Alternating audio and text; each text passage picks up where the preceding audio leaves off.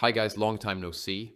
I know, but today what I bring you on this channel is gonna make you very happy because it's a 5+ hour long course on using Magnific, which is an AI platform, right?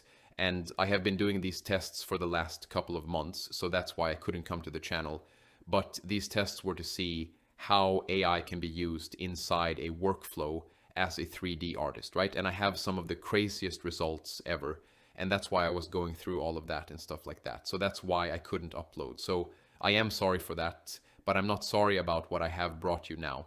And with this course, Magnific, which was previously called Freepik, right? So it's an AI platform, basically. I have seen a lot of these, like Higgsfield, Magnific, and OpenArt, and website like that. But this platform, what they do is in one subscription, they give you all the tools you need, and it's more affordable. So with these tools, you can get much more control over your images, and they have certain options that is not available in the main tools like Nano Banana, ChatGPT, etc. Right? And that's why I made this course, Magnific for 3D artists. Basically, you will learn all about Magnific. Everything you need to know fits in this course, and this is the one and only course you will need to watch to learn Magnific. After that, you don't need to go anywhere else if you are an artist, right? You will get to know all the tools and everything there is to know about Magnific as an artist. So yeah, without further ado, let's get started. Before we continue, I just want to quickly tell you about something I've been working on for the last few months. This free module you're watching is actually part of my complete course called AI for 3D Artists. And I'm giving this entire first module away for free here on YouTube because I want you to actually see how I teach before you decide whether you want the full course. But this is only the beginning. In the complete course, we go much deeper into how you can actually use AI inside your 3D workflow. We're not just making random AI images. I'm showing you how to use AI for things that are actually useful to a 3D artist, generating ideas, creating references, making textures, creating wallpapers and carpets, working with interiors and exteriors, enhancing your renders, upscaling images, creating animations, and much more. And I'm also covering different AI tools and models because I don't want you to learn one tool and then be completely lost when something better comes along. The goal of this course is to teach you how to think about AI as a 3D artist, rather than just teaching you where to click. So if you're enjoying this free module and you want access to the rest of the course, I'll leave the link below this video. You can get the complete course from there, and you'll also get lifetime access to the course and future updates. Anyway, let's get back to the lesson. Hi guys, welcome to the course. Basically, I think this is going to be the first lesson of this course. So in this lesson, I'm going to talk about what generative AI platforms are and the benefits of using them. You have probably heard of things like Nano Banana, ChatGPT, Seedreams, and stuff like that.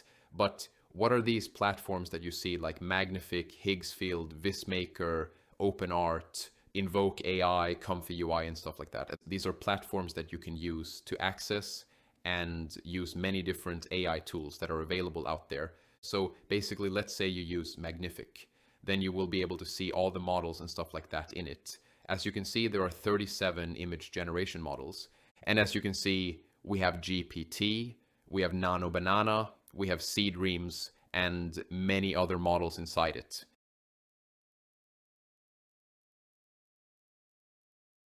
If you look at the video generators, then there will be a lot of video generators available as well, as you can see.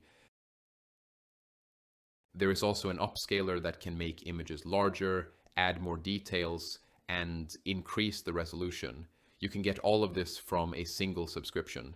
So basically what happens is that if you go to Nano Banana or Gemini and get the basic plan, then maybe you will get access to Gemini and some features of Nano Banana, but you won't be able to use ChatGPT there, and you also won't be able to upscale your images with Magnific AI, which is an upscaler. So that's where these kinds of platforms come in. Basically, what happens is that you get one subscription, and with that subscription, you get credits. Using those credits, you can use all these different tools. I'm talking about Magnific AI right now. So as you can see, we have different kinds of plans. Let's say that you get this premium plan, and for around 1,300 rupees, you get all of this stuff. And if you compare it to this one, then you will see that you will be able to make 266 nano banana 2K images and 133 4K images. Also, you can use ChatGPT to make images, and if you use Seedream, then you will be able to generate around 400 images with Seedream. That is the benefit. If you have multiple use cases, like doing image editing with Nano Banana and using ChatGPT for image-related tasks, and using Cray for some sort of video generation, and using Magnific AI for upscaling, then you will get all these tools inside one platform, right? So basically, for this price, you will get all this stuff inside one package. And if you try to get all these tools separately, then each of these tools costs around $20 to $30 for a basic plan, I think. So it would be around $100, $150, or even $200 to get all of them separately. And you can save a lot of money from this kind of plan if you're using all these tools, right? And let me tell you one thing. If you are using only ChatGPT to create images or only using Nano Banana, then I would not suggest these kinds of platforms, because these platforms are actually costly if you are using only one tool.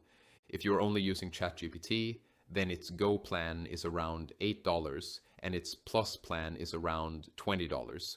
For $20, you can generate a lot of images, and even with the $8 plan, you can probably generate a lot of images. So these platforms are only beneficial for people who are using multiple AI tools and multiple different models. So remember that. And now there are some generative AI platforms that are very good compared to others. The first one is Magnific, right? And this is the one that we are going to talk about throughout this course because I like the platform. It's very simple and it has all the things that I need, I think. So I'm going to use this one. Now next is Higgsfield. Higgsfield is also good, but in my opinion, it is kind of crowded and a little complicated when it comes to creating images. And so that's why I don't prefer it. Then we have Vizmaker, and I have seen a lot of attention around this one, especially in architectural visualization and visualization related work. Then we have OpenArt. OpenArt is also similar to these kinds of tools. And then we have Invoke AI and ComfyUI. These are different kinds of tools compared to the others because they are more open source and technical. Basically, these tools require more technical knowledge compared to the 4 tools that I showed before. So yeah, these are, I think, the main platforms that people are using, and there are a lot more. You don't need to worry about all of them because these are the platforms that most people are using, and new platforms are always coming out. So you don't always have to jump to every new platform. At the end of the day, many of them are using similar underlying technologies, right? So yeah, that's it for this lesson introduction. I'm going to use Magnific for most of this course, I think. And if I get some time later, and if I find some interesting use cases of these other platforms, then I might create introductions and tutorials for them as well in this course. But right now, my focus is only on Magnific. So yeah, that's it for this lesson, and I'll see you guys in the next one. So guys, now let's start with Magnific. Basically, I'm going to talk about what Magnific is. I already told you what kind of platform Magnific is in the last lesson. But now, what exactly is Magnific, right? Before, Magnific was basically a stock website. It was selling stock images, videos, and stuff like that. As you can see, these are the kinds of stock assets that Magnific was selling. Then they saw a trend showing that people were moving more towards AI and AI-related tools. So they changed everything there, the platform, the direction, and a lot of other things, and moved toward becoming an AI-focused platform. So now they have become a generative AI platform that also includes stock content. They still sell stock assets, but they also let you use those assets with AI to create more content. So basically you can use their stock images and other assets as well to create all the things that you actually need, right? So this is what Magnific is. And one thing I want to mention is that before they were called Freepik. I think you have heard of Freepik if you work in graphic design or any kind of design field. When they were only selling stock assets, they were called Freepik. Later, Freepik acquired Magnific AI. At the time, Magnific AI was a separate company focused mainly on AI image upscaling. Their upscaling technology was so impressive that Freepik decided to purchase the company and integrate its technology into their platform. Eventually, they rebranded and adopted the Magnific name more prominently. Today, Magnific's powerful image upscaler is integrated directly into the platform. If you go to the Upscaler section, you'll find Magnific's upscaling technology available there. Many people consider it one of the best AI image upscalers currently available because of how much detail it can add while improving image quality. So whenever you subscribe to Magnific, you're not only getting access to AI image generation tools, but you're also getting access to one of the strongest image upscalers on the market. If you want to access the platform, simply search for Magnific and log into your account. The interface is very straightforward and easy to use. Now let's talk about pricing. Pricing is important because AI platforms can become expensive depending on how much you use them. Magnific offers both annual and monthly plans. If you choose the annual option, you'll receive a discount compared to paying month by month. The monthly plans start at around 600 rupees, which is roughly $5 to $6. As you move to higher plans, you receive more credits and access to additional features. For example, the basic plan provides around 8,000 credits per month. The premium plan provides around 20,000 credits per month. The premium plus plan provides around 45,000 credits per month. In my opinion, if you're planning to use tools like Nano Banana, GPT Image, Cray, and Magnific Upscaler regularly, the Premium Plus plan offers the best value. It's roughly 3,000 rupees per month, or around $40 to $45, and it includes several features that can save you a lot of credits over time. One of the biggest advantages of this plan is that some tools become unlimited. For example, when using Nano Banana for lower resolution images, such as 1000 by 1000 pixels, you can generate unlimited images. This is extremely useful for learning, experimenting, and testing ideas without worrying about consuming credits. You can generate as many concepts as you want. Once you find an image you really like, you can then upscale it using Magnific to increase the resolution and improve the overall quality. The Premium Plus plan also includes unlimited access to certain AI models, including Seedream, 5 Lite, and some Flux models, depending on the current offerings available on the platform. Because of these unlimited features, I personally think the Premium Plus plan provides the best overall value for most serious users. Another benefit is access to stock assets.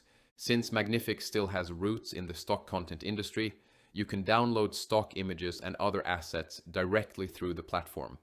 You can use these assets in your projects or even use them as references and inputs for AI workflows. I personally don't use stock content very often, but it's a useful bonus feature if you need it. So overall, Magnific gives you access to AI image and video generation, professional image upscaling, various AI models, and stock assets, all within a single platform. Now we'll start exploring the actual tools and features inside Magnific and learn how to use them effectively.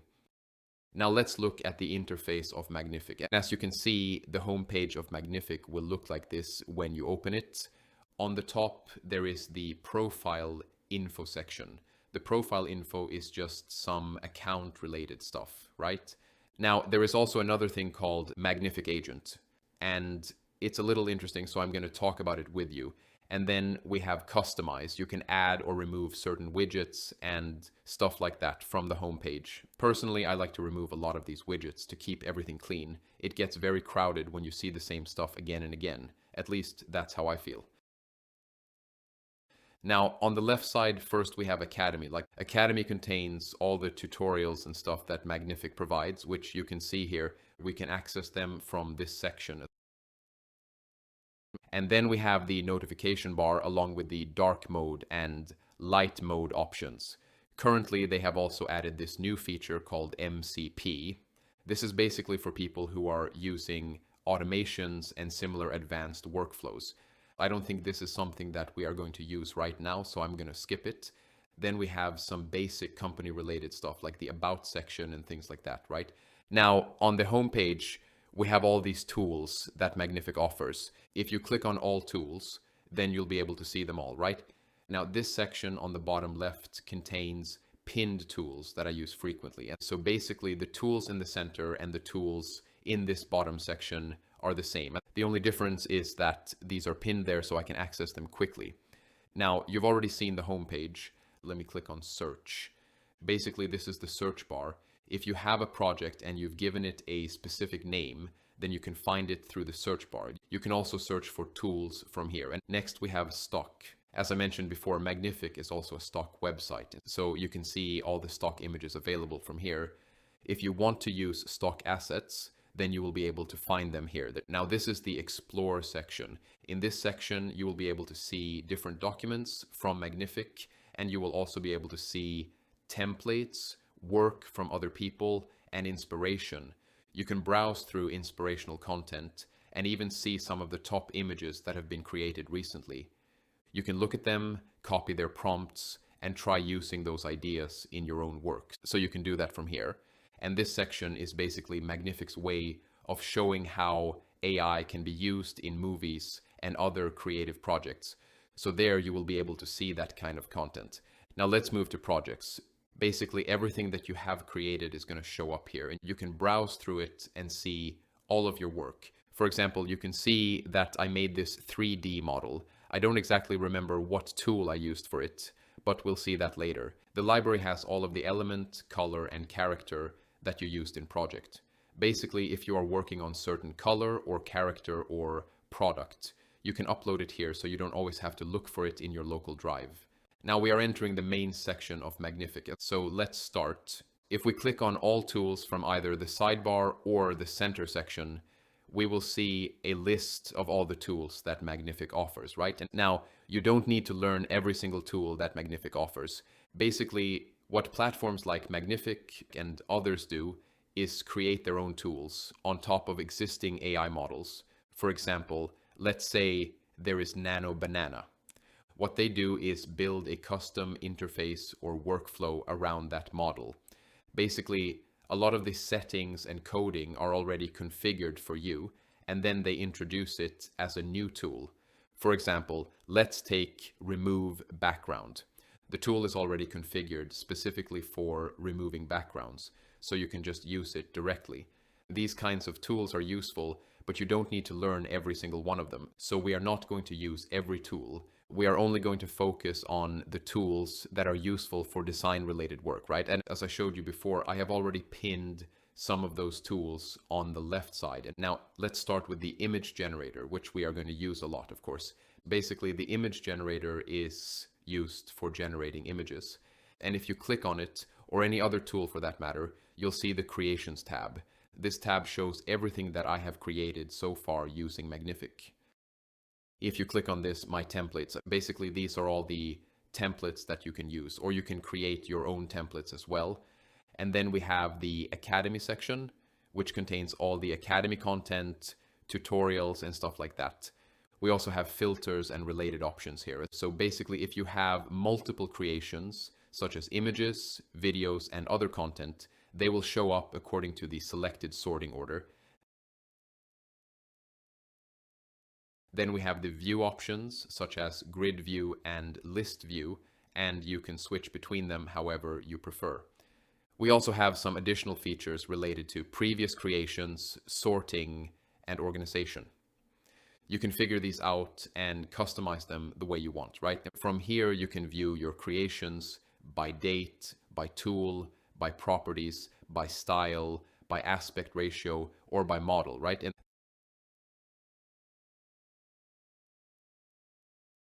then we have the search button. Basically, you can use search just like we saw before. Then there is a personal project section here. So basically, whatever you create while this project is selected will be saved inside this project. If you want your work to go into another project, then what you can do is click here, click on New Project, and choose or create a different project. So basically what will happen is that the active project will change to this new one. Then whatever you create afterward will be saved inside that selected project instead. So if you go here in projects, then you will be able to see all the projects that you have created.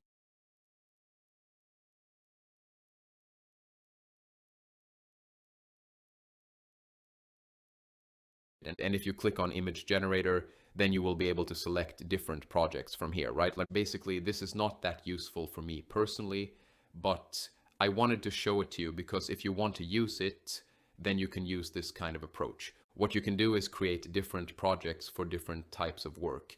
For example, if you are creating a certain type of lamp, then you can create a separate project for it. Then all the lamp images and other related content that you generate will go inside that project, making it much easier to organize and navigate later, right? Now, below this are all the tools that I told you about before, such as the video generator, audio generator, and others. These are the same tools, so you can switch between them from here as well. Basically, all the stuff that is available elsewhere is just repeated here for convenience.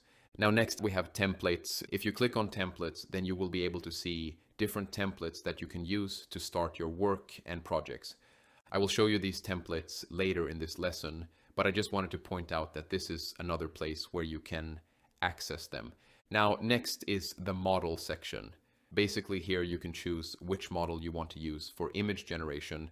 If you click on auto, then Magnific will automatically select the model for you, right? Now, next we have cinematic and similar options. These are certain types of presets. I haven't really used these features much, so I'm not going to talk about them.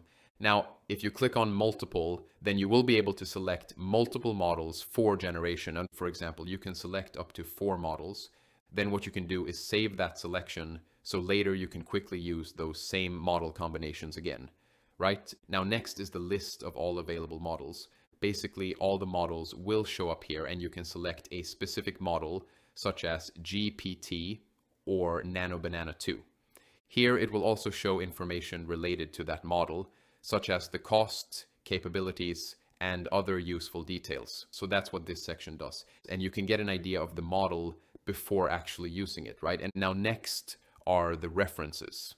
I'm going to talk about those later using another example. For now, I want to focus only on the basics.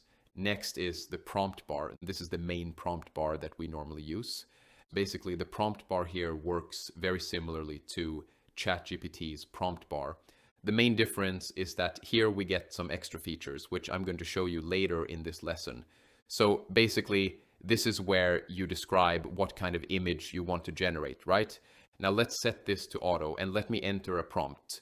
A house in a forest.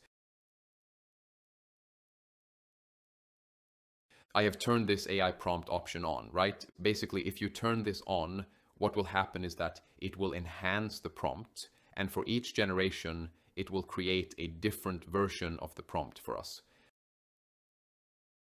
Now I have set the number of generations per click to 2.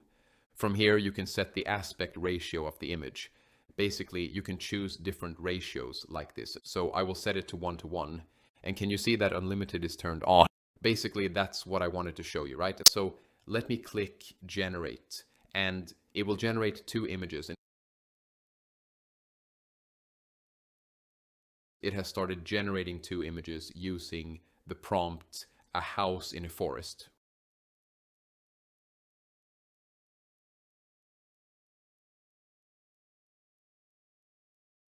As you can see, this image has been generated, and it has used Seedream 4. Now look at the prompt. The prompt is completely different from what we originally entered, right? But we only typed a house in a forest, and it completely changed it, or rather enhanced it, and added different details, such as moss-covered wooden cabin, cottage, warm lantern light, and stuff like that, right? Like, it's because of this AI prompt toggle that Magnific gives us. Basically, what it does is enhance your prompt for each generation and create different variations. If you look at the second image, then you will see that its prompt is also different from the first one. So it changes the prompt for every generation. Make sure to turn this on, especially if you don't have many ideas yet, you're just starting out and you want to explore different possibilities. That's what it helps with, right? Now let me turn it off and generate these images again so I can show you the difference.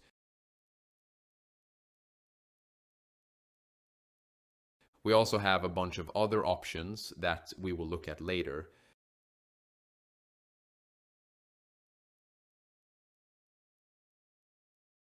For example, here you can add comments and feedback. I have never used it myself, but I just wanted to show you that it exists. And if you click on similar images, then I think it shows stock images or other similar images that match the generated result. Basically, it shows images that are similar to this one, right?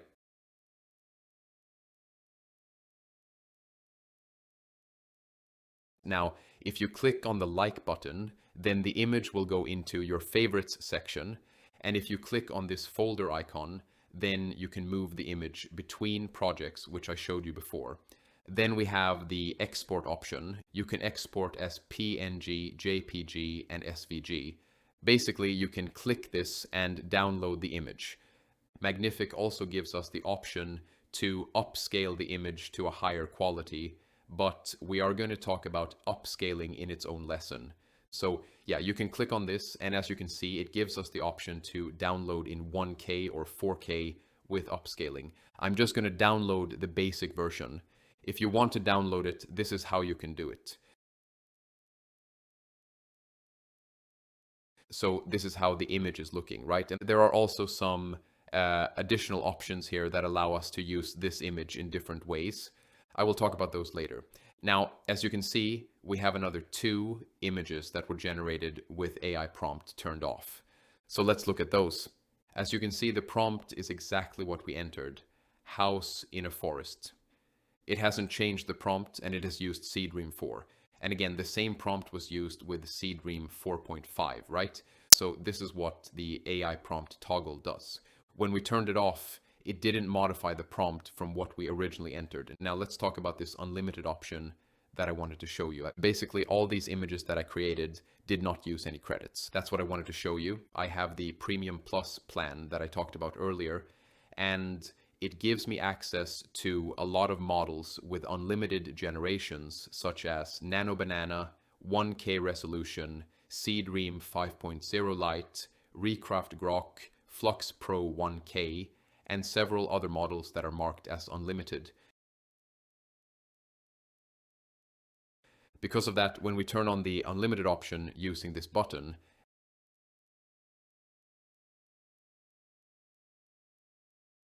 and I have auto selected as the model, what happens is that Magnific will automatically use whichever model is available immediately and supports unlimited generations. So it will use that model and create the image for us. Basically, this allows you to generate images without using any credits. So that's definitely a benefit, right? Now, let me set this to 4 generations and click Generate. I have set the model to auto, so it will automatically choose the model for me.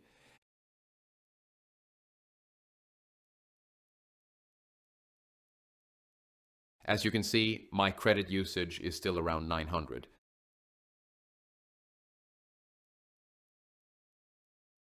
This time it used Flux 2. For this image, it used Seedream 4.5.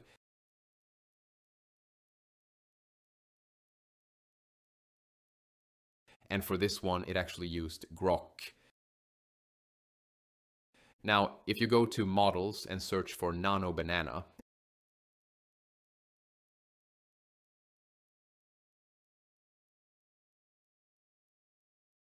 as you can see, Nano Banana 2 is selected. It already knows that the 1K image option is available under unlimited generation. As you can see, next to the 1K option, there is an unlimited icon showing up, right? And if we go here, you can see that the 1K version of Nano Banana 2 is available.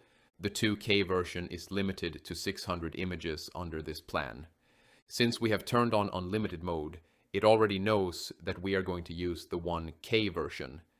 If I switch to 2K from here, then it will show that I have to spend 75 credits to generate that image, right? And if I switch back to 1K, then as you can see, it only lets me generate 1 image per click. So basically, it limits us to creating only 1 image at a time. This is kind of a marketing strategy. If you use auto mode, then it will use random models from different companies and generate up to 4 images at once. But if you use one of these latest models, then it won't let you generate more than 1 image at a time because it is included in the unlimited plan and is not consuming any credits. Nano Banana 2 also has some additional options, such as fast and high thinking. Basically, fast will generate the image immediately. High thinking will take a little more time, think more deeply about the prompt, and then generate the image. Then there is another option called Google Search. Basically, it will perform a Google search related to the prompt, understand the context better, and use that information while generating the image. At least I think that's how it works. To be honest, I'm not completely sure because these are relatively new features. New features are constantly being added, so we learn about them as we go, right? So I'm not 100% sure about that feature, but you can try turning it on and off and see what kind of results it generates. Now let me click generate so it can create a nano banana image. As you can see in this example, it used GPT image 2, which is basically ChatGPT's latest image generation model. And if you notice, there is a button here. Like basically what is happening is that I am currently using unlimited generation. Unlimited generation usually takes longer than generating images with credits because the paid credit-based queue is prioritized. So if you're in a hurry, you can click this switch button, then it will start using credits and generate images faster. As you can see, this is the image that Nano Banana 2 created, and this image is 1000 by 1000 pixels, which is a 1K image. And I think this is one of the most powerful image generation models available right now. So you can definitely make use of it. And as you can see, it used the fast thinking mode. So basically it generated the image directly based on the prompt we entered and did not spend extra time doing any deeper reasoning or analysis before generating the image, right? Now I have generated some headphone images using this prompt, concept headphones in a studio background. So I'm going to show you some other options that we get in Magnific AI and the Magnific suite. The first one is fixed seed. Basically, it will lock or fix the seed number. A seed number is essentially the starting point that the AI uses when creating an image. When an image is generated, it begins from a pattern of random noise. The seed determines that initial noise pattern. So by fixing the seed, the AI starts from the same noise pattern every time. As a result, the generated images will have a very similar structure and composition. For example, if you use seed number 5, then all the images generated with that seed will look very similar to each other. Let me click on the generate button and create multiple images.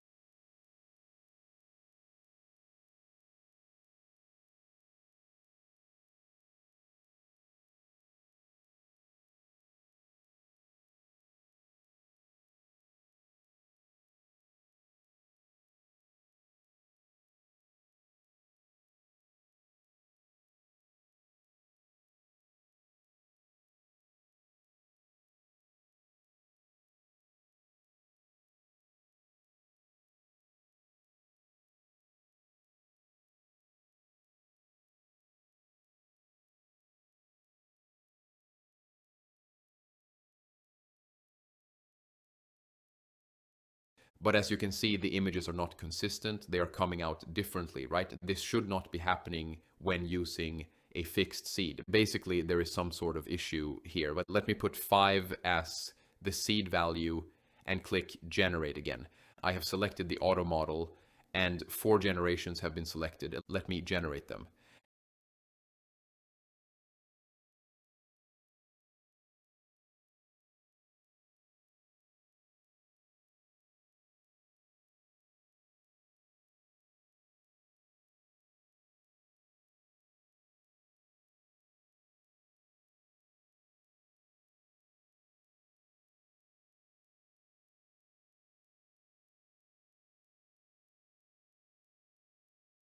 And as you can see, all the images still come out differently, right? So let me do one thing. Let me turn off the AI prompt toggle and select a specific model.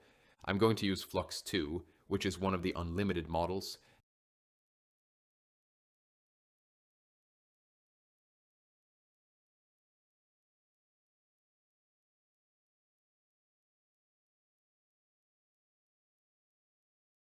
Now let me generate two images using this prompt.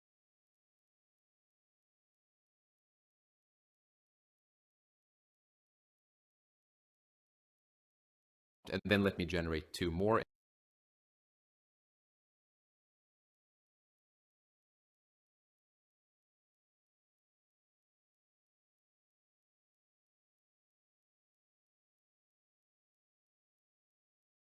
And as you can see, all four images come out very similar. And so this is basically what I was talking about. Before it wasn't working because we were using the AI prompt toggle. Because of that, it generated a different prompt for each image generation. So we turned that off. The second thing I did was choose a single model. What was happening before was that auto mode was selecting different models for different generations. If one company trains a model one way and another company trains a model differently, then they will naturally produce different looking images. For example, if one image is generated using Flux and another is generated using Nano Banana, then both will have different personalities, lighting styles, and visual characteristics. That's just how those models have been trained, right? So basically, if you want to use the fixed seed option properly, you need to select a single model and turn off the AI prompt toggle. Only then will the fixed seed feature make sense. As you can see, all the images now have the exact same kind of mood and overall composition. So that's how you can use it, right? Now let me turn off the seed option because we don't need it anymore. Now the next feature is image to prompt. Basically, it asks you to select an image. So I'm going to select this image and add it. As you can see, it has generated a prompt from that image. Basically, what it does is convert an image into a text prompt that we can use to generate new images. This allows us to create similar images while still getting variations. Let me choose a different image from here, and it will change the generated prompt accordingly. As you can see, it has generated a completely different prompt again. So this is how you can use this feature. Now let me generate an image. We have auto-selected and two generations enabled. Just a quick reminder before we continue. You're currently watching the free first module from my full course, AI for 3D Artists. I've intentionally made this module completely free because I don't want you to buy the course without knowing what you're getting. So if you like the way I'm explaining these workflows and you want to learn the rest, the complete course is linked below. There are a lot more modules covering different AI tools and practical workflows specifically for 3D artists. All right, let's continue. As you can see, it has created images with a very similar style. If you look at the product and lighting, they are very similar to the reference image we selected. For example, the glowing blue lights coming from the headphones and the overall mood are very similar. So basically, it described the image in prompt form and then used that prompt to generate a new image. Now let me select this white headphone image as a prompt source again. It will generate a new prompt from that image. Then let me generate it. As you can see, it has created white headphone images similar to the reference image that we selected. So this is how you can create images using this option. And all the things that I have generated so far haven't really cost me anything significant. Magnific hasn't charged me much for any of this. This is basically the power of having a plan that includes unlimited generations. As you can see, my credit usage is still around 900. There are a few small charges here and there, maybe 2, 3, or 5 credits. For example, prompt generation and similar features might charge 1 or 2 credits. But overall, not much has been used. Basically, almost everything I have done so far has been nearly free because of the unlimited generation models. So I would really recommend this Premium Plus plan, right? Now, the next thing I'm going to talk about is the prompt editor. If you click the button next to it, it's called the prompt editor. Basically, with the help of this prompt editor, you can create interesting and very detailed prompts without going anywhere else. Let me put this prompt: a house in a forest. Basically, we are using the plain text option right now. So let me press enter and it will generate a prompt for us. And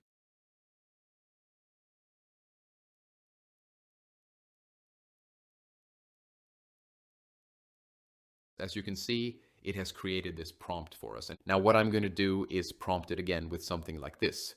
There is a concrete road leading to the house.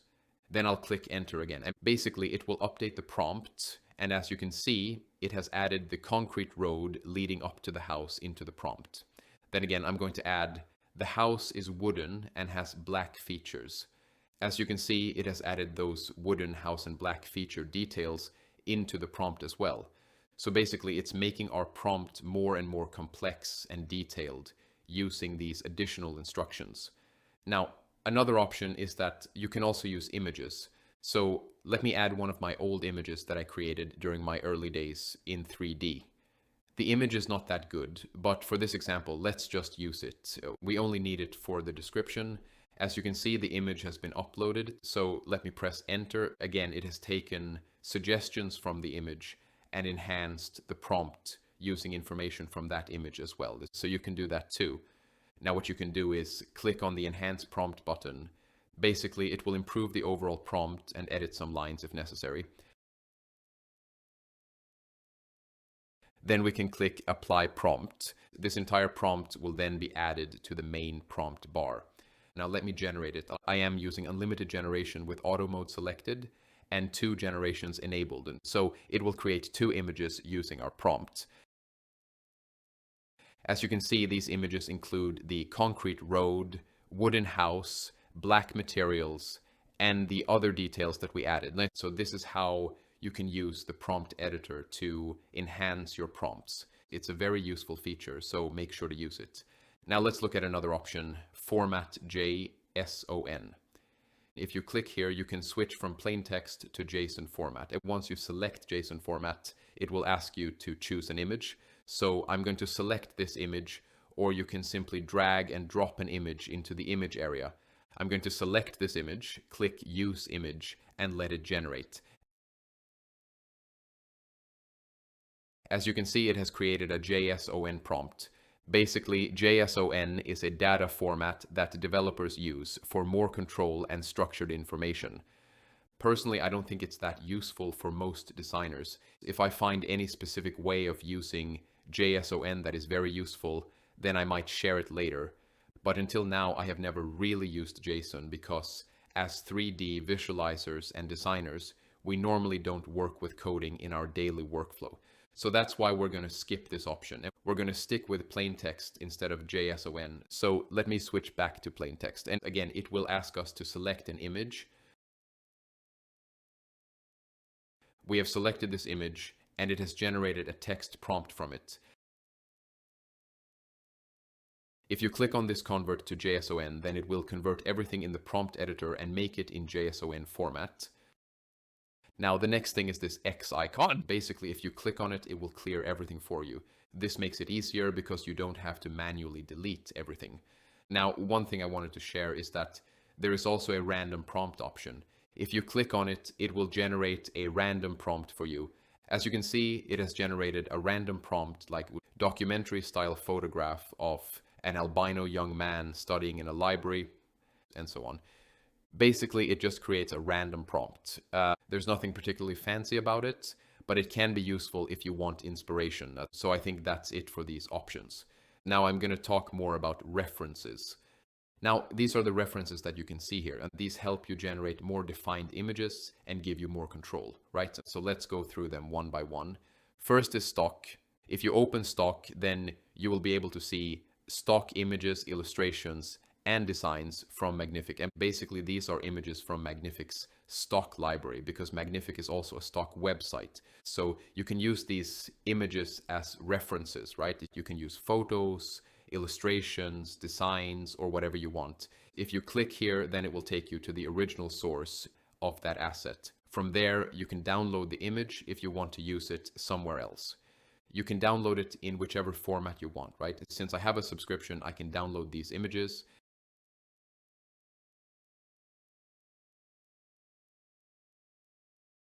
There are a lot of elements here. If you turn off these pins, then they will be removed from here as well. Basically, I have pinned everything so I can access all of it directly from the home page without going inside each section.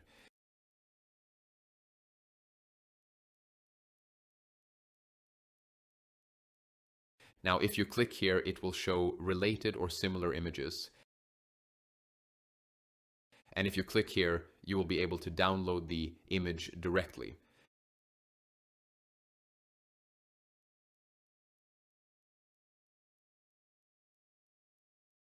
Now, let me click on this image so it gets added to this bar.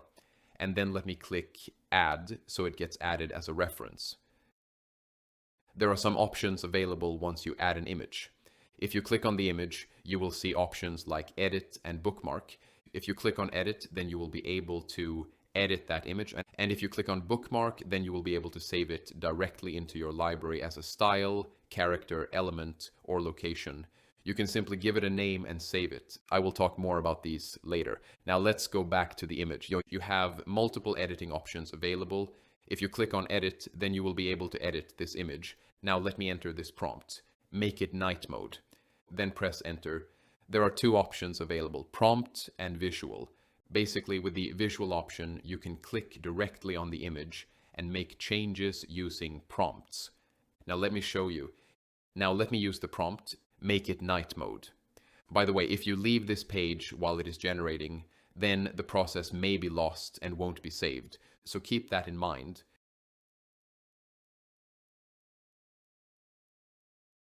If you click here, you will be able to choose the model and set the number of generations. Basically, you get the same generation settings inside the edit mode as well. You can select the model and set the generation count. As you can see, it is generating one image because I set the generation count to 1. And as you can see, it successfully changed the image into a night scene. So basically, we took a stock image and used AI to convert it into a night version. Now let me click Save. This will save the new version, but the previous version will be lost. Keep this in mind. Now let me switch to the visual mode and make another edit. You can also upload images from your device. You can use images from your computer or from Magnific itself as references, characters, elements, or creation assets. You can use those images while editing. I will show image editing in more detail later in this lesson. Right now, I'm just giving you an overview. Now in visual mode, I'm going to click on the moon and enter this prompt, make the moon bigger. Then I'll run it, and as you can see, it is generating. And now the moon has become larger, so let me save it. This is how you can edit these kinds of images. Another option is that you can upload images from your device and then prompt it with something like, add this image to the scene, and it will use that uploaded image in the edit. So you can do that as well, right? Now, the next one is patch selection. Basically, you can select this tool and paint over an area like this. Then you can tell Magnific to change that specific area. For example, I painted over the lighthouse and used this prompt. Add a glowing light from the lighthouse. Here, there are multiple options available. You can use a brush, lasso, click tool. Right now, we are using the brush tool. You can also erase a certain part. If you use replace, it will simply replace the selected area. With erase, it first removes the selected area and then generates something on top of it. I think that is how it works. I haven't used this tool that much, but I have used similar AI tools before, so I have a general idea of what these features do. You can also add images here as references. Now I'm going to use the prompt, add a glowing light from the lighthouse. Let me generate it. As you can see, it has generated 4 images. Basically, these are 4 different lighting variations.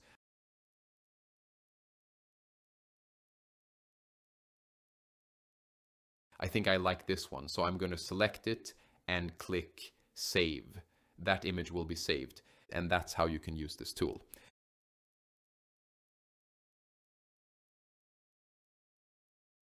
Now, another option is ratio. Basically, you can set the aspect ratio, expand images, and do things like that. Let me expand the image from this side. I'll set it to 1 generation and click Generate.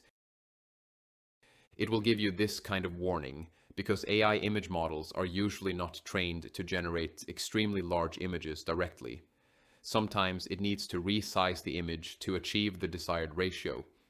Since our current image is already 2145 and 2368 pixels wide, expanding it further may not be possible at the original resolution, so the AI may generate a smaller version instead. As you can see, it has generated the image at around 1000 pixels. That's how it works. And as you can see, it has expanded the image. If you like the result, you can save it. If not, you can simply click X and exit. Now, another option is camera. Basically, this allows you to change the angle and perspective. I'm going to talk about that later because it is a different feature and deserves a separate explanation. And the relight feature is also something that I'll cover later in this lesson. Then we have adjustments. Adjustments include things like brightness, contrast, exposure, and other basic image controls. So this is the kind of options we got from the Ed image. Now let me save it and bookmark it as a style, character, element, or location. I'll save it as a style and name it night image. You can also save it as a reference or save it as a prompt. A reference works as an image reference, while saving it as a prompt allows you to add extra details from that image and use them in future generations. You can also save it as private or add it to a project so you can use it later within that project. In a project, you can choose the project you created earlier. Now, let me save it. After clicking Create Style, if you go to the library, you will be able to see it under Styles.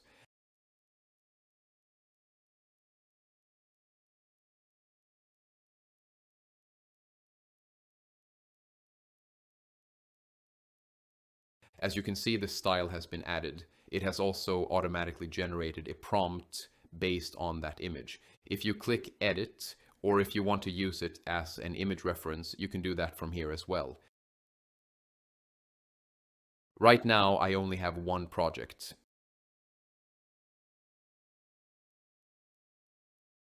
And this style belongs to the first image project.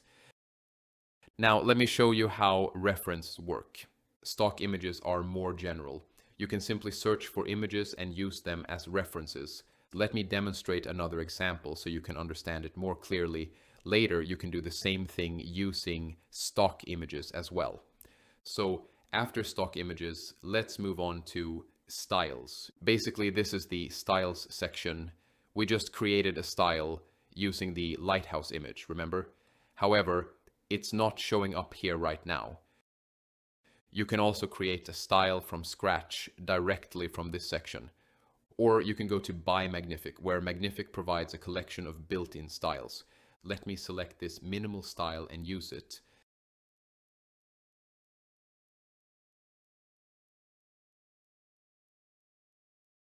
Now, what I'm going to do is copy the prompt from this headphone image and paste it here. As you may remember, I selected the minimal style before generating. Now, let me set it to generate. I think I accidentally selected a 16:9 aspect ratio, so let me change it back to 1:1. That will make it easier to compare the results later. Now, as you can see, the images have been generated, and if you look closely at these images, you will notice the grains in these images because they are using this minimal reference as a style. Like basically, it takes the style created by whoever made it. I believe Magnific created this style and applies those characteristics to the generated images. So it follows that particular style when creating images. Now, you can also use different styles. Let me select this one and generate it. This is the same prompt, only the aspect ratio and style are different. As you can see, the generated images are much more vibrant. However, from this example alone, it might be difficult to understand exactly how the style is affecting the image. So let's do something else. The issue here is that this prompt is very long and a lot of things are being influenced by the prompt itself. Because of that, it's difficult to clearly see what effect the style is having on the images. Instead, I'm going to use a very simple prompt. Make a close-up image of headphones. This way, we can easily test how the style affects the results. Right now, I am using the vibrant style. After that, I'm going to switch back to the minimal style and generate again. The first two images are generated using the vibrant style, and the second two images are generated using the minimal style. As you can see, the vibrant style introduces a lot more color, which is why the images look like this. If you look at the minimal style images, they have a more aesthetic look with grains and a cleaner visual feel. So you can clearly see those characteristics appearing in the generated images. This is how styles affect your image generation. Now let me show you another example. I'll select this style and generate the headphone images again.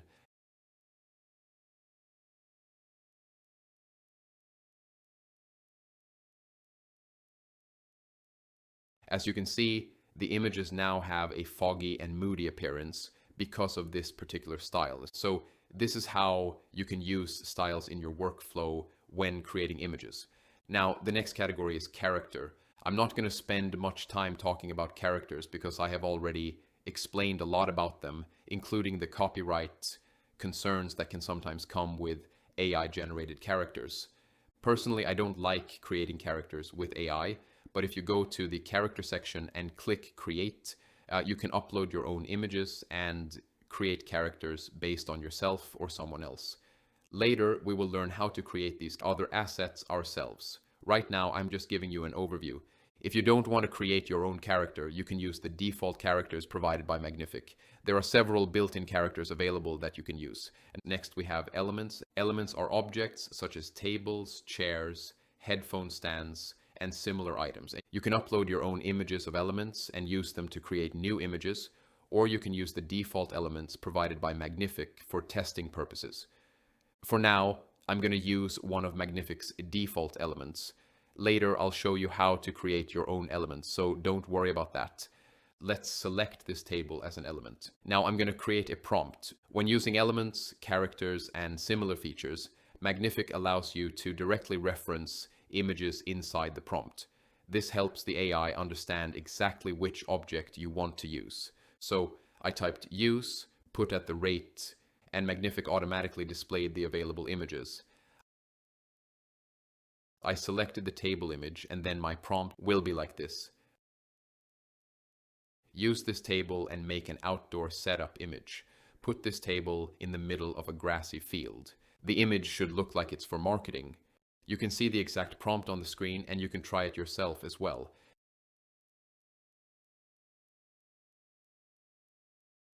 As you can see, it generated two images because I selected two generations. It used the table reference and created two different outdoor scenes with the table placed on the grass. The results are not perfectly accurate because they are being generated using standard AI models. For object placement and shape accuracy, it is much better to use Nano Banana 2, which is currently Google's latest model. Right now, I am simply demonstrating these features using standard image generation, so I am not using Nano Banana 2 yet. Later, when we reach the Nano Banana lessons, I will explain everything about it in detail. Object placement, furniture accuracy, and shape preservation are significantly better when using Nano Banana 2. Keep in mind that ChatGPT's image generation is also very good for these kinds of tasks. So, for furniture placement and object consistency, Nano Banana generally performs better, while many other models may distort the object's shape. Now, let's move on to location. Location basically refers to the environment or scene where you want your image to be placed. You can upload your own images by clicking Use Media, or you can use the default locations provided by Magnific. For this example, I'm going to select this interior scene. And now let me go back to elements and select the same table we used earlier. Then I'll use a prompt like this. Create an interior similar to this image and place this table inside the scene. Basically, I selected both images by pressing enter and choosing them from the available references, just like you saw me doing. So Magnific will use the interior image as the location reference and the table image as the element reference. Remember, one thing I'm not going to tell it again and again. To select location or reference of any kind in prompt, you have to put at the rate and select these references. As you can see, it has successfully placed the table inside the interior scene. That is how you can use the location feature for this kind of work. You can also create your own custom location, which I will show you later. Now, next is colors. Basically, you can create your own color palettes, or you can simply use the color palettes provided by Magnific. And I'm going to use this one, and then I'm going to copy the prompt from this image. The prompt will be headphone concept in a studio background. I have also selected the color palette reference. Let me generate it.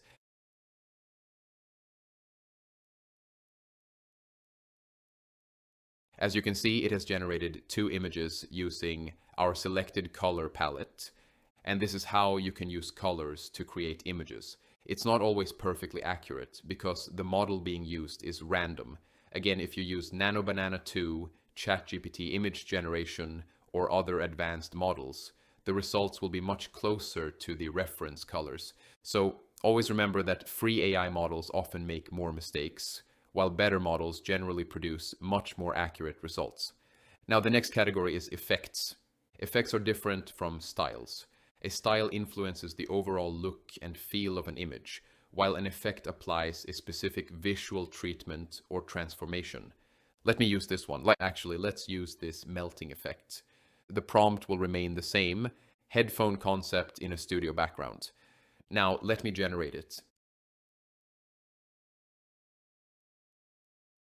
As you can see, both headphones have this melting liquid-like effect applied to them. So that's how you can use effects in your projects.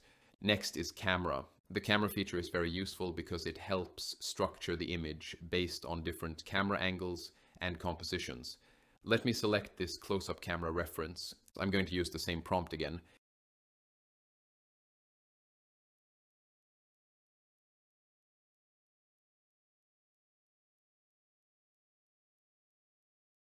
Then I'm going to select this symmetry camera reference. And now let's generate 2 images again.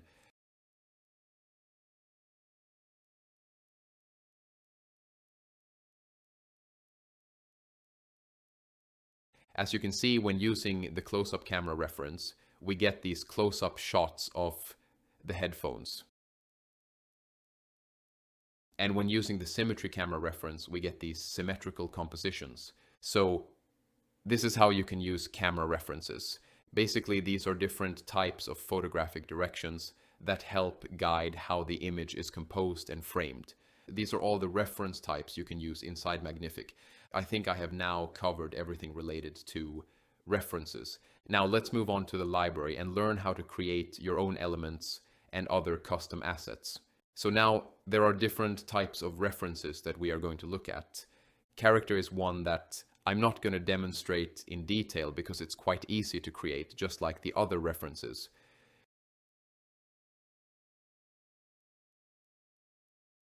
If you click on character and then go to create, you will see this pop-up window. You can upload an image, enter a name, and select a gender. You can also assign a voice to the character. I believe these voices are provided through 11 Labs. Basically, you can select any of these voices. Then, whenever you use this character and create a video with it, Magnific will use the selected voice. This allows you to maintain a consistent voice across all videos created with that character. And so that's something you can do. And after that, you can give the character a name and add additional details about it. Then, just like before, you can either keep it private or assign it to a project. Like, you can select your own project just as we did earlier. That's how you create a character. Once created, your character will appear here. And as you can see, these are the available projects. One is a private project, and the other is the one I created in the first part of this lesson. Let me create another project. I'll name it my test project and presets.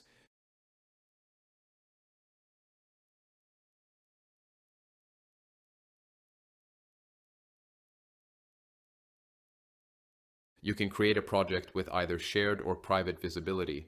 If multiple users are working inside the same Magnific workspace, you can use the shared option. Otherwise, you can simply keep it private. Once created, you will be able to see it here. Now I'm going to skip the character section and create an element instead. The process is very similar, but this time I'll show you how to create this type of reference.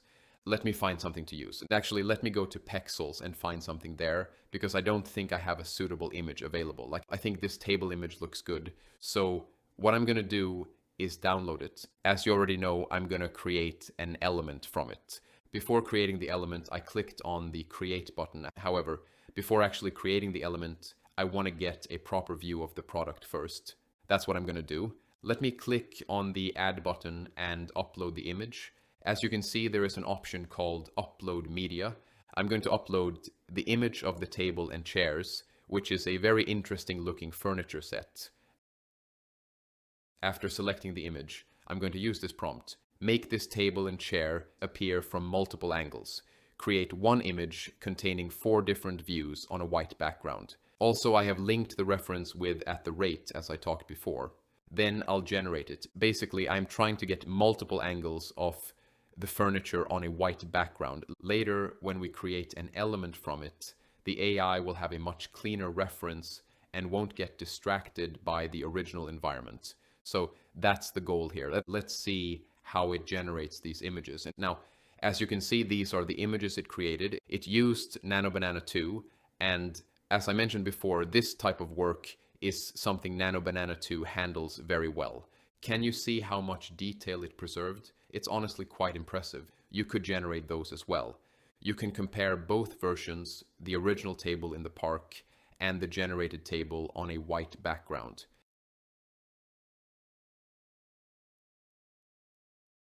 Here's another generated image. I believe this one was also created using Nano Banana 2. In this version, it only used 1 chair. So if you're looking for a specific type of result, you can also use images like this. To be honest, this image looks really, really good for our purpose. It includes multiple angles as well as close-up views. So what I'm going to do is download it. After downloading it, I'll go back to the element section and upload this image. Now I have an element reference that contains multiple angles of the furniture. Here you can upload up to 4 images. Magnific actually recommends uploading 4 or more images whenever possible. The more images you provide, the better Magnific can understand and recreate the element accurately. Now that I have selected the images, let me enter some details. For the name, I'll use outdoor table and chair setup. For the category, I'll select outdoor furniture. For better results, I'm also going to add a short description: minimal and modern outdoor furniture set. Then I'm going to make it available inside a project and select the latest project I created. I'm selecting my test project and presets. After that, I'll click Create Your Element. Now our element is ready. As you can see from here, you can edit it, delete it, or manage it however you like. You can also use this element directly inside the image generator or the video generator. Now let's do that.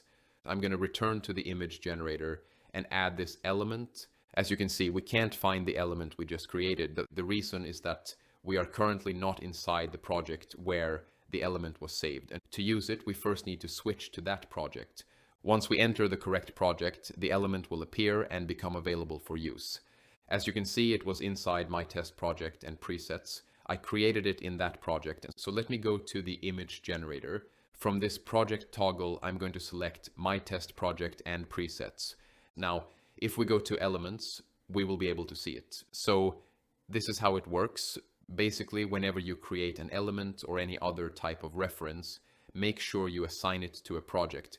It will only appear inside that specific project and will not be available in other projects. That's how the system works. For example, if I make this element private, then I won't be able to use it anywhere else.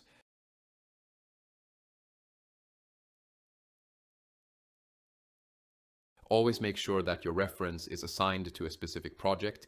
Then, as long as you're inside that project, you will be able to see and use it. Now let me assign it back to my test project and presets.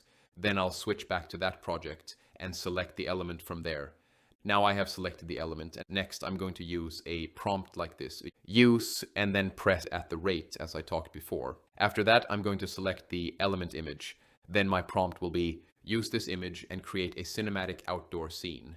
Now let me generate it and see what happens. As you can see, our furniture is showing up in the generated image. Can you see how much detail has been preserved? It's honestly mind-blowing.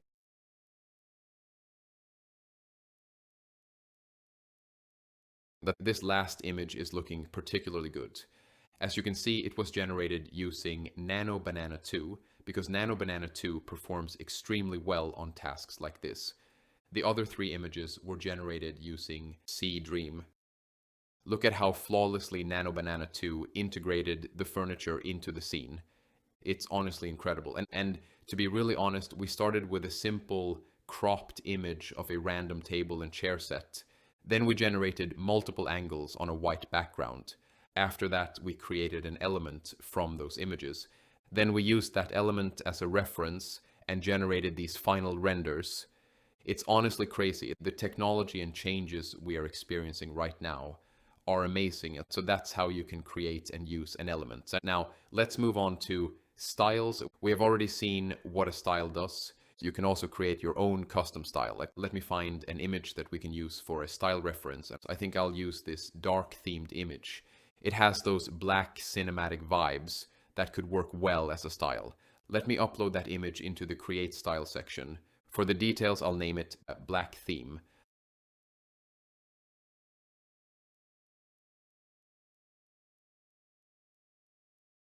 I'll also add it to my project. Now, there are two options available: reference image, prompt.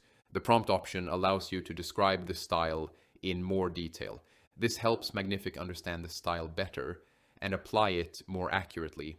Instead of relying only on the reference image, I'm going to use the prompt option and describe the style. For example, I might write something like, images generated with this style should have dark cinematic vibes. Of course, this is just a basic example. Ideally, you should spend some time thinking about the style and describing it properly. You should explain what kind of images belong to the style, what colors it uses, what mood it creates, and what visual characteristics it should follow. That takes a little time, but for this example, I'm keeping it simple. If you're not sure how to write a style prompt, you can take a screenshot of the reference image and upload it to ChatGPT. ChatGPT can help generate a detailed style description for you. Later in the ChatGPT lessons, I'll show you how to create prompts like that. For now, let's keep it simple. Now I'm going to click Create Your Style. The style has now been created. Next, I'm going to return to the image generator and select the style we just made. And I'll go to Styles, select it. You can edit your styles from here as well. Now let's generate some images. Basically, we have added our reference image and applied our custom style. Let's see how it influences the results. As you can see, the generated images are much darker now. They have more of a nighttime cinematic look. To be honest, the images look pretty good. However, they didn't follow the reference image as closely as I expected. I think that's because the style prompt isn't detailed enough. We probably need to add a better description in the prompt field located below the style name. So I'm going to update the prompt and add something like, use only black, gray, and white colors. Now let's see how that affects the results.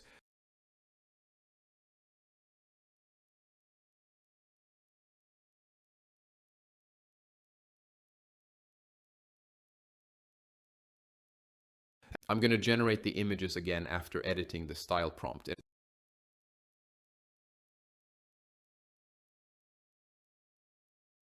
As you can see, the images are becoming darker and more monochromatic. One image is a little messed up, but the others are looking very good. This one is particularly interesting.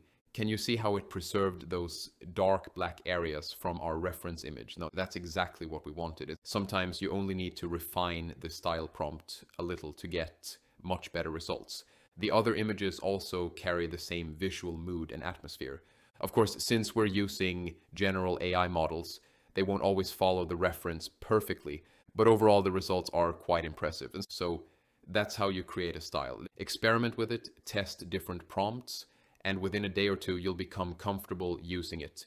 You don't need to be an expert to get good results. Now let's move on to colors. If you click on Create under Colors, you will see this color palette creator. Basically, you can select each color one by one and choose multiple colors that you want to use in your images. As you select the colors, the color palette will be generated. You can then give the palette any name you want. Another option is to load an image. I really like this image because it has a color scheme that I enjoy. So if I upload this image, as you can see, it automatically creates a color palette from the image.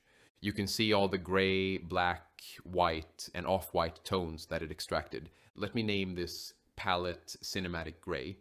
Then I'll make it available in my project and click Save Color. Now our color palette has been saved. Next, what I'm going to do is add this color palette to our image generation. So now we are using the furniture image as an element, our custom style, our custom color palette. This means the color palette will also influence the colors used in the generated images. I'm going to generate another set of images so we can see how they look. As you can see, the images are using colors that are similar to the palette we selected. This image is looking quite interesting. The cloudy atmosphere and overall mood work very well together. Some of the other images are also using colors from the palette. However, you may notice that some images still contain colors that were not part of our selected palette. The reason for that is that we're using unlimited generation with automatic model selection. Basically, Magnific is choosing different AI models behind the scenes. Sometimes it uses Dream, sometimes Flux, and sometimes other models. Not every model is capable of following color references accurately. So if you see colors like blue appearing even though they aren't in the selected palette, it's usually because the model being used isn't capable of following the color reference precisely. That's a limitation of the model itself, not a limitation of Magnific. And that's important to understand. If you want more consistent results, I recommend using a reliable model such as Nano Banana 2 or ChatGPT image generation. These models are much better at following references consistently. That doesn't mean the other models are bad. I'm sure they are excellent for certain tasks. However, they are generally less consistent when it comes to accurately following colors and references. So that's how you create and use colors. The images look good overall, but some of them contain colors that are different from the ones we selected. Now let's move on to location. A location is basically an environment image that will be used as the background or setting for your generation. And for example, if you want an environment like this, you can create a location reference. I have already shown many examples throughout this lesson, so you probably already understand how this works. You can simply select an interior image, give it a name, describe the environment, select a project, and then create your own location. I'm not going to repeat the entire process because I have already shown similar examples when creating colors, elements, and other references. You can try it yourself if you want. Another reason I'm not showing how to create a location again is because there is an easier alternative. Let me show you why. If you go to the image generator and click Add or simply Upload Media, you can select an image and use it directly. Once you upload the image, you can use it as a location reference without creating a dedicated location asset. So instead of creating a location, you can simply upload an image directly into the image generator and use it as your environment reference. This is another way of doing the same thing. That's why I'm not demonstrating the full location creation process again. If you want a reusable location that can be used across multiple projects, or if you want to add detailed descriptions and prompts to define the environment more precisely, then creating a location makes sense, just like we did with elements. However, if you only need the image once, you can simply upload it directly into the image generator. So both methods work. The option is there if you want to use it. And since I have already shown many examples throughout this lesson, you should be able to create one yourself if needed. Now, if you click on the X icon, it will clear everything. There is an X button below and another X button at the top. Both can be used to clear the references and settings that are currently active. And I think that's it for references. And in the next part, I'm going to show you another really cool features. Now, let me show you something. If you go to the image generator from All Tools or wherever you normally access it from, you will see all the assets and references that have been created within that project. And you will also see the current project displayed here. From this menu, you can switch between projects.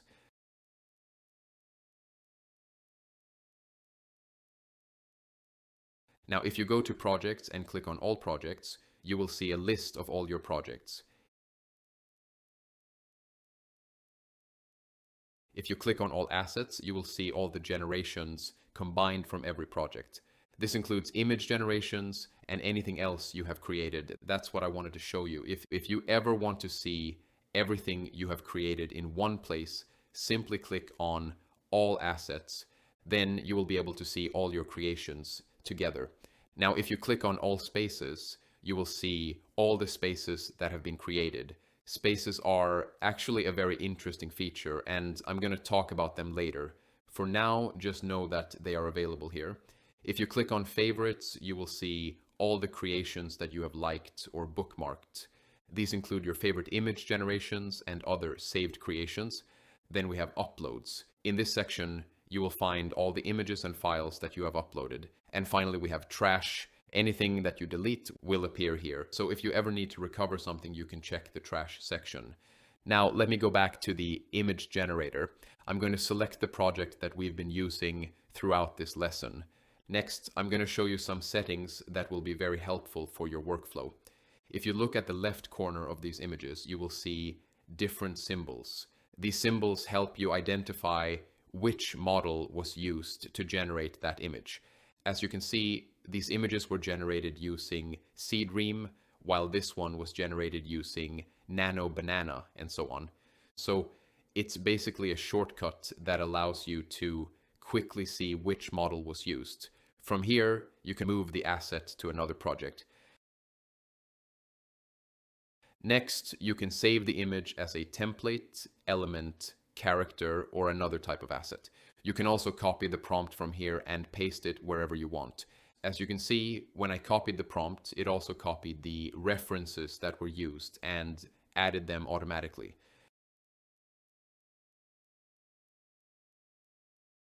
Next, we have delete, which simply removes the image. Then we have download and like, which are self-explanatory. After that, we have edit. This option takes you to the image editor, which we will explore shortly. Then we have create video. And if you click this option, it will take you to the video generator and automatically use this image as the starting frame. And in other words, your video generation will begin from this image. And next we have the use button, which I'm going to explain now. Let me click on the image. The top options are the same ones I already showed you.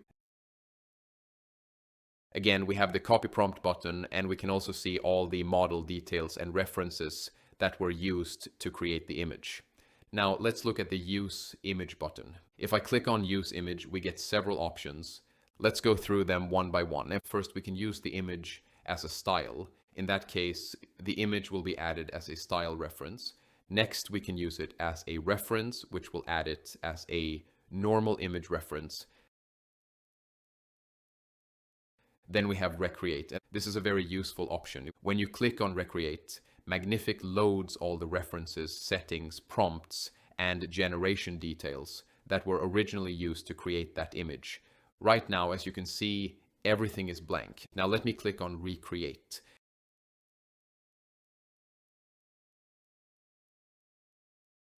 As you can see, all the prompts, references, and settings have automatically appeared. It has even selected the same model that was originally used to generate the image. So that's how Recreate works. Basically, it rebuilds the entire setup that was used to generate the image, allowing you to create new variations from the same starting point. Let me clear everything again. Next, we have Variation. Variation is another tool provided by Magnific. It allows you to generate different perspectives and compositions from a single image. For example, close-up, extreme close-up, back view, low angle, and many other options. You can select or deselect any of these variations depending on what you need. This is actually one of the dedicated tools available in the Image Tools section. When we reach that section, I'll explain it properly, so I'm not going to go into detail here. Next, we have Change Camera. And again, this is another tool that exists inside the Image Tools section. I'll cover it there in more detail, so I'm going to skip it for now.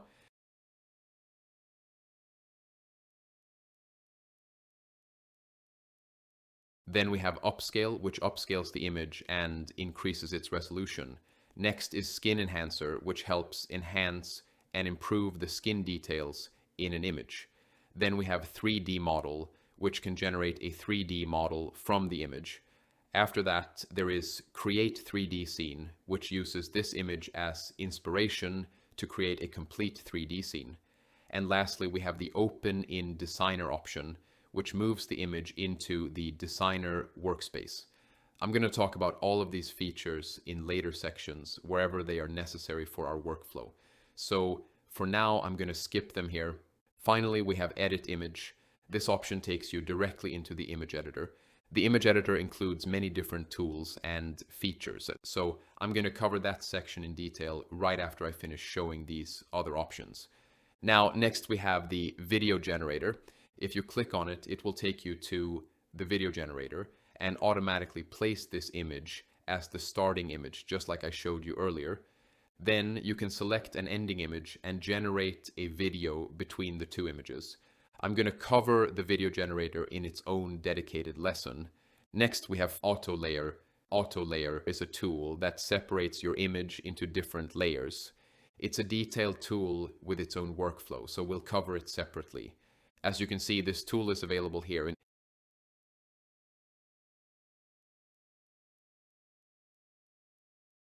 If you look at this example, you can see exactly what it does.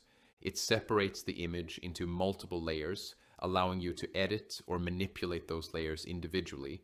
This isn't really the type of image where we would normally use the photo layer tool.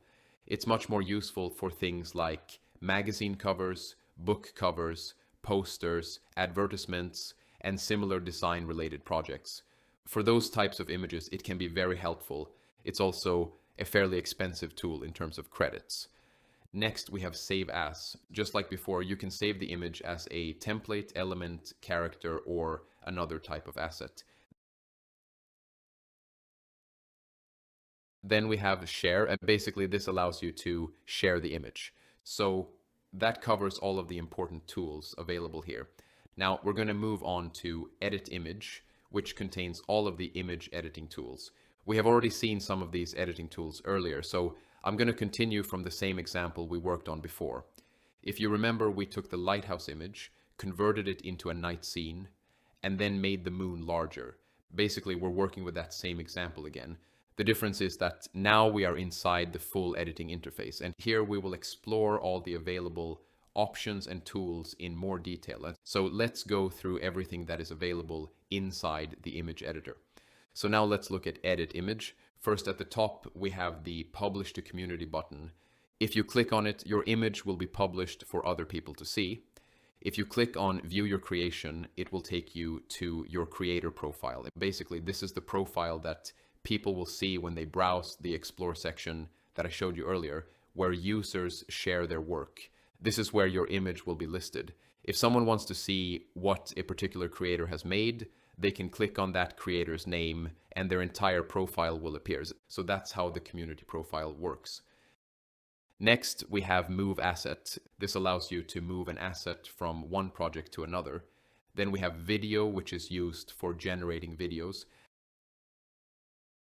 After that, we have Export, which allows you to download the image in different formats. Then we have Delete, which simply removes the image. Now, let's look at the more important tools. The first one is this editing mode. Basically, you can give instructions and modify the image however you want. Everything here is very similar to what we saw before. We have a prompt bar, a visual editing area, model selection, number of generations, image reference, uploads. So the workflow is very familiar. Let me enter a prompt. Make it a rainy mood. Then I'll press Generate. As you can see, it generated a rainy version of the image. To be honest, it looks quite interesting. Now, we have different save options. I don't know the exact technical differences between all of them, but they are fairly self-explanatory. You can choose Save and Continue or Save and Close. I believe Save and Continue saves the image while keeping you inside the editor, while Save and Close saves the image and exits the editing panel. Since it's not a very important feature, I'm not going to spend too much time explaining it. Let me click Save and Continue first. Now let me click Save and Close.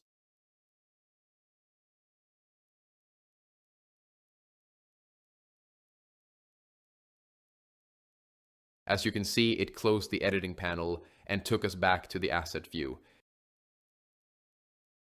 If we go to the Assets section, you can see that the image has been saved twice. The first version was saved using Save and Continue, and the second version was saved using Save and Close. So that's what happened. Like basically, if you want to keep multiple versions of your edits, you can use Save to create additional copies. Now let's open Edit Image again. This time I'm going to use the visual editing area. I'll click near the table and use this prompt. Add a football here, then I'll generate it.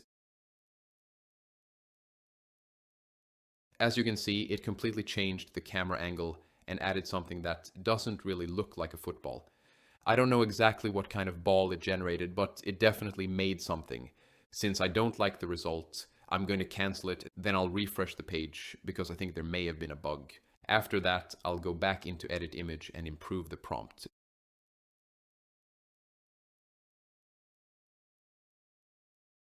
This is actually an important lesson. You should think of prompts as instructions. You can't always use one or two words and expect great results. You need to provide better instructions and more context. So this time I'm going to use keep everything the same and add a football here.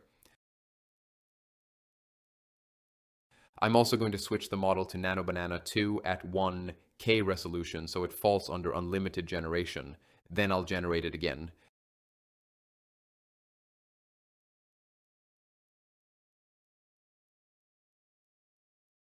As you can see, it added a ball. I'm still not sure if it's actually a football, but it did place a ball in the center of the scene. It's also quite large. I'm going to save it anyway. This demonstrates one of the limitations of AI models. NanoBanana 2 is very good at preserving composition and following instructions, but even it can make mistakes sometimes. If you think the ball is too large or doesn't look right, you'll often need to generate multiple variations until you get a good result. That's just part of the process. And unfortunately, there isn't always a way to get perfect proportions on the first try. That's another limitation of current AI models. If you want to keep the exact appearance of a specific football, then the better approach is to upload a reference image. You can use the upload button and then give an instruction such as use this football and place it here.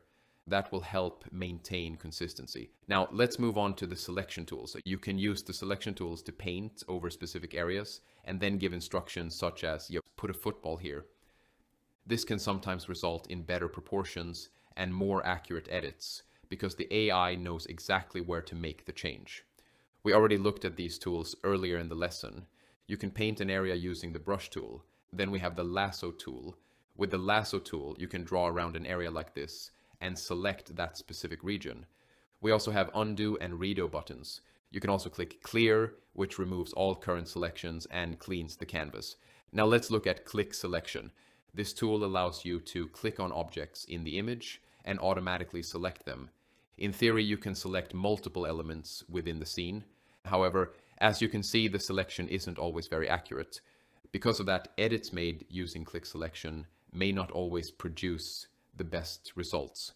So while it's a useful feature, I generally prefer brush or lasso selections when I need more precise control. So let me select this floor. As you can see, it has left a lot of areas unselected. Still, we're going to test it. Now, what I'm going to do is use this prompt. Make the tiling a dark, less saturated red tone. Let me generate it. As you can see, the results are not very good. The main reason is that the selection is not accurate. That's why it's generally better to use the brush tool or the lasso tool instead of relying on automatic selections. One thing to remember is that the more area you properly define for editing, the better the results usually are. And if your selection is very tight or incomplete, the AI may struggle to make good edits. We also have a brush size option. If you want a larger brush, you can simply increase the brush size.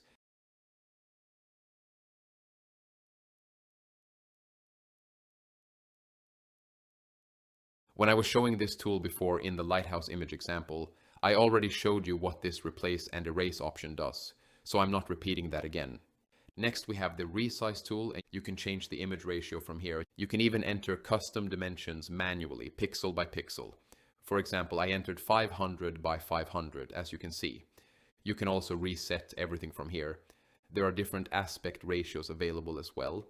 We also have expand and crop options. If you select crop and then choose a different ratio, it will crop the image to fit that ratio. If you select expand and choose a different ratio, it will extend the image to match the selected ratio. I think this is fairly self-explanatory, so we don't need to spend too much time on it. We also have zoom in and zoom out options. Then we have the usual model selection and generation count settings. So that's it for this tool. Now let's move on to Restyle. Restyle works a little differently from the tools we looked at before. You can upload your own style image, use one of your saved styles, or choose from Magnific's built-in styles. Let me select this one. You can also apply color palettes. If you select a color palette, the image will be influenced by those colors.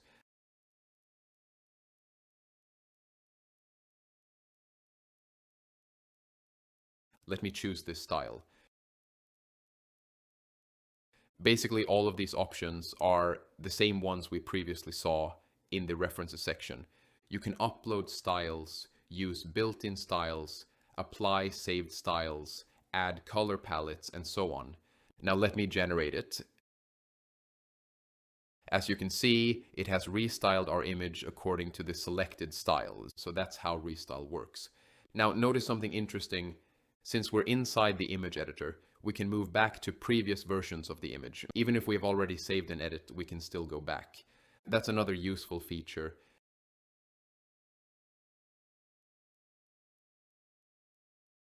If you go to projects and then assets, you'll see all the generated images and all the edits that we've made.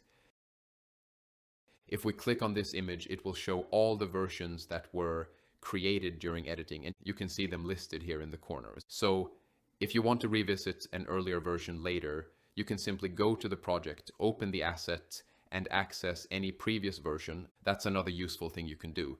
From here, you can also move through different variations. On the right side, there is also an image selector. You can use it to switch between different images and different edit versions. For example, we have made several edits to this image, so multiple versions are shown. Other images may only have one version or no edits at all, depending on what has been done to them. So you can select different edited versions from here. Now let me go back to our editing project. I'm going to select this image and actually let me continue using this version. I'm not going to continue with the Restyle version that we just created. Instead, I'm going to go back to the second version, which is the rainy image, and continue working from there. Now the next tool is Background Remover. Background Remover is especially useful for studio shots and product images, and it can still be useful in situations like this, although it may not be as effective. The first option is Replace. You can replace the background using either a prompt or an image reference. There is also a Preserve Details option. This helps maintain more of the original image details. If you plan to add more details later through scaling or enhancement, you can choose whether to keep this option enabled or disabled depending on your workflow. Now let me enter a prompt. Mountains in the background. We also have the usual settings here, such as the number of images to generate. Then I'll generate it. As you can see, it actually placed our entire scene into a mountain environment. I originally expected it to simply add mountains in the background, but instead it changed the scene much more dramatically. That's another thing to remember about AI. Sometimes it doesn't interpret instructions exactly the way we expect. Occasionally it makes unexpected changes like this. That's just one of the limitations of current AI models. So I don't really like the result, so let me close it. Next, we have Upload Image to describe the background. Basically, you can upload an image, and Magnific will analyze that image, generate a prompt from it, and then use that information to change the background. Then we have Get Inspiration. Let me click on it. So basically, what this feature does is generate a random prompt for inspiration. Let's generate one. As you can see, it created a park scene and placed our table inside the water. It's a bit unusual, but I didn't actually read the generated prompt, so I think that's what the prompt was asking for. Let me save it. As you can see, it appears after the style image in the edit history, making it easier to navigate between versions. Now let me go back to this version and continue. Again, we also have the option to upload our own image references. Next, we have transparent. If we generate with this option enabled, it will remove the background and create a transparent version of the image. You can then save the image with the background removed. Again, this falls under the background remover tools.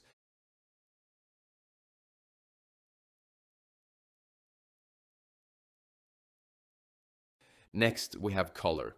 If you click Generate with the color option selected, Magnific will remove the background and replace it with a color background. It will give you options to select different colors, or you can choose a custom color using the color picker. You can also use gradients as background, so you can either use a solid color or a gradient background.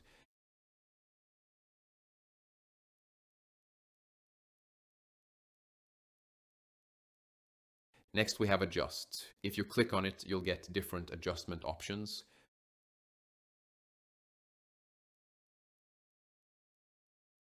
For example, we have blur. This can create a depth of field effect where the foreground object stays in focus while the background becomes blurry.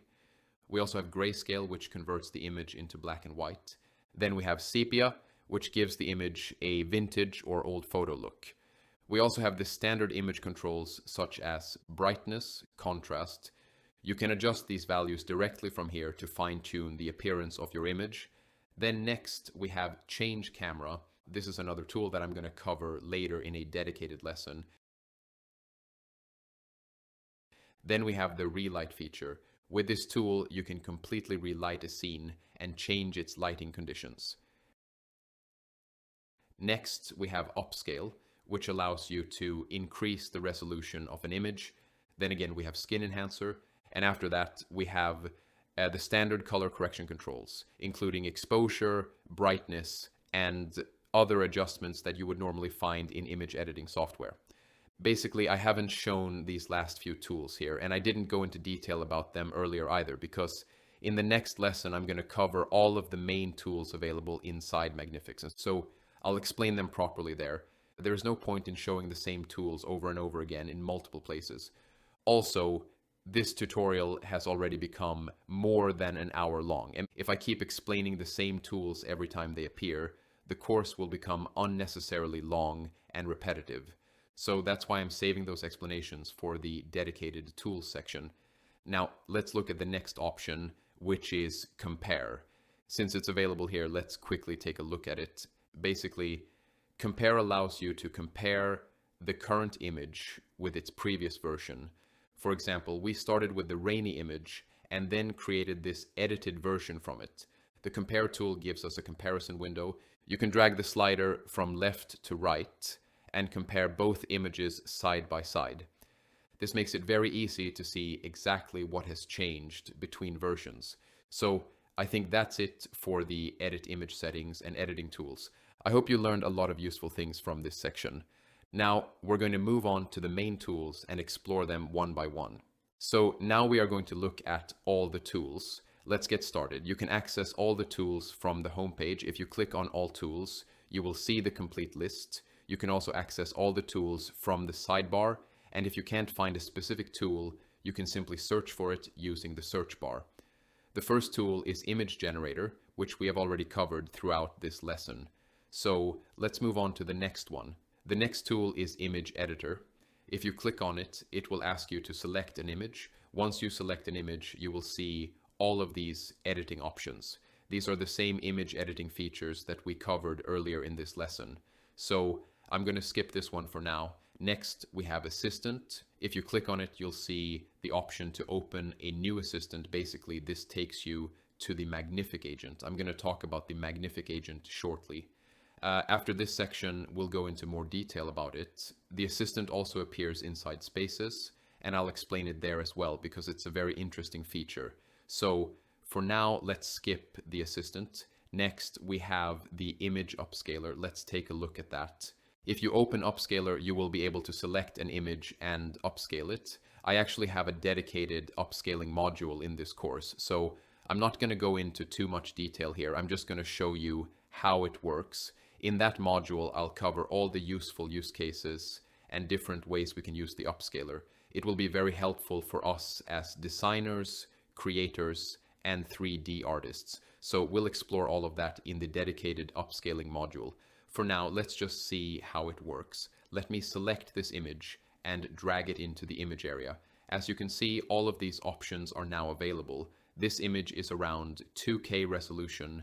I'm talking about the rounded figures here. Now, you can choose how much you want to upscale the image. For example, if we select 2 times, the image will become approximately 4K, or around 4,000 times 4,000 pixels. Technically, it will be closer to 3,840 times 3,840 pixels, but I'm using rounded numbers to make it easier to understand. You can also upscale to higher resolutions. In some cases, you can go up to 16K. I think these higher options are mainly intended for images that start at a much lower resolution. As you can see, our image is already around 2K. That's why the software is only showing 2 times and 4 times options.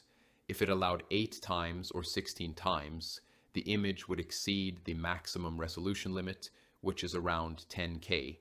That's why those options are not available here. Let's select 2 times. Then we have all of these different settings and enhancement options. You can experiment with them and see what works best for your images. We also have image categories. Since we're working with a 3D render, it makes sense to select the 3D render category. There is also a describe feature. If you want to add extra details or emphasize something in the image, you can describe it here. Now let me click upscale. Keep in mind that upscaling uses credits, so remember that before using it extensively. The image is now being generated in 4K. Now it's finished. As you can see, we have a comparison slider. You can drag it back and forth to compare the original image with the upscaled version. You'll notice that a lot of additional detail has been added. Surface details are clearer. The ground textures are sharper.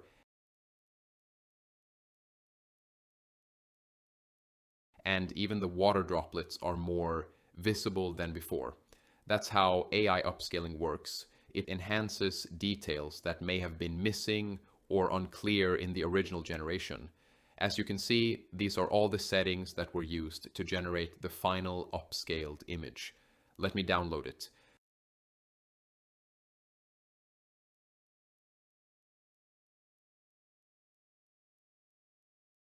Now, as you can see, the image quality is much better.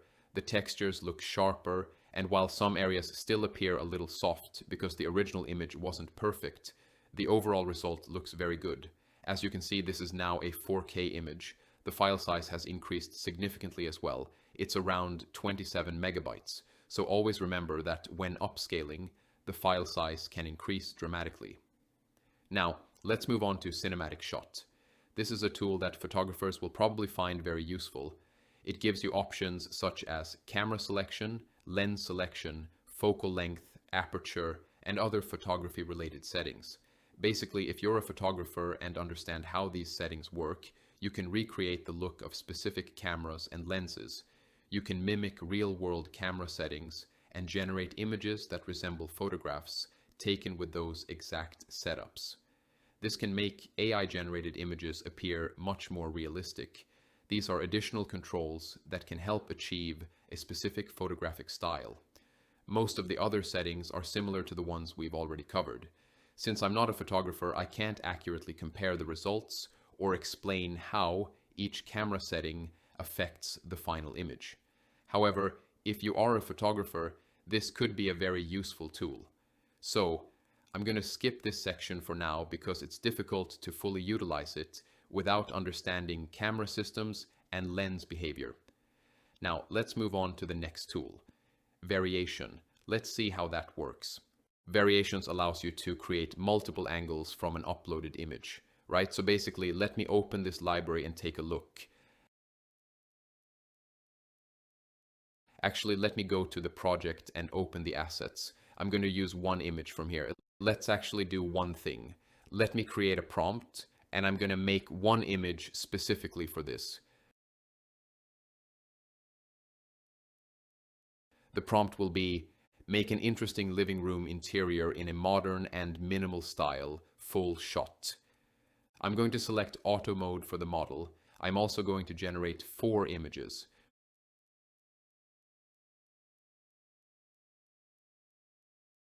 From here, we have multiple options. First, we have to upload the image. Then we have reframe, right? So reframe basically allows you to upload an image and then select from these 9 different views. You can choose whichever perspective views you want to create from that image. Next, we have storyboard mode. Basically, if you select this, it will create a story using different image grids. Something happens in one image, then the next thing happens in another image, and so on. That's what it does. Next, we have people. In people, there are 3 options. The first one is demographics. If you upload an image of a person, that person will be shown in different ethnicities and genders while maintaining the original composition. The second one is expression. If you upload an image of a person, it will generate different facial expressions, such as smiling, sad, angry, and so on. The third one is age. If you select age, that person will be shown at multiple different ages. Next, we have custom. If you select custom, you have to enter a prompt describing what kind of grid you want to generate. Basically, I'm not going to show everything. I'm only going to show reframe because this is something that can be useful to us. The other options are not that useful for us as designers and 3D artists. For this one, we have to choose an image. As you can see, we have generated 4 images. Let me see.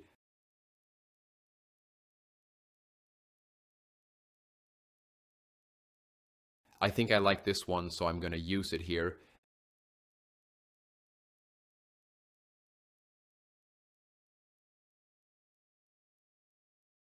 Then I have to choose which angles I need.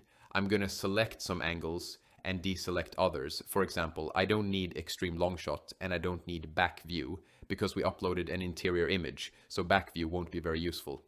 I think I'm going to select wide view. I'm also going to select POV.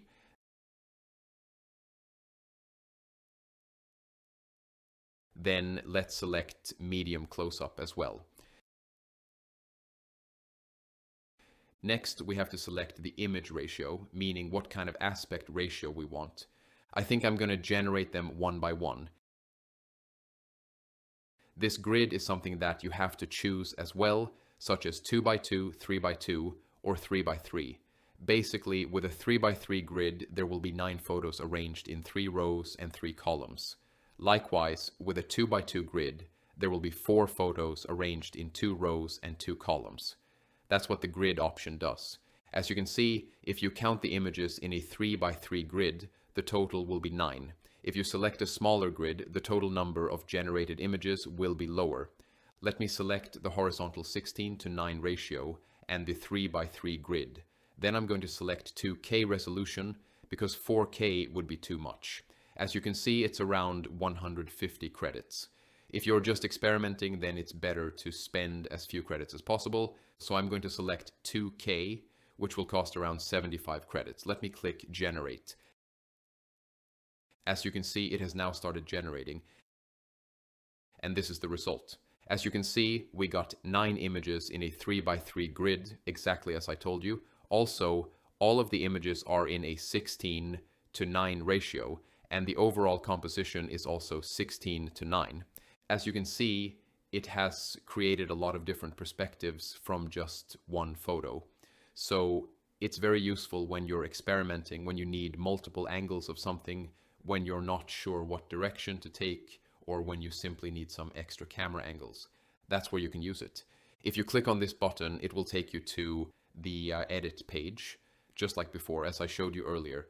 Can you see how it has already thought about different types of shots, such as close-ups, top views, and other perspectives? It's very interesting. We have close-up shots, extreme close-ups, different perspectives, and much more. However, we need to provide a good source image to get good results. If we select similar angles in the options, then the generated images will also look similar. As we saw here, 2 or 3 images ended up having nearly the same angle. That's why we should choose different types of angles in the selection panel if we want more variation in the final results. All the other options are the same. There is only one option that is different here, and that is called split grid. If you click on it, what will happen is that it will separate all of these 9 images individually. So basically, it's going to split all the images into separate files.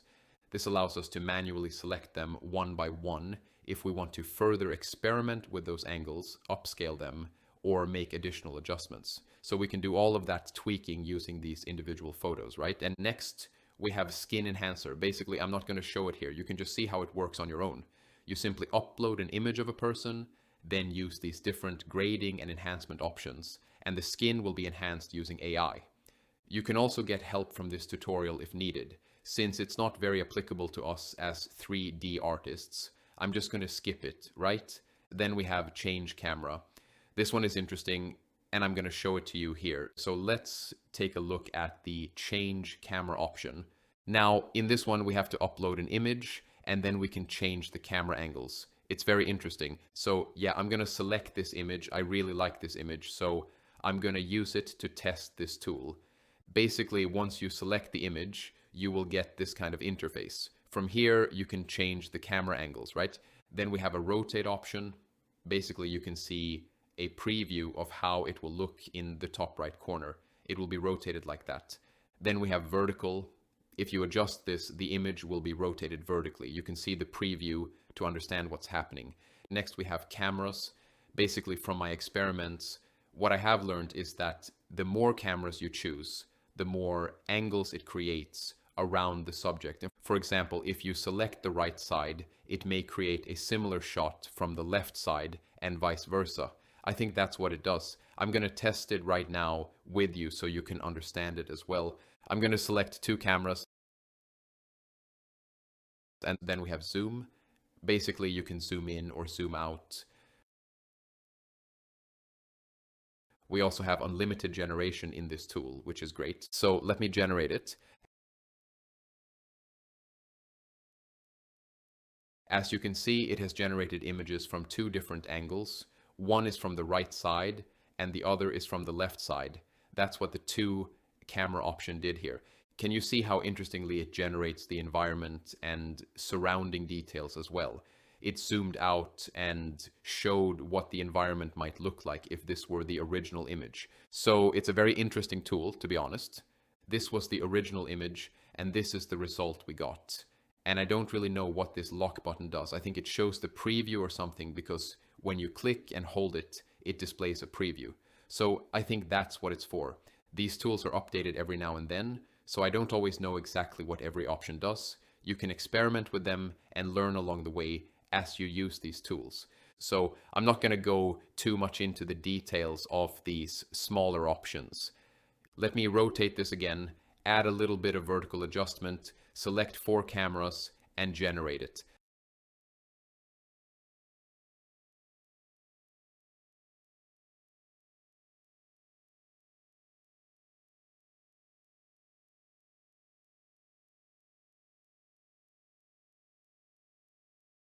Let's see what it does. As you can see, it created the first camera from the right side, then another one from the left side, then it created another one from the back side where the plants are and where the ocean is visible. Finally, it created another one from the opposite side. And so basically, it moved around the scene in a 360-degree manner and created 4 different camera angles. That's what it does. You can simply experiment with it by changing the rotation settings, and eventually you'll understand how it works. It's very interesting, to be honest. You can also use these images to create elements. For example, if you want to create an element but don't know what the backside looks like, you can generate multiple views using this tool. Then you can use all of those images as references for your element. The results will usually be much better compared to using only a single image. You can create up to 12 cameras. And basically, I think it creates camera angles around the subject from 12 different viewpoints based on your rotation and vertical settings. So first, it considers the camera rotation, vertical rotation, and zoom level. Then it generates different angles based on those settings. Now, let me go to another project, my personal project.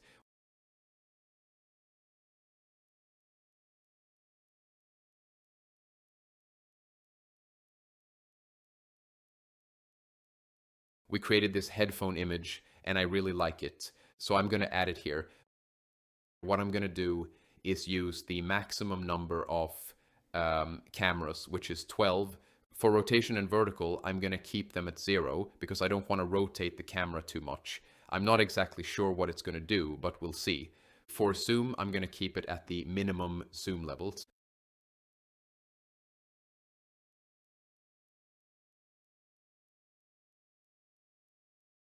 So let me click on generate.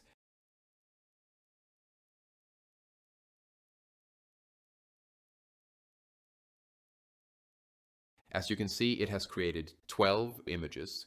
Basically, we are using the unlimited mode, so I'm not sure if it's actually going to create all those unlimited variations, because when we use the unlimited version, it takes a lot of time and effort to process these images.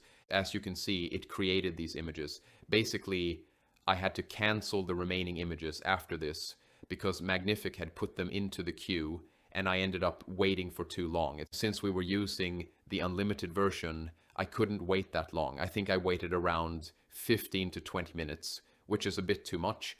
So I canceled the other 5 versions. From these results, I think we can understand what this tool does. As you can see, it has rotated the headphones into different angles. The first one is a front shot. The second one is rotated slightly to the right. The third one is rotated even further. And then it continues creating different viewpoints. So basically, it creates different camera angles around the object. This is how you can use this tool. Now, if you use these kinds of images when creating an element, the thing I was talking about earlier, it becomes even more powerful. Remember when we created that element using Nano Banana? It was already very good. But if you have multiple images like these, you can upload all of them while creating the element. That's just crazy. Like, you can select multiple images, add them to your element, name it, and update the details. Now you have a much more detailed and accurate element than before. I think I should have rotated the camera more because then it might have generated even more distinct views of the headphones. But I think this tool is still somewhat experimental. AI generated content is not always very accurate. Most AI generated images are primarily useful within AI workflows. When you try to use them for specific production tasks that require precise angles or details, the AI can make some very strange mistakes that are difficult to fix. However, if you're using it for idea generation, concept exploration, textures, backgrounds, or image enhancement, then it's very interesting and useful. Now, the next tool is Mockup Generator, and this is a very straightforward tool. Basically, we have 2 different modes. First, we have the Mockup Image mode. If you click on it, it will open the Mockup library. Basically, it's a library provided by Magnific. You can select anything from here. Let me select something. I think this one looks good. Then you can choose another image that you want to place inside the mockup. You can select an image from your history, use a stock image, upload your own image, or choose another design from the stock library. So you have multiple options. Now let me select this image from the stock images.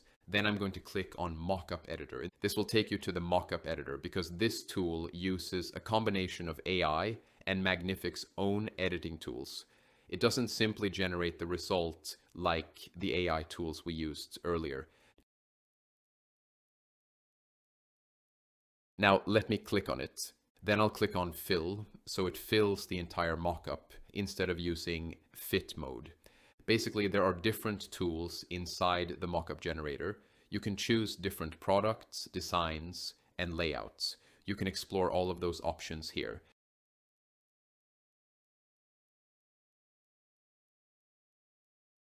If you go back, it will show the mockup library again, where you can select different mockups from the available designs. Then we have custom mode. Custom mode does almost the same thing, but it includes one additional option called ratio. Basically, you select the mockup, then your design,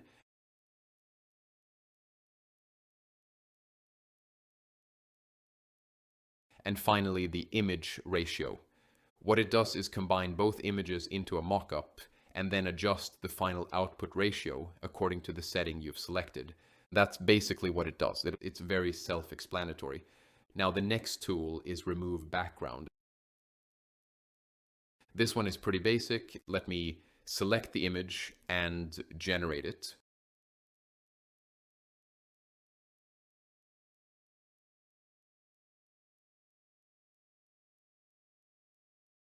As expected, it simply removes the background. There's nothing particularly fancy about it. However, it's still very useful, especially if you're doing Photoshop work.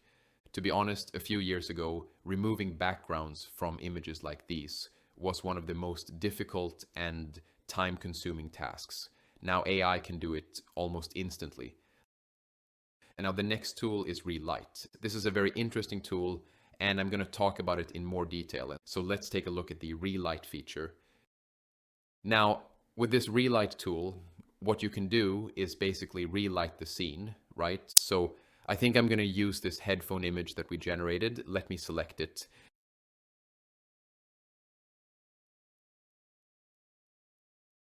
Now we have multiple options. First, we have light direction. Basically, you can place the light wherever you want. You can move the light around like this, and it will change the direction of the lighting. If you click on this button, it will reset the light position. Then we have preset light positions, such as right, top, back, and others. There are 6 different options.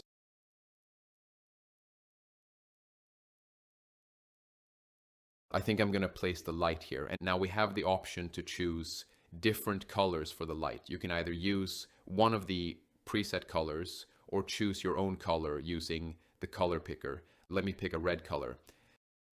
Next, if you click on this button, you'll be able to add another light. So basically you can use multiple lights. Let me place this second light on this side like this.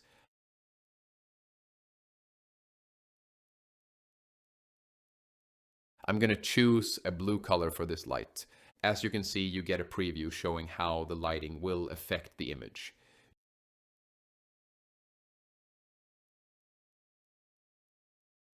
Using this rotation control, you can rotate the light around the subject. Using the elevation control, you can move the light up and down.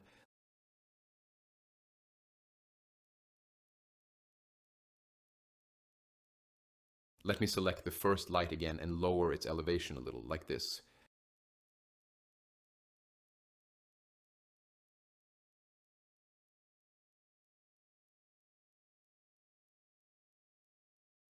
I think this looks good enough. Since there is a floor in the image, it wouldn't make much sense to place the light too low, so I'm going to keep it here. You can also increase the intensity of the light, and you'll see the preview update accordingly. So basically, for each light, you can adjust the intensity, rotation, and elevation.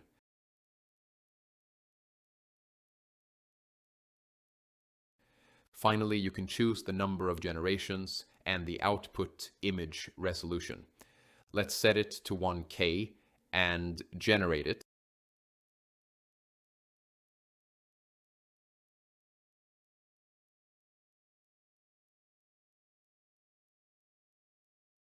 As you can see, this is the result. Basically, it added the 2 lights that we set and applied them to the image, trying to recreate the lighting using those light sources. So that's how the relight feature works.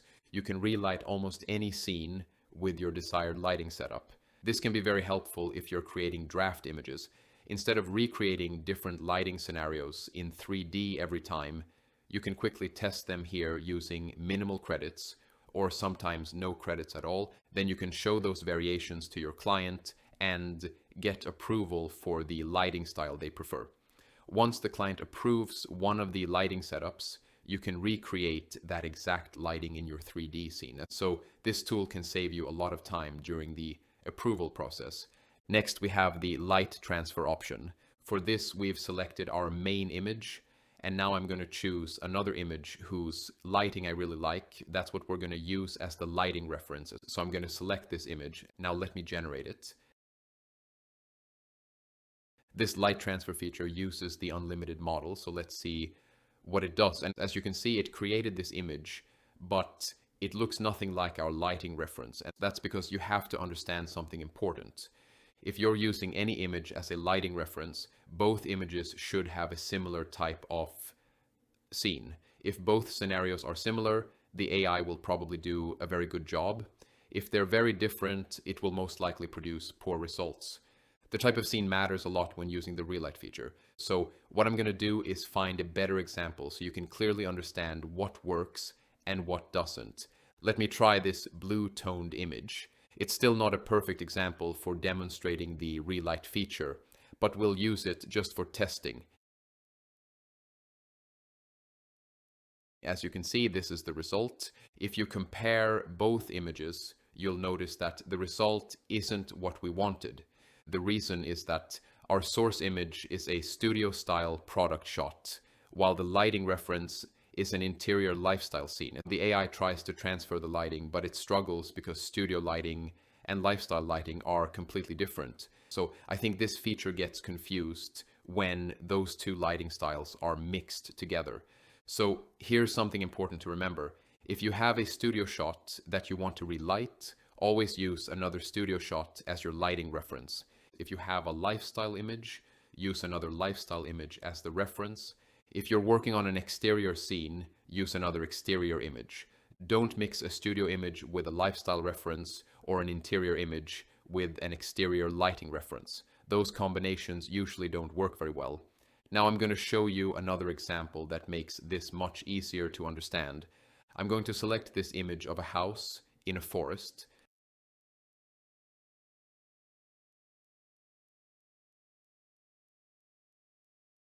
Then, for the lighting reference, I'm going to use another image of a house in a forest. Since both scenes are very similar, this is a much better comparison. Now let me generate it.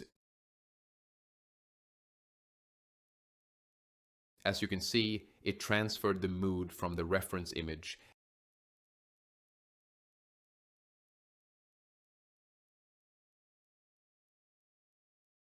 and completely changed the atmosphere of our cabin in the forest to match it. This is how you should use the relight feature. In my opinion, it still doesn't follow the mood exactly, but this is the start, right? Later, you can do more color grading or add color palette in image generator and make it match the reference image better. Earlier, when we were looking at the edit image tools, I didn't demonstrate the relight feature because it's exactly the same tool. Now you've seen how it works, and you can use it inside edit image as well. I also showed you the change camera feature again, which is also available in the edit image section. So both of these features, relight and change camera, can also be used while editing images. Now all the image tools are done. Basically, now I'm going to move on to the video tools. The first one is video generator, so let's select it.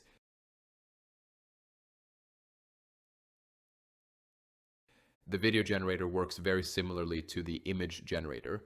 However, it has a few additional tools that are specific to video generation, so I'm going to show those now.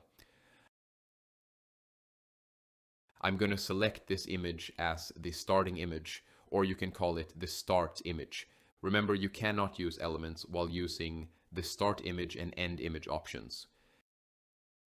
If you don't use a start image or end image, then you can use elements.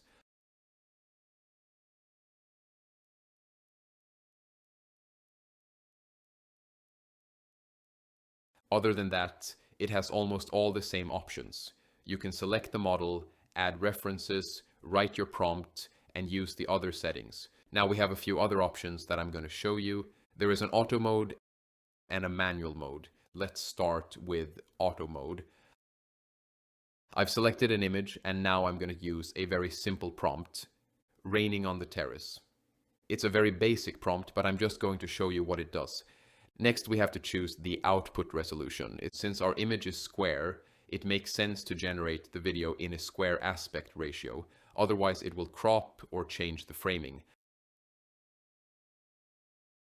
I'm also going to generate a quick 2 to 4 second video so that we use fewer credits. Video generation is much more expensive than image generation, so always pay attention to the credit cost. Otherwise, it can consume your credits very quickly. You can generate videos from 2 seconds up to 10 seconds, and I think there is also an option to extend the generated video.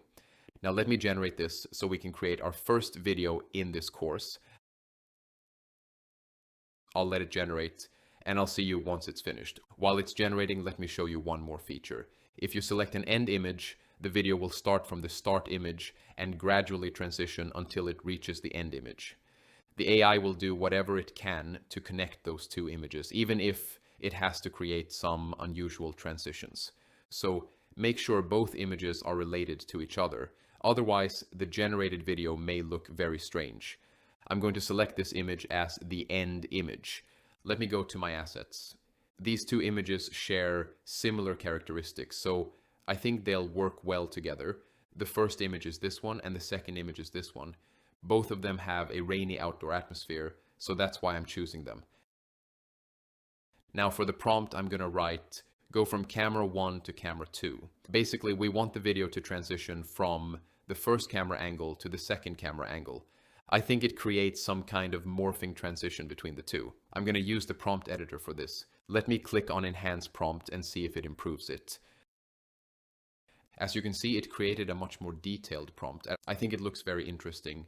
Also notice that because we added both images, the AI already understands what those images contain. If you read the prompt, you'll notice that it describes details from both images, such as the tables, the roof, and other objects. Now let me click Apply Prompt and generate this one as well. This way we'll have both videos to compare. Now let me clear everything. While the videos are generating, let's look at some of the other features. As you can see, video generation takes much longer than image generation. Now we're going to look at manual mode. Manual mode gives you more control over directing different shots. Let me remove these images first. First, let me write a prompt. A man is walking through the forest. Then I'll open the prompt editor and click Enhance. I don't think it will do much with such a simple prompt.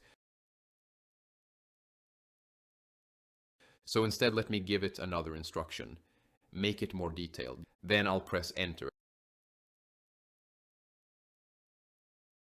As you can see, it created a much more detailed prompt and even built a small storyline. It also noticed that we selected a 2 to 4 second video and generated the directions accordingly. Now let's click Apply so we can use this prompt. Next, if you want to create another shot, simply click the plus icon. If you go back to the first shot, you'll see the prompt we just created. If you switch to the second shot, you'll see that the prompt field is empty. Now we have to define the second shot. Let me open the prompt editor and enter this prompt.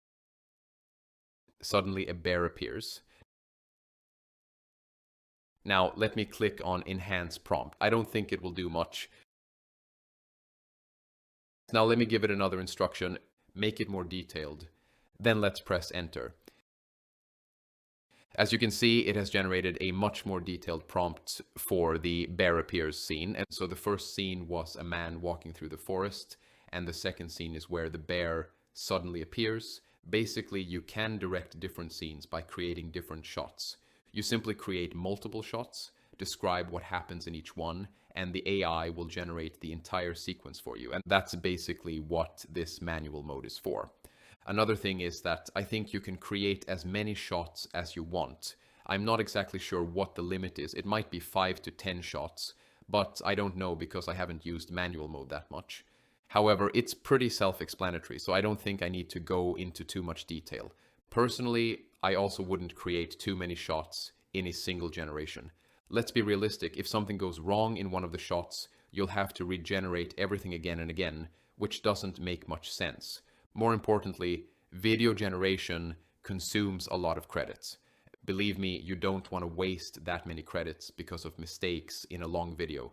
So I think it's better to use auto mode and generate one video at a time. This usually gives you much better results. Then you can refine that video and move on to creating the next one. Now let me click on the auto button. As you can see, because we created 2 shots, this auto button has appeared. From here, you can set the duration for each individual shot, which is very useful. You probably don't want every shot to be 4 or 10 seconds long. Some shots might only need to be 1 second, while others may need to be longer. That's exactly what this option is for. Basically, if you switch between the shots, you'll see that each one now has its own duration. As you can see, shot 2 is set to 1 second, and shot 1 is set to 3 seconds. Since we've manually assigned the duration for each shot, the auto duration option in the bottom left corner is now disabled. That's because we're no longer using the automatic duration settings. Instead, we're using our own manual timing for each shot. I'm not going to generate these videos with this prompt, and I just wanted to show you how it works because it's very straightforward. I'm going to cover video generation in much more detail in its own dedicated lesson. In that lesson, I'll show you different ways to use it as a 3D artist to create videos of your interiors, architectural visualizations, and other projects. So I'm not going into that right now. Now let's take a look at the results. As you can see, this is the result.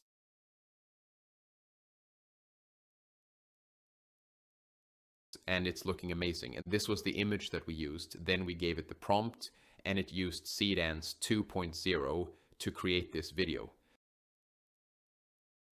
Let me make it full screen. As you can see, the rain is looking very realistic, and the overall scene looks great. So this is how you generally create a video from an image. You can also generate a video without using a start image, but I don't think that would make much sense for our workflow.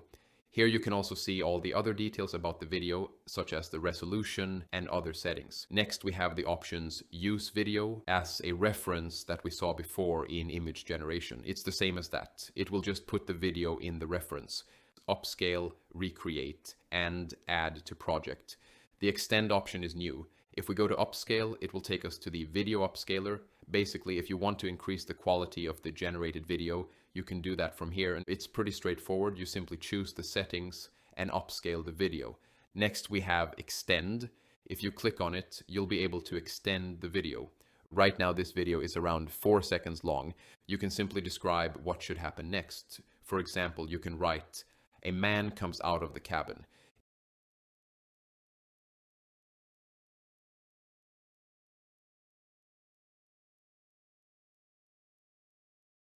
It will then extend the video by generating a new continuation and attach that extended part to the end of the original video. These are the same video editing options that we saw earlier. For example, if you want to change something in the video, you can simply describe the change and it will generate a new version of the video. That's a very cool feature. There are also options for video upscaling, background removal, and extend. You can also turn the sound on or off from here. Basically, if the selected model supports audio generation, you'll get sound along with the video. If the model doesn't support sound, then no audio will be generated. If you simply want to disable the sound manually, you can turn it off here.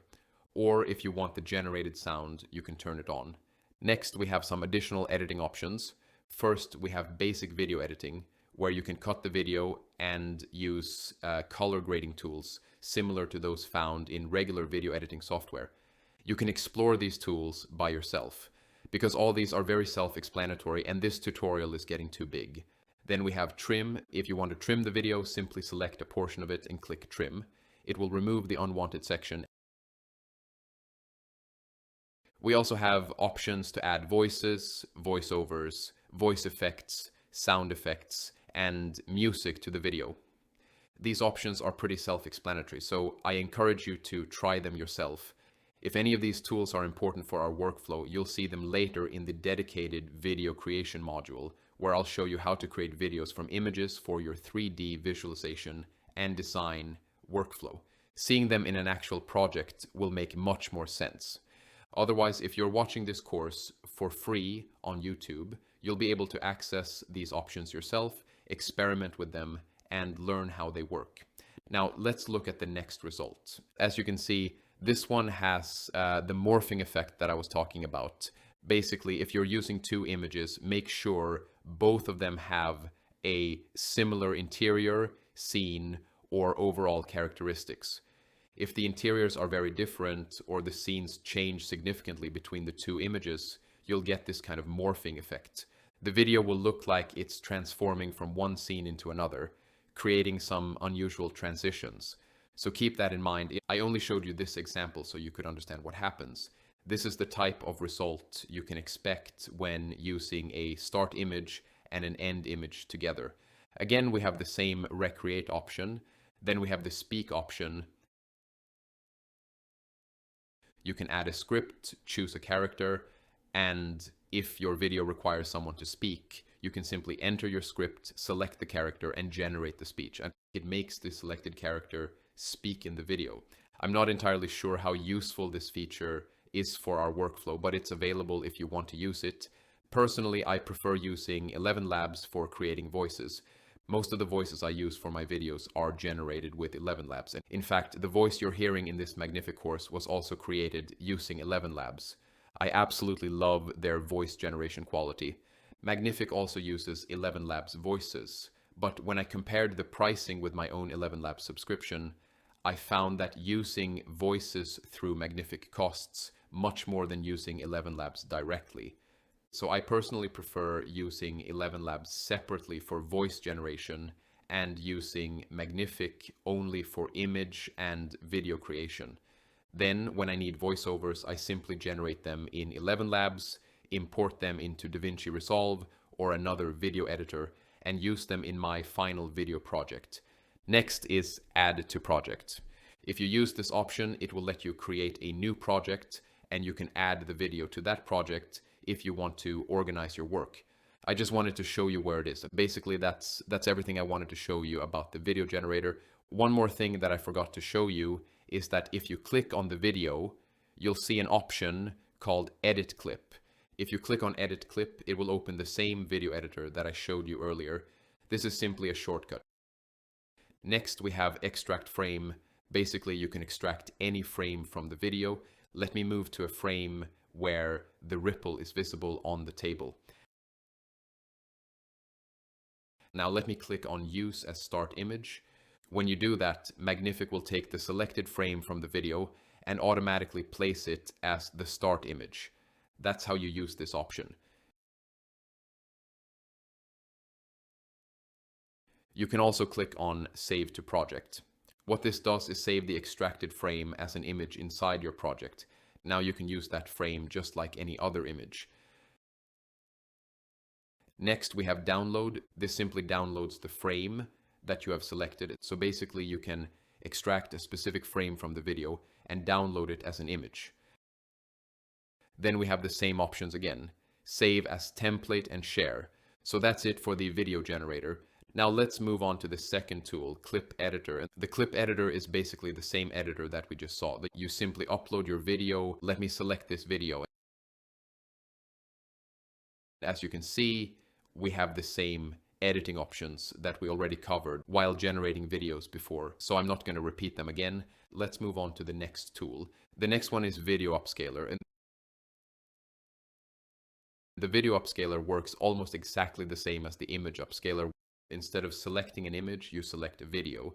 Then you choose the model. And basically, there are two models available, Magnific and Topaz. You can choose either one. Then you select the preset, output resolution, and any additional options such as FPS boost or turbo mode. After that, you can simply upscale your video. However, keep in mind that video upscaling is very expensive in terms of credits. You can choose different output resolutions, and just like every other AI tool, the higher the resolution, the more credits it will cost. FPS boost, as far as I know, increases the video's frame rate, so the motion appears smoother. I'm not exactly sure what turbo mode does. I think it's another processing option. We'll cover video upscaling in much more detail in the dedicated upscaling lesson. I'm recording this as the first lesson of the course, and it's already around 2.5 hours long, and I'm still editing it and adding more content. So I don't think it makes sense to keep adding more and more details to this lesson and make it unnecessarily long. The tool is here though, and it's very self-explanatory. Feel free to test it yourself if you want. Next, we have the video project editor. This is related to the add to project option that I showed you earlier. If you've added videos to a project, they'll appear here. Basically, this is a library of all your video projects. You create a video, add it to a project, and then it will appear here. From here, you can manage and edit all of your project videos. As you can see, I can drag and drop the videos that I generated earlier. Then I can arrange and edit them. There are some basic editing tools available.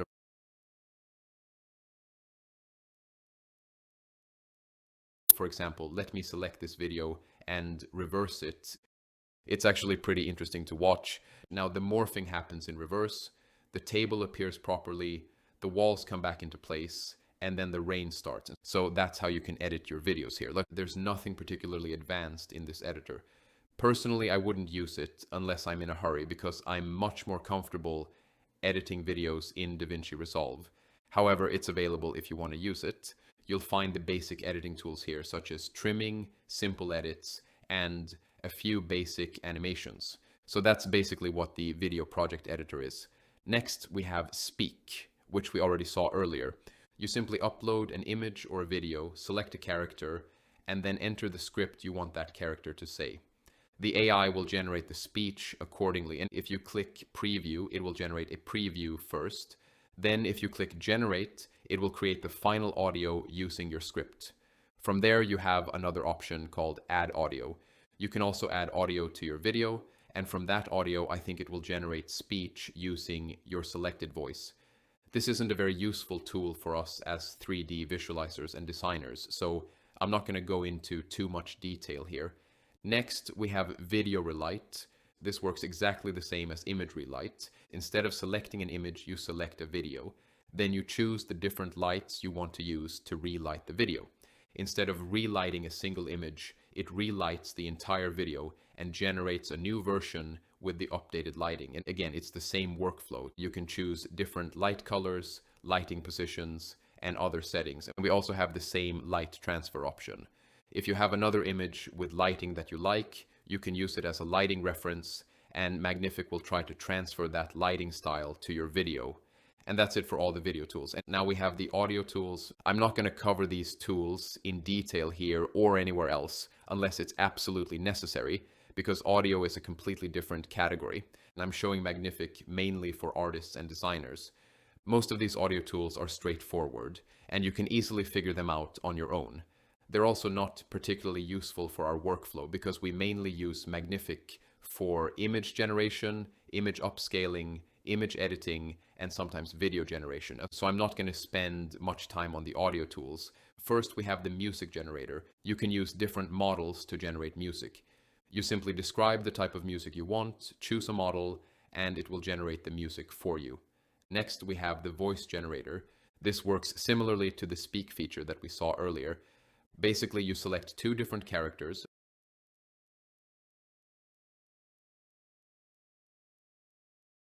You can mention each character using the @ symbol and then write whatever you want that character to say.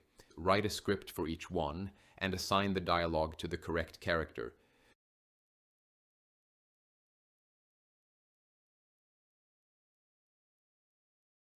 Next, we have the sound effect generator. Here you can generate different kinds of sound effects, such as heavy rain, light rain, wind, or any other sound you need for your videos. You can also see example prompts on the right side, such as steam, wand hits, clinking cups, or muffled background chatter. Basically, you describe the sound effect you want, and it generates it based on your prompt. Next, we have voice cloning, and all of these voice features are powered by 11 Labs, and Magnific simply integrates them into the platform. With voice cloning, you can either record your own voice or upload an existing audio recording. Then you provide details such as the voice name and gender. Magnific will create a custom voice based on your uploaded recordings. You can then use that voice in your own videos. This is useful if you want to generate speech using your own voice. Once you've uploaded around 5 to 10 minutes of voice recordings, it will generate a custom voice profile that you can use across all of your future creations and videos. And next we have voice changers. You can upload a video or an audio file or simply record your voice directly. Then you choose one of the available voices and Magnific will replace the original voice with the selected one. Next we have audio isolation. If you upload an audio file or a video that contains audio, Magnific can isolate the main voice. For example, if your recording contains background noise or other unwanted sounds, you can simply select the clip and click Isolate Voice. It will remove most of the background sounds and keep only the spoken voice. So that's all I'm going to show you about the audio tools. I've covered everything that's important for our workflow, and the rest of the tools are pretty self-explanatory. So now let's see what other tools we have. Next we have Spaces. Spaces is something very interesting, and I'm going to make a separate section just after this, and it's going to be amazing. It's a very big topic, so I'm going to skip it for now, but you will see it in the next section. All these tools like Spaces, Explore Templates, and Flow will be covered in the next section. Next, we have Designer. Basically, Designer is a new tool that was just released in Magnific. Basically, you can create different kinds of designs, similar to a mixture of Figma and Canva. We will look at Designer after Spaces, because that's when it will make more sense to you. So I'm going to skip it for now. This auto layer tool is something I already talked about earlier in this course. You just have to upload this kind of magazine style design and it will convert the design into a layered and editable file.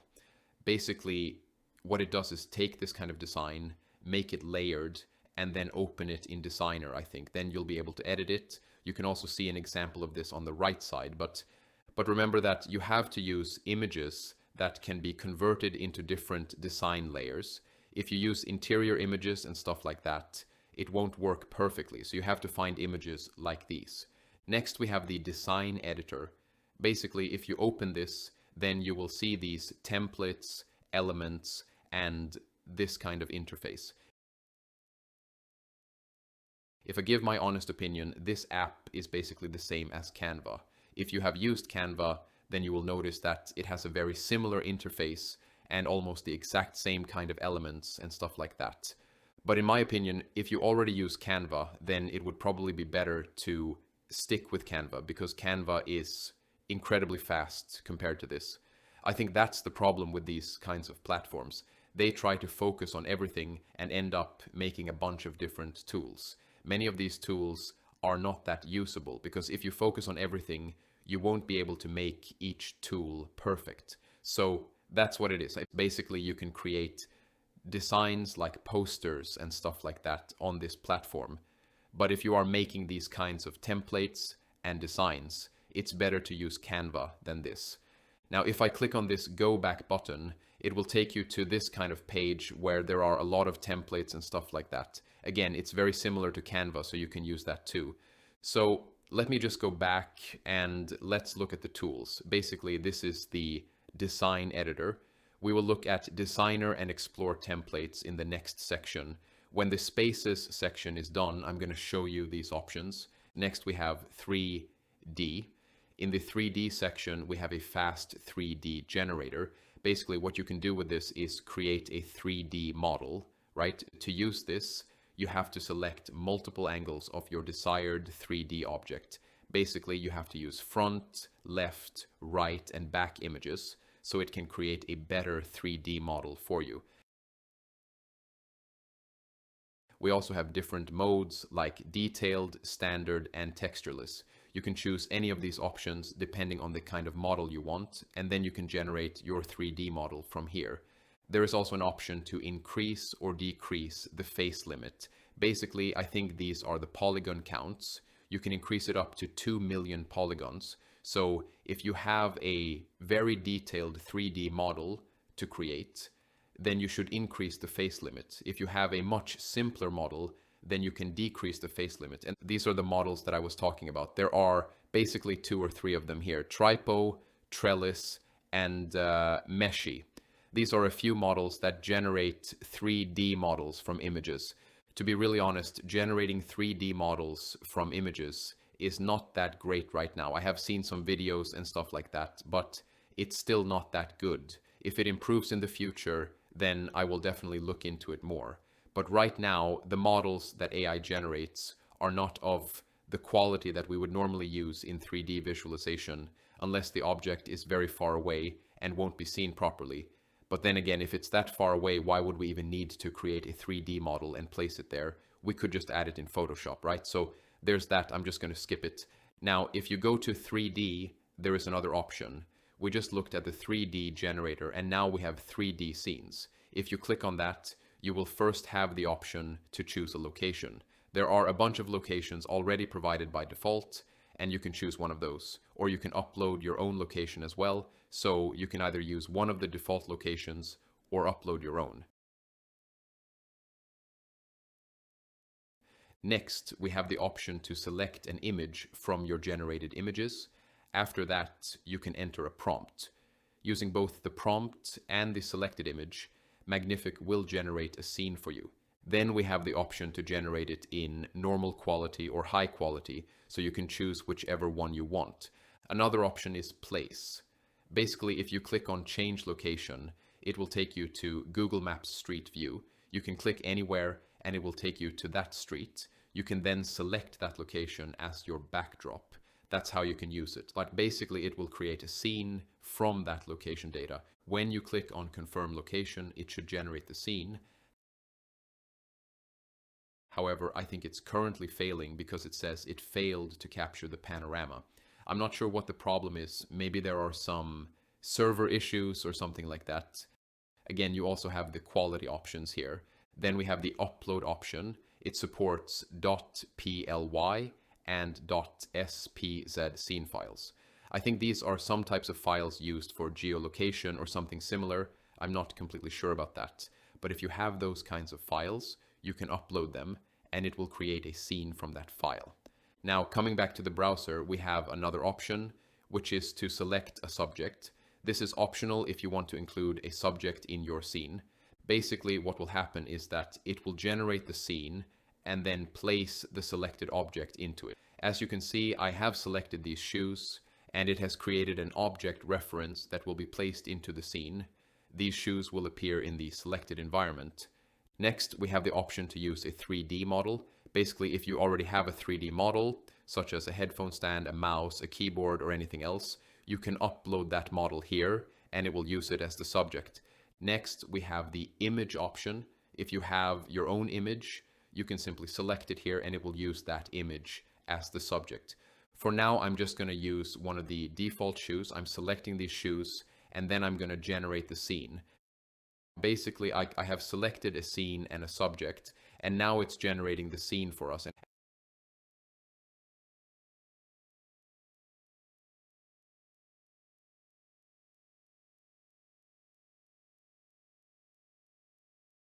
As you can see, the scene is ready. You can rotate around it, move forward and backward, just like basic 3D navigation using your mouse. You can quickly figure it out. Just use Control, Alt, zoom in, zoom out, and use the mouse buttons to move around. You'll figure it out pretty quickly, so I'm not going to go into too much detail because it's very self-explanatory. From here, you can see that there is one camera. There are actually two elements in the scene. One is the camera, and the other is the sneaker, which is the pair of shoes. As you can see, we have the shoe model here. We can simply move it into the center like this.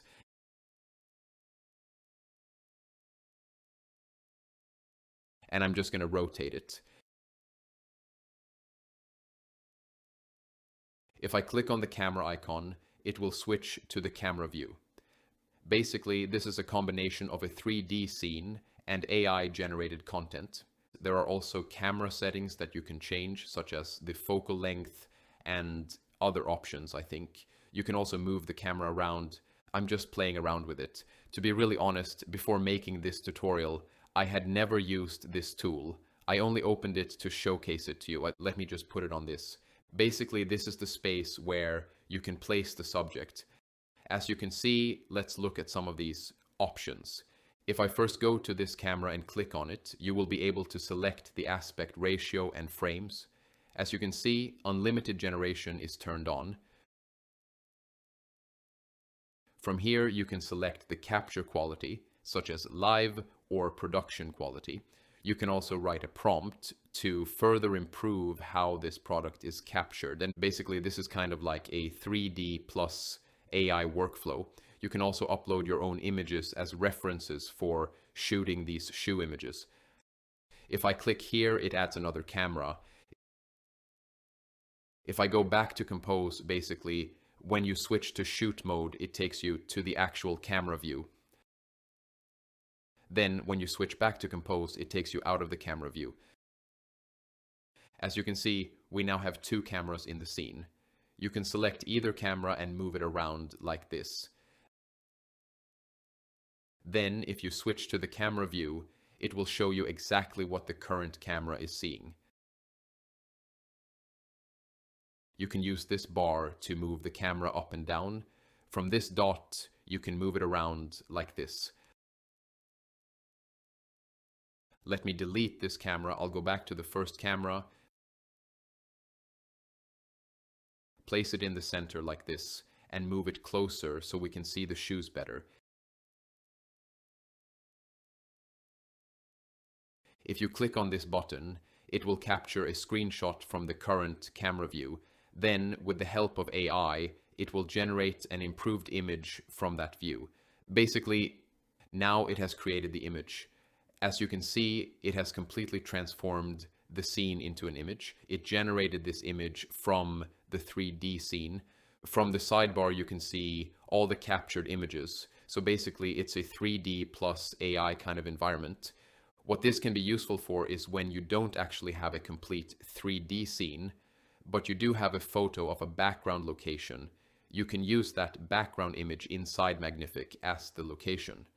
Then, if you also have a subject image, you can upload that as well. Magnific will use the location photo to create the scene, and it will generate a basic 3D model from the subject image that can be placed inside the scene. Then you can move the object around, create a basic composition with lighting and other adjustments, capture the view, and let AI generate the final image. This can be very useful for getting client approvals, especially when your client is not sure about a particular idea. Instead of spending 2 or 3 days creating everything in 3D, only to have the client say they don't like it, you can quickly create concepts using this workflow. You can use a background image, upload a subject image, and then use Magnific's AI together with its 3D scene tool to generate a concept scene. This makes it much easier to present creative ideas and get approvals. You can also use these images as final renders if you want, but personally, I don't think these tools are producing production level quality yet. They still don't give me the level of quality or control that I would expect for professional production work. Right now, I believe these tools are best used for prototypes, concept exploration, or draft approvals. If you try to use them directly in a production workflow, I think it would be difficult because these tools are still evolving and not fully developed yet. So that's how you use the 3D scene generator. If you go back to 3D scenes, you'll see your generated scenes listed like this. You can open them again, or you can download them as a .spz file. I'm not exactly sure what that file format is, but if you work in that kind of workflow or background, you might already know what these files are used for. So that's how you can use the 3D scene options in Magnific. There are also a few more options inside the camera settings, but I didn't go into them in detail because I don't think they're that important right now. These features keep changing every now and then, so you can explore them yourself and use them in your workflow if you find them useful. Another tool is the 360 generator, and this one is very interesting. You can simply upload an image, describe any changes you want, and then click Generate 360. It will create a 360-degree image from your original image. Basically, if you've seen 360 renders before, it's similar to a panorama view where you can look all around inside the image. The AI will generate the missing areas to create a complete 360-degree environment. Let me select this house. I really like this image, so I'm going to use it to generate a 360 image. As you can see, it has started generating the image. Let me get back to you once it's done. This is what it has generated. There is also an option to open the 360 viewer directly from here. So let me click on it. As you can see, our image has now become a 360-degree image. At the top, there is a small problem. Basically, this is one of the areas where these kinds of AI tools still struggle. They can't always figure out how to properly join the top and bottom parts of the panorama. Normally, this doesn't happen with traditional 3D renders, but it does happen with AI-generated 360 images right now. As you can see, you can move around the image in 360 degrees, and it's looking quite interesting, right? You also have the option to edit the image again and make further changes with AI if you want. You can select an area like this and type something like add a rabbit or put some stones here, and it will generate those changes in the selected area.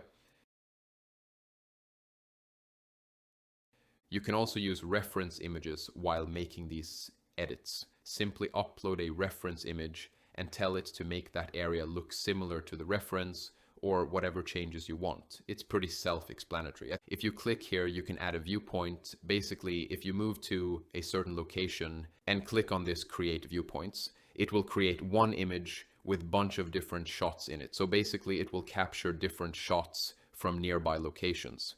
I have created 2 to 3 viewpoints in different location in this 360. You can see them here.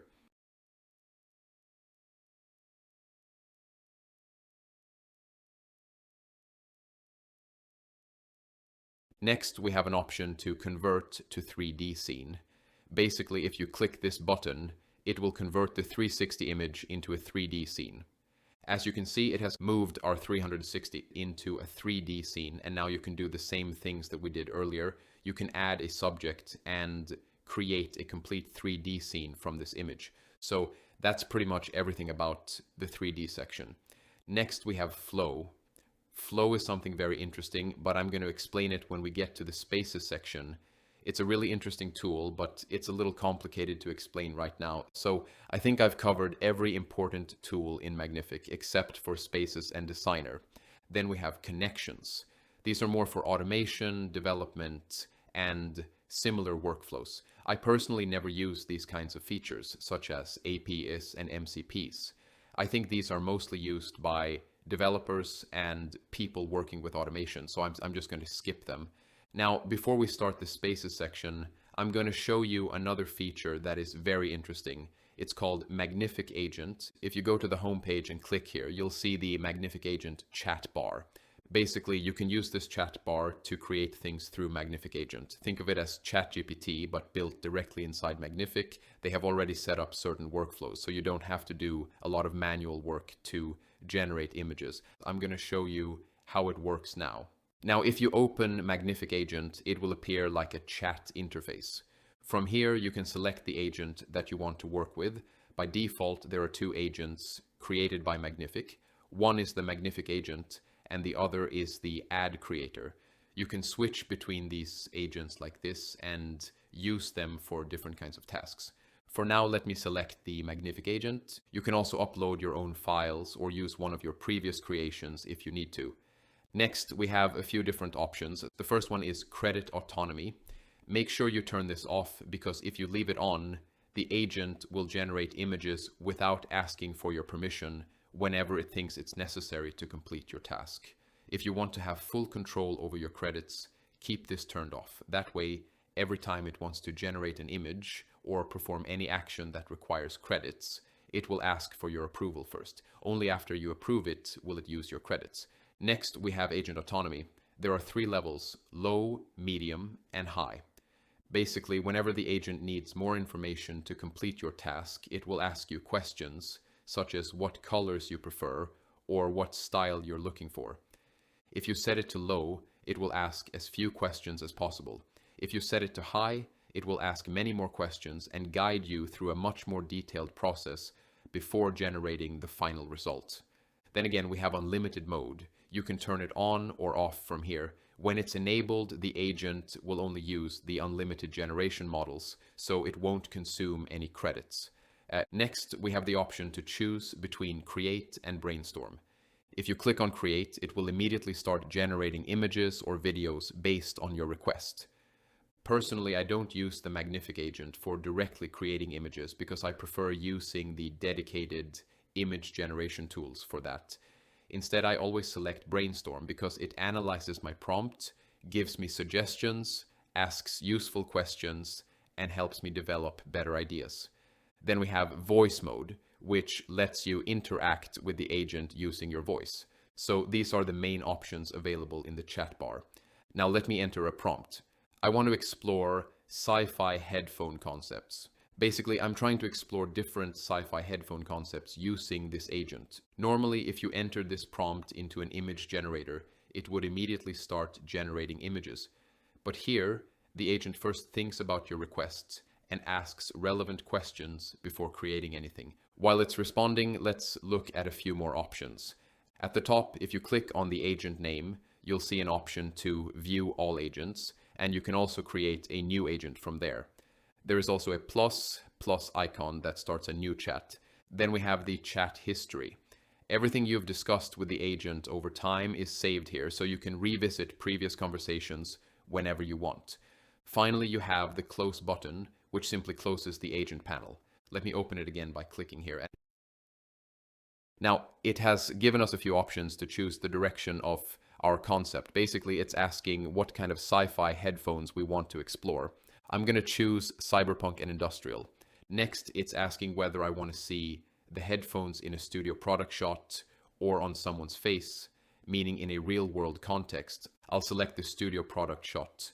Now it's going to do its thing. Basically, this agent has access to almost every tool that Magnific offers, including image generation, video generation, 3D model generation, and many other features. So it's a very powerful tool to have. Now it has given us an image approval option.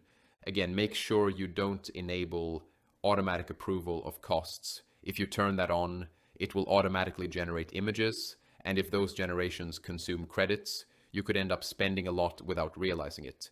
That's why I always keep it turned off and manually approve each generation by clicking the approve button. Now it has started generating the images. As you can see, it has created this image. It has also provided a short explanation describing what the image is. It even suggested ways to take the concept further. For example, it's suggesting that we could generate an exploded blueprint view of the headphones to show the internal cybernetic components and wiring layout. So it's basically like ChatGPT, but with agentic capabilities and built-in image generation. As you can see, it has created a very interesting sci-fi headphone concept. Now I'm going to enter another prompt. I want to explore multiple options related to this category. Basically, I want to generate multiple images instead of just one. This result already looks really good. It has used the Recraft model. I'm not sure which company developed this model, but the model being used is Recraft. As you can see, it has asked me another question. Which concept variation would you like to explore first? Basically, it's asking which direction or variation I want to explore next. For example, if you want exploded blueprint style shots, material or color variations, alternative form factors, you can also explore different gears or accessories around the headphones. I think I want to generate multiple design variations, so I'm going to select the third option.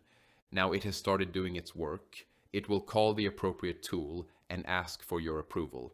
If you approve it, it will start generating the result. As you can see, it has started creating another image. Let's see what it generates. It has also given us details about the image. This one is a bone conduction concept, which is actually a very interesting idea. Let's see what it creates. And it also explains the concept behind the design and talks about how it arrived at this result. Then, once again, it suggests another direction we can explore. For example, it's suggesting that we could continue by exploring glowing bioorganic bands. Basically, it's giving me another idea so we can continue developing this concept into something different. Now let's take a look at the image. As you can see, this is a very minimal futuristic headphone concept, similar to the kinds of headphones you see in sci-fi movies. That's the type of design it has generated. Of course, this isn't necessarily something you would directly use as a final product design, But think about the possibilities this agent offers. You can generate a huge number of creative ideas, place them on your reference board, and then develop your own design from there. At the end of the day, the person using AI is what matters the most. If you're a designer using AI, I believe your design thinking can improve dramatically because you can generate ideas that simply don't exist on Pinterest. Pinterest has millions of images, but it can't generate the exact image you have in your mind. That's where tools like this become very useful. Now let me enter another prompt. I think I need 3 more options.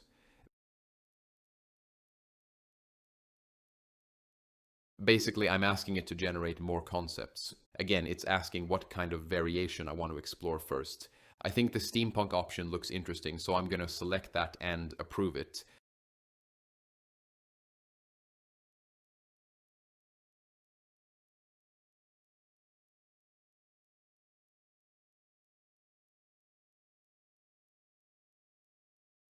Then it's asking me for another variation, so I'm going to choose the bioorganic concept and approve that as well.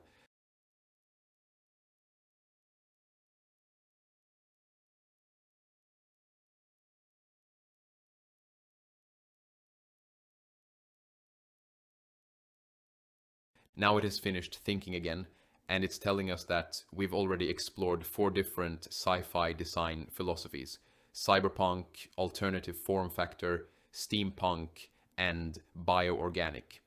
To complete my request for 3 additional options based on the initial 2, it says there is one final concept left. The final concept is the NASA-inspired one, and it's asking whether we should continue with it. So I'm going to tell it, sure, go ahead. As you can see, this is the steampunk concept. If you've watched steampunk movies, you've probably seen this kind of mechanical aesthetic used in their gadgets and equipment. It has applied that same design philosophy to these headphones. To be really honest, it looks really good. Then we have this bioorganic concept. It's similar to the kind of technology you often see in alien or sci-fi movies, where the designs look organic instead of mechanical. Now let me approve the last concept. It has started generating it. Once again, it provides another explanation describing everything we've generated so far. It even gives us a summary saying that we've now created 5 different sci-fi headphone concepts, and it lists all of their names as well. This is why the Magnific agent is so useful. You can use it for many different kinds of creative work, and it's a really interesting tool. Finally, we have the NASA-inspired concept. As you can see, it has used the classic NASA color palette with blue, white, and similar color themes to create a design that gives off NASA-style vibes. Now let's talk about the available agents. If you click on View All, you'll be able to see all the available agents.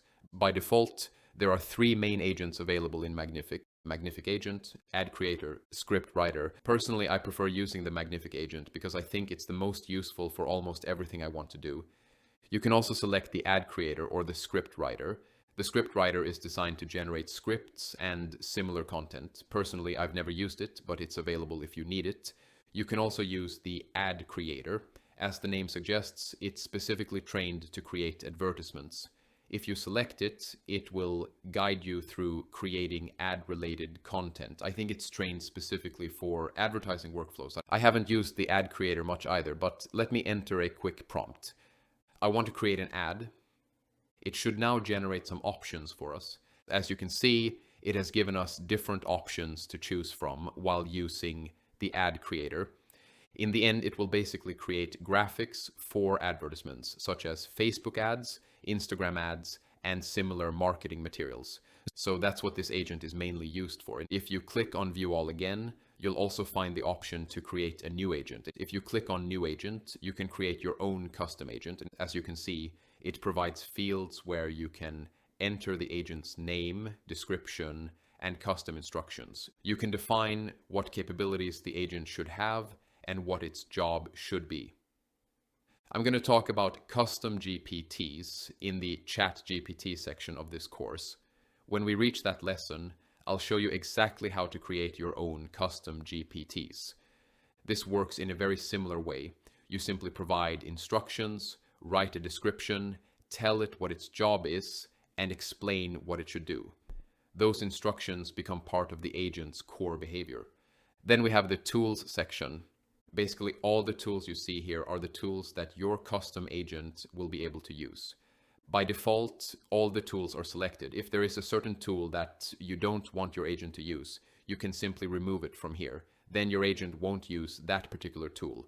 Personally, I think it's better to leave everything selected by default and let the agent use all the available tools. Otherwise, what's the point of having an agent if it can't use different kinds of tools?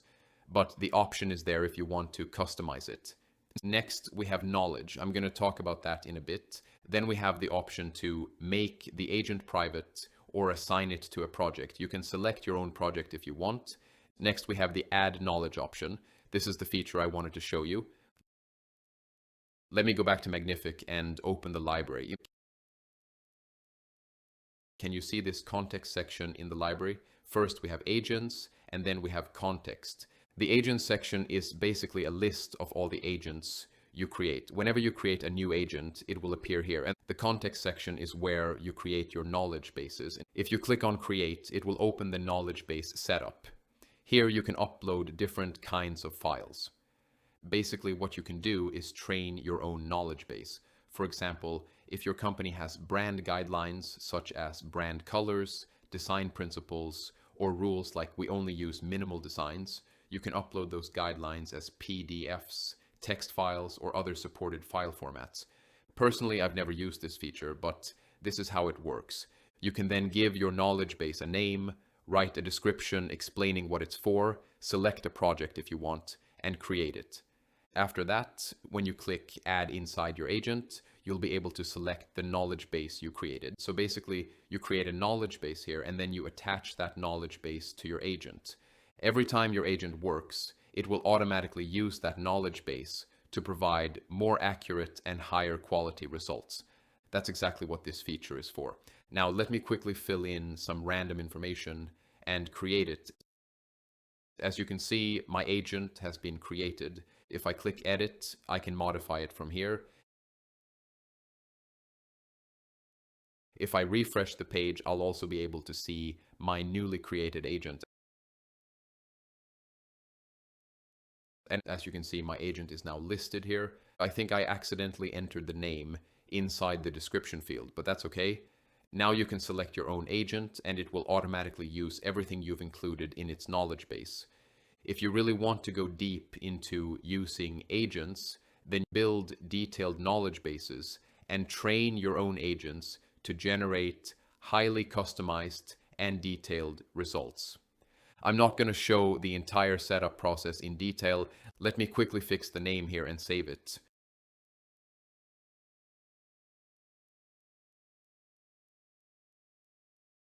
For the description, I'm just going to write something simple. I'm just entering something random for this demonstration. If I refresh the page again, it now shows up as concept generator. So this is basically how you create your own agent.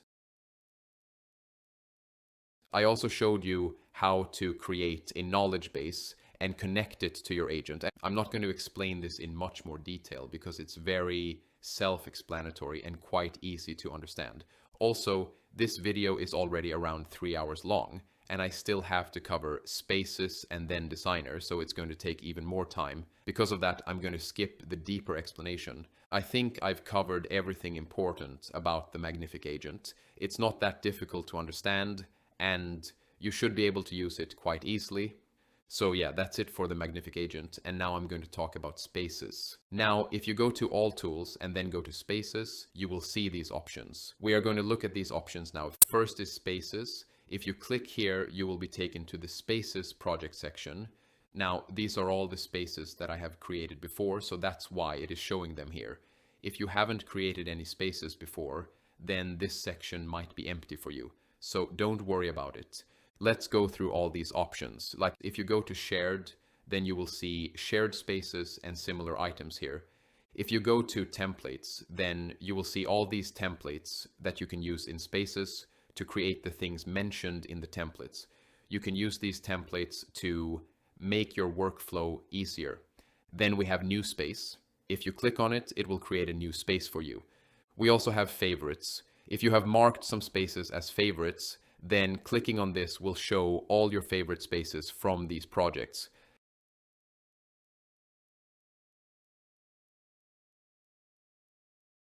Next, we have some filter options based on the date. You can filter your spaces by date to find your previous projects. Next is the search bar. It's self-explanatory. You can use it to find your projects. Now, if you select any space project, then you will see these options. You can also drag like this and select multiple projects together. First, we have select all, which will select all the projects. Then we have open in a new tab. If I click on it, it will open these selected spaces in a new tab. Next, we have favorites, duplicate to make a duplicate of the space,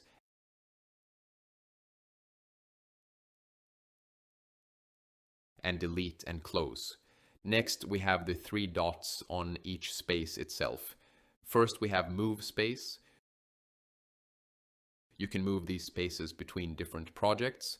Then we have rename. Then we have change cover, so you can change the cover image of the space. We also have duplicate and move to trash. These are also self-explanatory options. They are not difficult to understand. Now, let me click on the new space button. It will create a new space for us.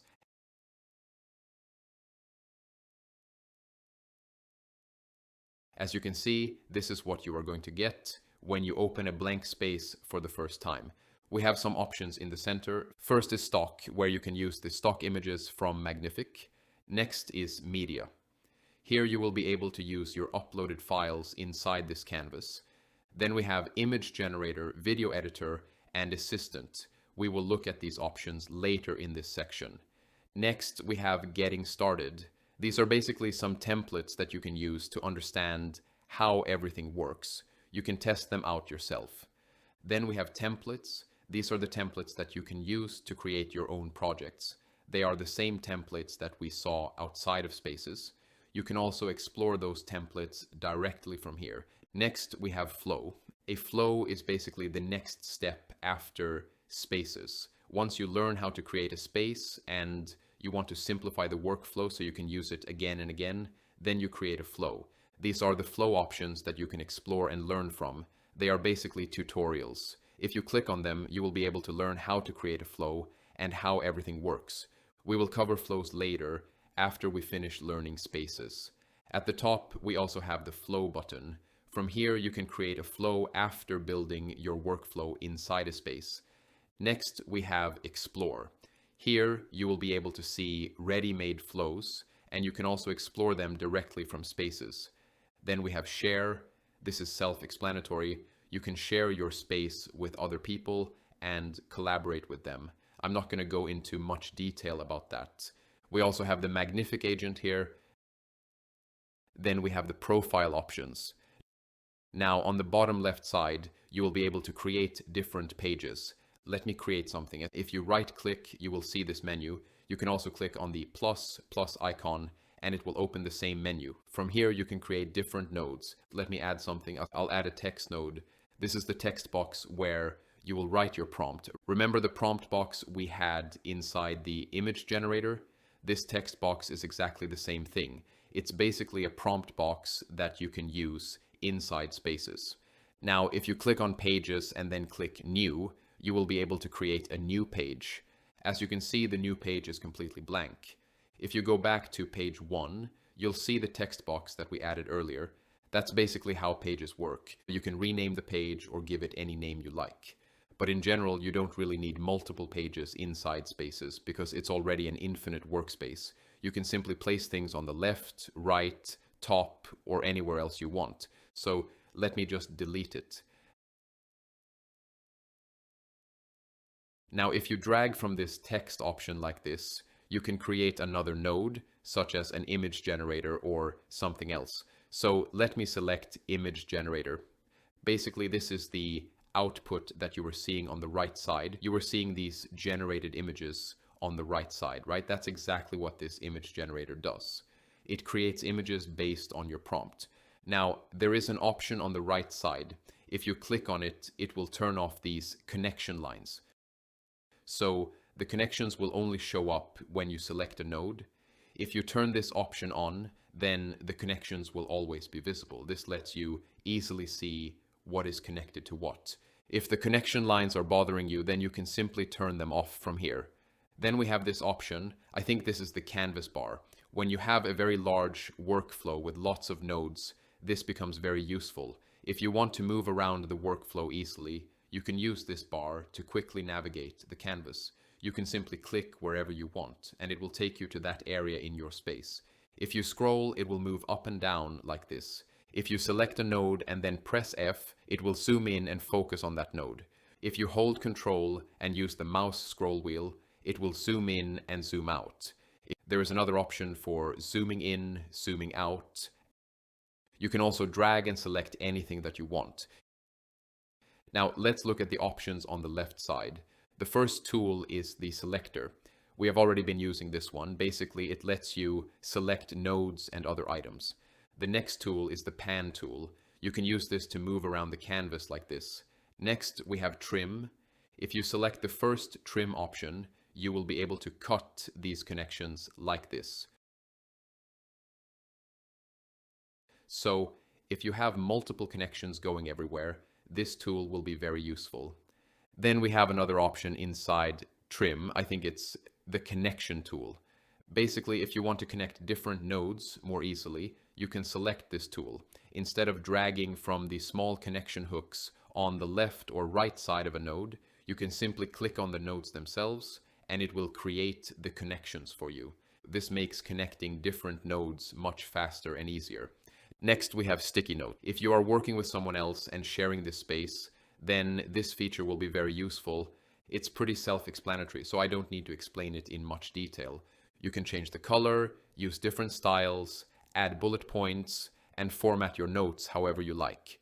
You can use sticky notes to give instructions, leave feedback, or mention changes that need to be made. Next, we have draw. Basically, you can draw anywhere on the canvas. If you think something needs fixing and a note isn't enough, then you can simply draw around that area and point it out. At the bottom, you'll also find different drawing tools. Make sure you know that these tools are available. Next, we have stickers. You can place stickers like this for communication. They're useful for quickly reacting or highlighting something. You can simply select them and delete them whenever you want. Next, we have comments. Basically, when multiple people are working in the same space, comments become very useful. You can click on the comment tool, click anywhere on the canvas, and leave a comment there. Once the person working on the project has completed the requested changes, they can click the Resolve button. When they do that, the comment will move into the Resolved section. Basically, while the task is still pending, the comment remains open. Once everything mentioned in the comment has been completed, it can be marked as resolved, and the entire conversation will move into the Resolved section. If you delete the comment instead, then it will be permanently removed.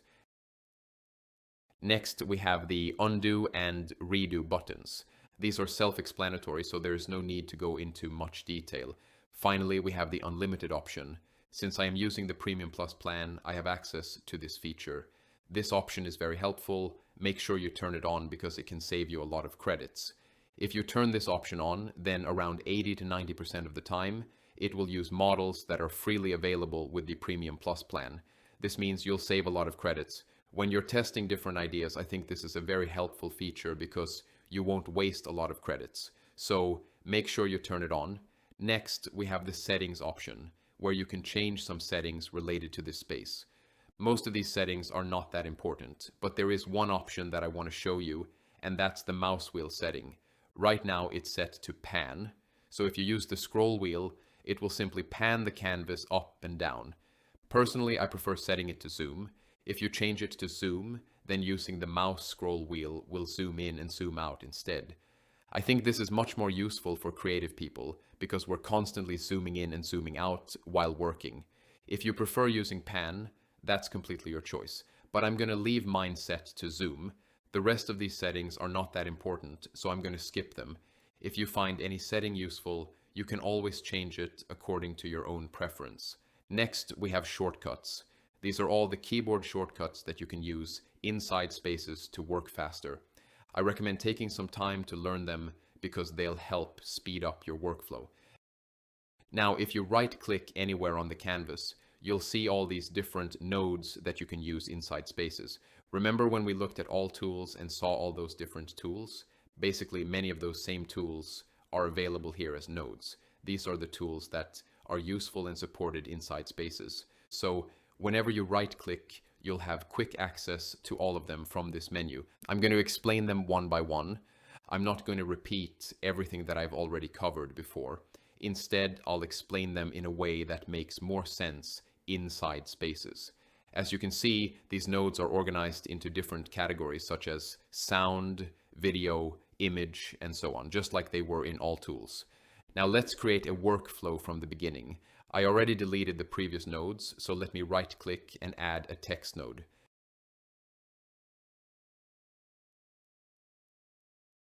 Now I'll drag a connection from it and select the image generator. These are probably the two nodes that we'll use the most. Now let's talk about these nodes. First, we have a text node. Here you will put your prompt, right? Whatever your prompt is. Let me put something like concept iPhone 17 Pro cover. On the top, there is an option to run this prompt. Then there is an option to run this prompt and run this entire workflow. I never actually use this tool, so I don't run it from here. But the basic idea is that if you click run from here, then it will run this node. And if you click run entire workflow, then it will run all the stuff connected to it later. So let me click on this.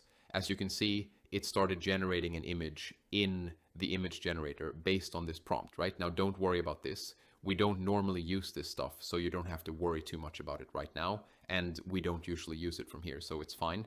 Next, we have the prompt editor that we saw in the image generator in the previous sections. From here, you can just refine the prompt and stuff like that, right? It has all the same tools. As you can see, it has generated this image based on our prompt, right? Next, we have color. So you can change the color of this text editor.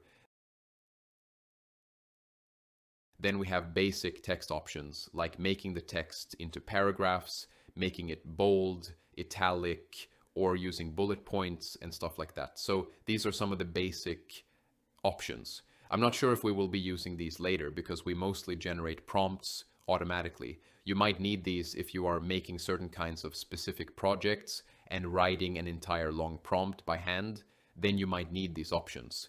But mostly I never need them. These options are here if you want to use them, right? Next, we have create reference. Right now, only style is unlocked. Basically, this is the same option where you can create a style, a character, or an element. But since this node is a text editor, it is only showing you the option to create a style from here. These are the same options that we saw before, right? So if you are in Spaces, this is where you can create your own style, character, and element. But currently we are in a text node, so it's only showing how to create a style. I think it creates a style based on your text prompt. If you right-click on it, then you will again have the option to run it, open the prompt editor, and everything else that we saw at the top, right? There is one extra option called lock. If you click on it, then this editor will be locked, so there won't be any accidental changes. If you want to lock it, then you can lock it from here, right? And then you can hide the header from here if you want. There is also an option to duplicate this node and delete it. If you want to delete or duplicate it, you can do that from here. If you click on the text at the top of this node, then you will be able to change its name from here. Right now, it doesn't really make much sense, but when you make longer workflows with multiple different nodes connected to each other, it's better if you name each node based on what it does. That way, when you come back to that Spaces project later, it will be much easier for you to read it and understand what that specific node does, right? So I have named this node main task prompt. You can simply give it a name like this here. And then if you click on duplicate, it will create a duplicate like this. So remember this, you can also delete it using the delete key on your keyboard. So I don't think you actually need the delete option because the keyboard shortcut is much faster, right? Then we have an option to put text, video, and image into this text node. Basically, if you put another text node here, then that text will be transferred into this text. Sometimes when we need very complex systems in spaces, you might need these kinds of setups, right? Or you can add a list node and an assistant node here. You can simply connect them here, right? I'm going to show these nodes later in this section, so don't worry about them. You can also add a video or an image to it. Let me put this asset here. We can just go to the assets and then click on copy image, right? Then you can press Ctrl+V to paste it here. Or what you can do is download these assets and drag them from your file manager.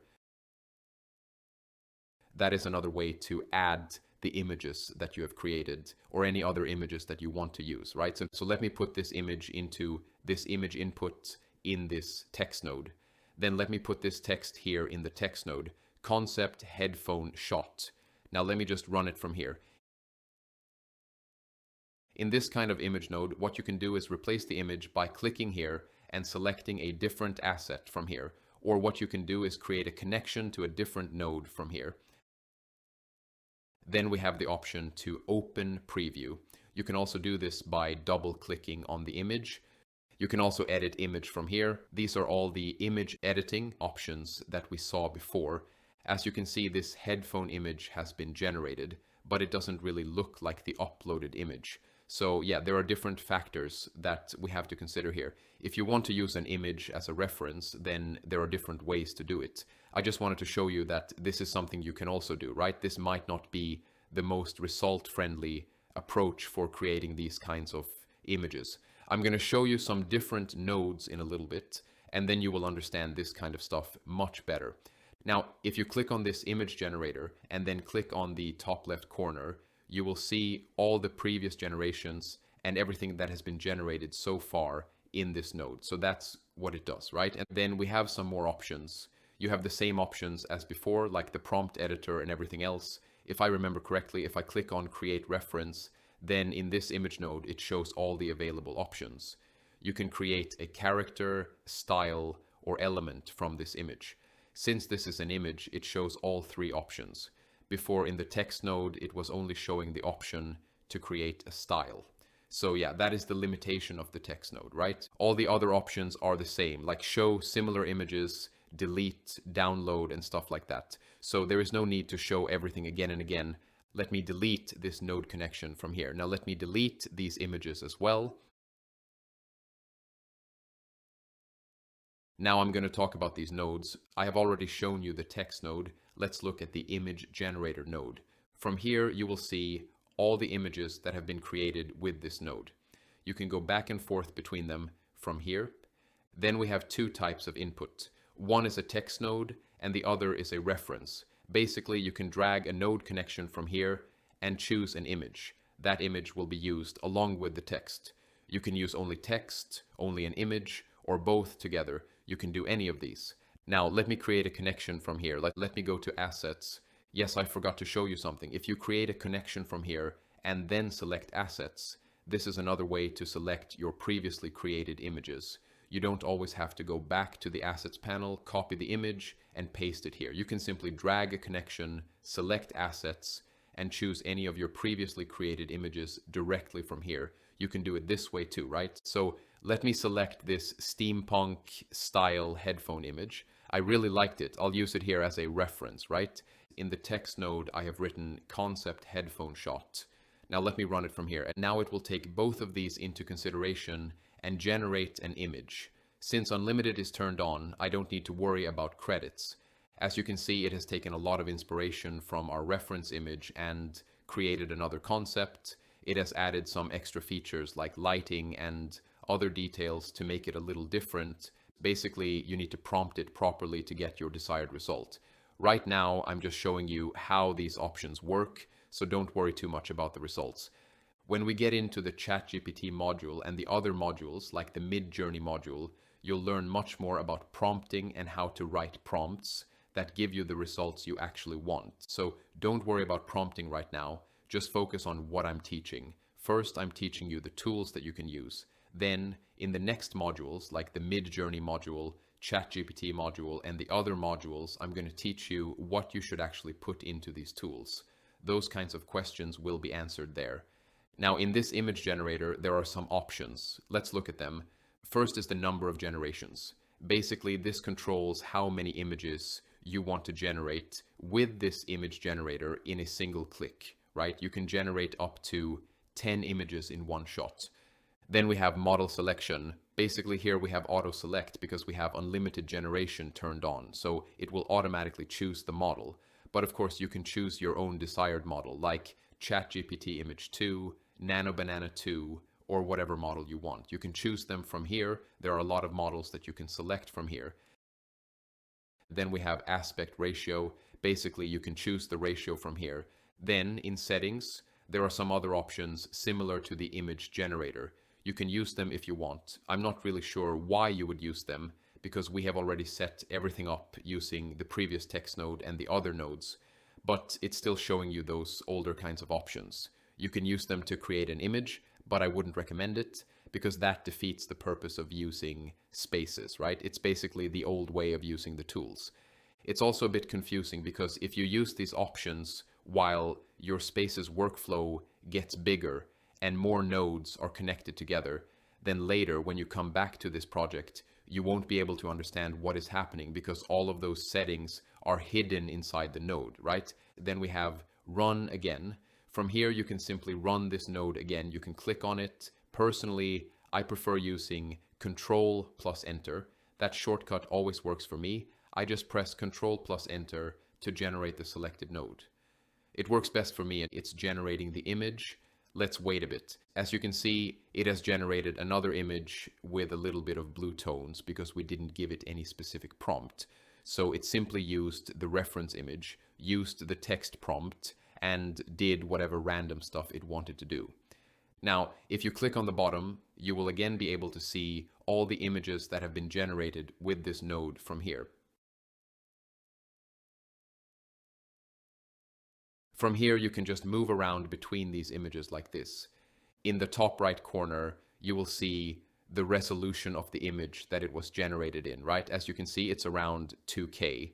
Now, if you click on any image or any generation, then you will see these options. First, we have add to space. If you click on it, the image will be copied and pasted as a separate node in the editor, as you can see here. Then we have info. If you click on it, you will see all the information related to this image. As you can see, it was generated with seed 34.5 with a 1:1 aspect ratio and around 2000 pixels on both sides, right? Then we have the sketch option. Basically, you can sketch on the image with a brush, add comments, and stuff like that, right? You can also add arrows and different shapes. So if you want to use this for certain things, you can do that. Now, if you click on new node, then a new node will be generated.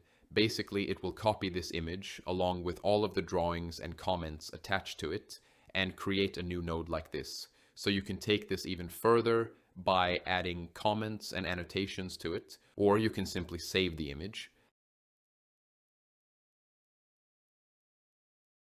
Then we have the image editor. Basically, this is the same editor that I showed you in the previous section when I was showing you image editing. These are all the same options, so I'm not going to show them again. Just remember that in spaces, you can find them here. Then at the top, we again have the option to run this node from here. If you click on it, it will run this node again. Then we have the option to create a connection directly from here. If you click on any option here, it will create that node and automatically connect this image generator to whatever you selected. It's basically the same thing as creating the connection from the side. I personally prefer doing it from the side, right? Next, we have Open Preview. Again, this opens a preview of this result in a new tab. Then we have Prompt Editor, Edit Image, Discover Similar, and Create Reference. As you can see, these options are all the same. You already know them because I have already shown them a couple of times before. With Create Reference, as you can see, you can create a character, style, or element directly from here. Since this is an image node, you have access to all three options. Then we have download and delete. These are pretty self-explanatory. Again, we have the option to run it from here or open the preview. If you right-click on the image generator, it will show the same options that you see at the top, right? Some of them are a little bit different, but overall they do the same thing. The extra options are lock and hide header, which I showed you before. You can also duplicate the node from here or move it to another folder. There is also a history option. With history, you can clear the previous generated images from the selected node and stuff like that. Basically, these tools and options are not that important, but I wanted to show them to you in case you need them for some reason, right? Now, let me change the prompt a little, like this. A wooden concept headphone shot. Then let me run it. I prefer using Control plus Enter. Just select the node, press Control plus Enter, and it will run it. I really like this shortcut. As you can see, our image is ready. Now, as you can see, it has taken the shape from our reference image, and from our prompt, it took the wooden material. As you can see, our headphones are now made of wood. It's looking pretty crazy, right? So this is how you can use the image node to influence your output like this. Next, we have the video generator. Basically, as the name suggests, it creates videos. Here you can provide multiple different kinds of inputs. First, you can enter a prompt directly like this, or you can add an image as a reference,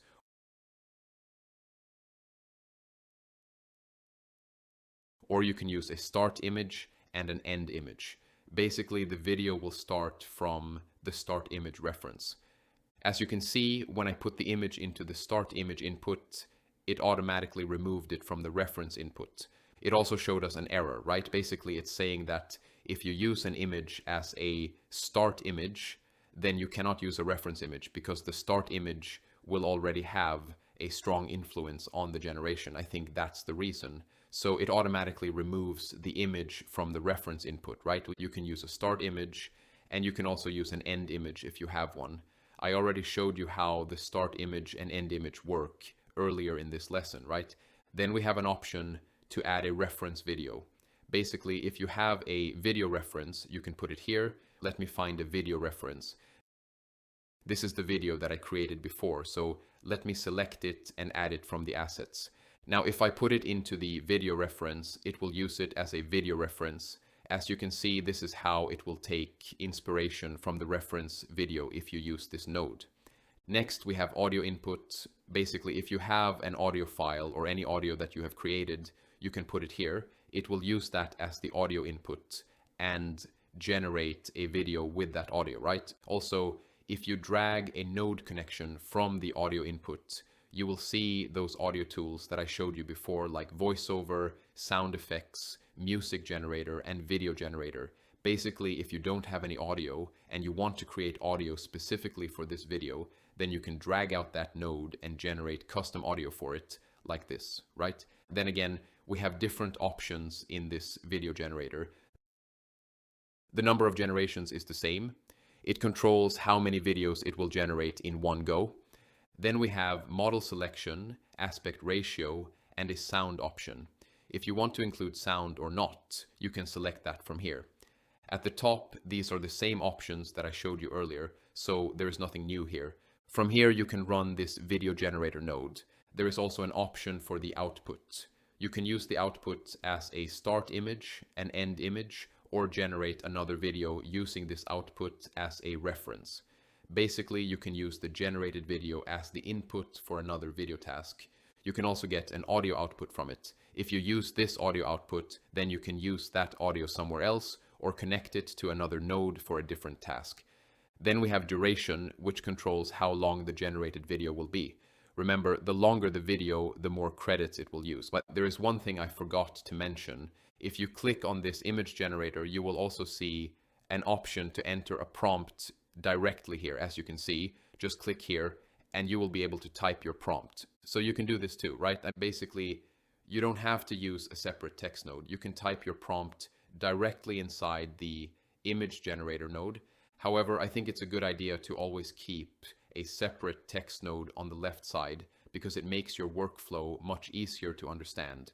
When your workflow becomes larger and you have a lot of connected nodes, it's much easier to follow if your prompts are kept in separate text nodes instead of being hidden inside the image generator node. Also, if you type at, you will be able to select uploaded assets, just like we did in the previous lessons when I showed you the basic image generator options. So you can do that from here too. If you want to give a specific task for a specific image, you can simply type at and select that image. For example, I selected this image using at, and then I wrote the prompt, use this and make something similar. Basically, it will take that referenced image into account while generating the new image. There is one more option in the video generator settings. If you click on the settings icon, you will be able to see these extra options. This is a similar kind of interface to what we saw when we were using the video generator in the previous sections outside of spaces. If you want to use this kind of approach for creating videos, then you can do that too. But it doesn't really make sense to me because the whole reason we are using spaces is to have more control. If we have to use the old video generator interface, then what is the point of using spaces, right? But it's here if you want to use it. These are the same options as the video generator we saw before, so they're pretty self-explanatory. Now let me select Kling 3.0 as the video model, and let me put this image in as a reference.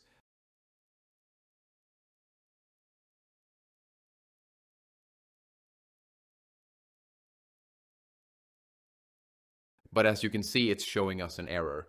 Basically, what happens is that some models allow you to use a reference image, start image, and end image all at the same time. Other models only allow you to use a start image and don't support the other inputs. Different models have different algorithms and different requirements, so we have to follow those requirements. Otherwise, they won't accept the input. Basically, Kling 3.0 won't let us use this image as a normal reference. That's why it's showing the message, upload a start image to use as a reference. So basically, it's telling us to put this image into the start image input. It will then use that image as the reference instead of letting us use it only as a reference image. And then let me put this image into the start image. As you can see, when I put it into the start image, it also gave me the option to use it as a reference image. But I don't think that really helps because it already told us that it will use the start image as the reference. So there isn't really any need to add it as a reference image as well, right? Let me actually use another text prompt for this video generator.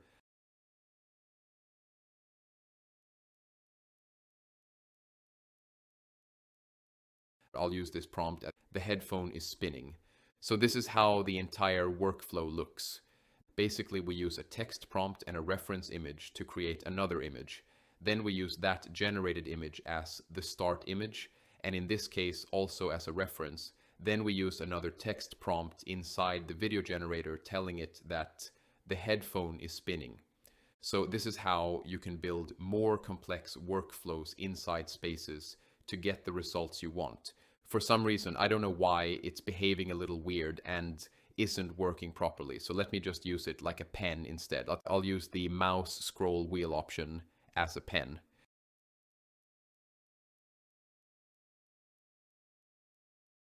To zoom in and out, I'll hold Control and use the mouse scroll wheel. Now let me select this entire workflow.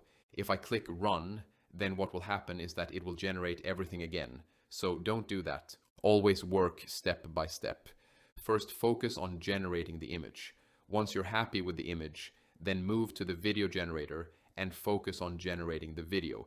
Generate your assets one by one so that you can save credits. You can run the entire workflow from here if you want. When you select everything, it will show these options. Now let me select another model. As you can see, when I change the model, some of the available inputs also change. That's exactly what I was talking about.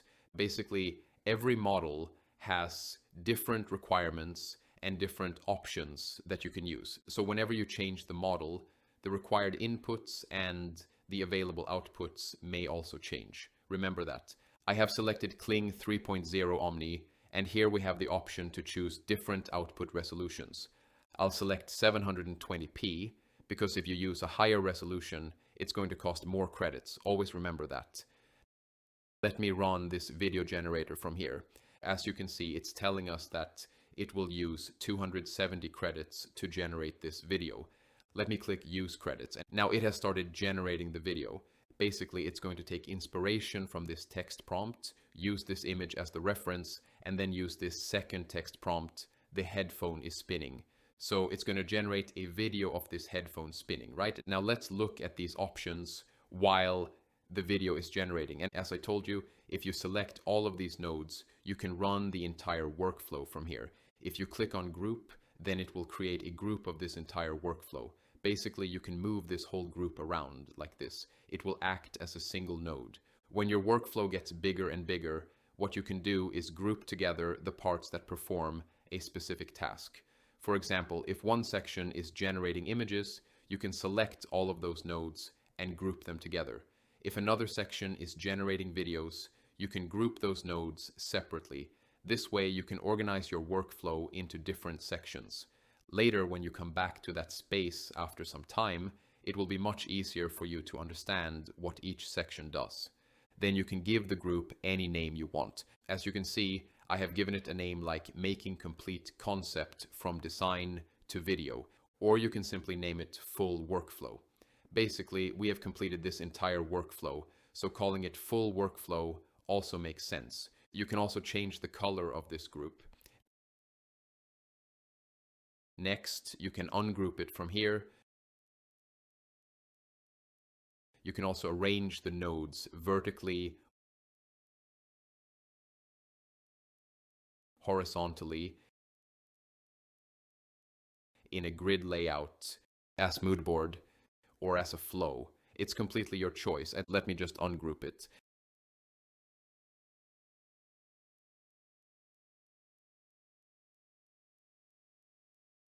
As you can see, our video is ready. Let me play it.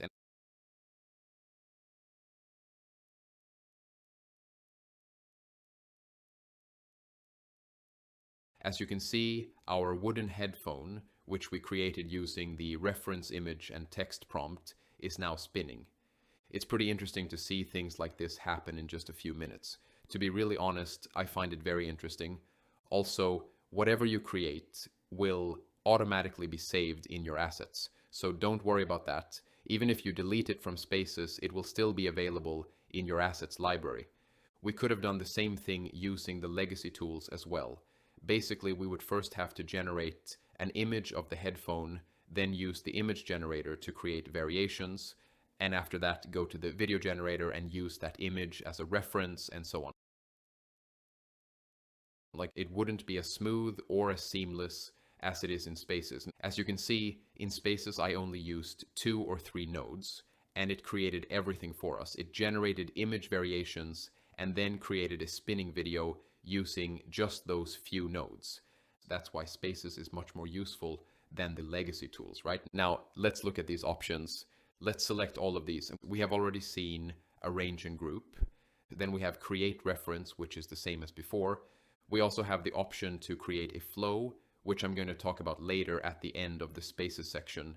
Then we have Duplicate, Delete, Download, Move to Folder, and Clear All Generations. Basically, all of these options are pretty self-explanatory. You don't need much explanation for them. The Clear All Generations option means that if you click on it, it will remove all of the generated images and videos from the selected nodes. Don't worry, it won't delete them from your assets library or from your account. It only clears the generated results from the selected nodes inside your current project. Let me click on it. As you can see, all of the generated images from the image generator and the generated video from the video generator are gone. Now our entire workflow is clean. Next, we have the assistant. Now I'm going to show you how the assistant can help us in this workflow. So let me place it here. Now let's see what the assistant can do. There are multiple use cases for using an assistant node. Remember that I showed you the prompt editor before. The assistant is basically the same thing, but it is backed by AI models, and it can generate much more interesting and much more detailed prompts than the prompt editor, right? If you click on this bar below, then you will be able to see these models. These are the models that we can actually use. The prompt that you make with the assistant will be generated using whichever model you have selected, right? And so let me put this text prompt into this assistant, and then let me connect this assistant to the image generator, right? Let me remove this connection first. So basically this is how it works, right? And now let me put this image as a reference into the assistant node, and let's disconnect this node from here. As you can see, both the text and the image are being shown inside the assistant. So basically they are connected to this assistant. The assistant will take both of them into account when generating the result, right? And now from here, as you can see, there is a prompt button and there is a result button, right? Basically, you put a prompt, then you run it, and you will get the result of that prompt. In other words, you will get an enhanced prompt based on the input that you have provided, right? First, we have to select the model. I believe the latest ChatGPT model will do just fine. Then we have the settings option. Again, if you have additional things that you want to provide to the assistant, like custom instructions or something like that, you can put them here. It's up to you. I haven't found a use case for this yet, but let's see. Maybe in the future, if I find one, then I might use it as well. Next, we have two options: export as list and export as text, right? First, we're going to look at export as text. If you click on run, then it will simply run this prompt. Again, we have two options: run this node and run from here. Basically, run from here will start from this node, and then step by step, it will run all the other nodes connected to it, right? And what I did here was put a prompt that simply says, make a prompt.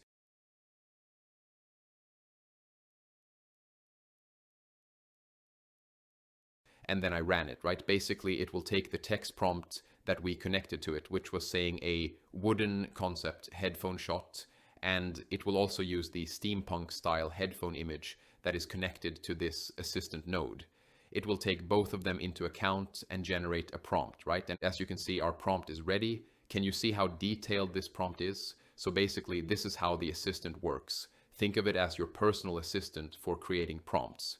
It's going to make prompt writing much easier for you, right? Let's say you're working on a concept or creating some designs or something like that, and you're having trouble putting your ideas into words. What you can do is simply write the basic things that are in your mind, like a modern house, wooden pillars, and so on. Then you tell the assistant to make a good prompt from that. It will generate a much better prompt for you. That's basically what it does. Now you can use this prompt to generate an image, right? As you can see, it has generated a prompt, but I still believe it's not exactly the way we want it, because I simply told it to make a prompt. I didn't specify exactly what I wanted it to do. So always remember this. Let's say in this headphone example, you want to see the headphone in black color or something like that. Then you should also mention that in your prompt, like the headphone should be black and the metal should be red or something similar. The assistant will take those instructions into account. Right now, we haven't specified anything, so it will generate a more generic prompt. Now, if you go back to the prompt tab, you can see that our original prompt is still there. It still says make a prompt, right? If you switch to the result tab, then you will see the generated prompt. Now let me run the image generator. The image generator will use this generated prompt, right? This is the most basic way you can use the assistant. So make sure to use it. I'm personally going to use it a lot because I found some very interesting use cases for it. Now, as you can see, our headphone shot is ready. It's basically a combination of our reference headphone along with the key features that were mentioned in the prompt. So yeah, that's how it works. Now you also have an option to copy this prompt. If you click on copy, you'll be able to copy it. Then if you click on export results, it will export the generated text, right? As you can see, it creates a new text node containing the generated prompt. This is how you can export your text from the assistant node. Now I'm going to show you another example of the assistant because we have another option as well. I'm going to create another assistant node. This time, instead of connecting a text node, I'm simply going to type the prompt directly into the assistant. For example, there is a house in a forest, it's raining, and the whole scene is cinematic. I'm going to use the latest model again, whatever the latest available model is, and then I'll simply run it. As you can see, our prompt is ready. So this is another way to use the assistant. You don't always need to connect a text node to it. You can simply type your prompt directly into the assistant and generate your result like this. So you can work that way as well, right? And as you can see from just those 2 lines, it generated almost 3 paragraphs describing the entire scene. But always remember, the better your prompt is, the better the assistant will perform. The more detailed your prompt is, the more detailed the prompt generated by the assistant node will be. Now let me create a node connection and add an image generator to it so we can create images, right? Let me select 4 generations of images, right? So it will create 4 images. Let me just run it. Now it will create a list node. Basically, I'm going to talk about the list node later. Since you have generated more than 1 image, it won't be able to show all of them directly inside the image generator. So it will create a list node instead. Inside the list node, you can see all the generated images, right? As you can see, these are the images that it has created, right? Personally, I don't really like these images, but this is not a prompting class, right? We're not trying to get the perfect prompt here. I'm teaching you about the tools, so I'm just going to let it slide. When you reach the Mid-Journey or ChatGPT lessons, you'll learn how to make good prompts and how to properly structure certain things to get better results, right? So as you can see, it has created these 4 images, just like I told it to. Now, another thing you can do is hold Alt, select the node, and drag it like this to make a copy of it. So you can duplicate any node like this, right? And if you click on this plus icon inside the list node, you'll be able to add your own images to this list as well. I'm going to talk about lists in a bit, so it will become much clearer. Next, we have keep items and replace items. Right now, we have keep items turned on. Let me change the image generator to 1 generation and run it again. Now, what will happen is that the next image generated by this node will simply be added to the existing list. It will keep all of the previous images and just add the newly generated one, right? And now, if you switch to replace items, let me generate 2 images again. This time, all of the previous images in the list node will be removed. Whatever is already inside the list will be deleted, and only the newly generated images will be shown in the list node. So that's the difference between keep items and replace items, right? I'm going to keep it on keep items for now. Next, we have image selection. Let's say you create another image generator from this list node like this, and you want to generate a new image using the images inside this list as references. What you can do is select exactly which images you want to use. If you click on the image selection option, you'll be able to select or deselect individual images. For example, let's say you generated 5 images, but you only like 2 of them. Now you want to generate another image inspired only by those 2 images. All you have to do is go to image selection, select only those 2 images, and then the second image generator will use only those selected images as references.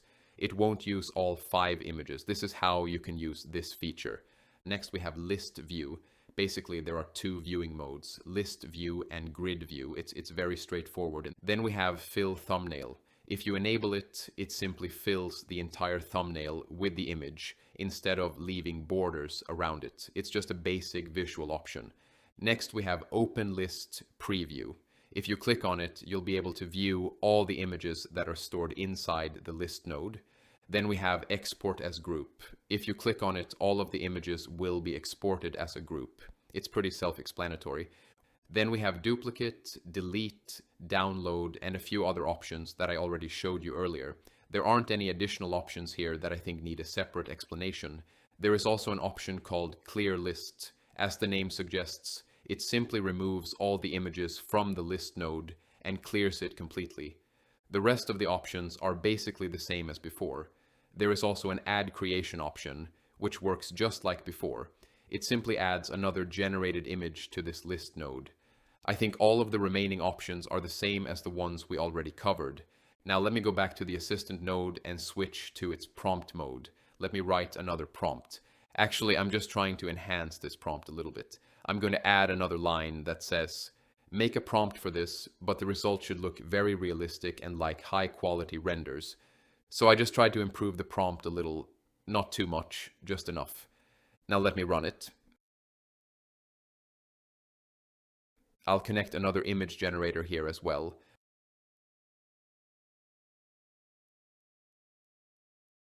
Our prompt is now ready. Let me set it to 4 generations, and then I'll run it.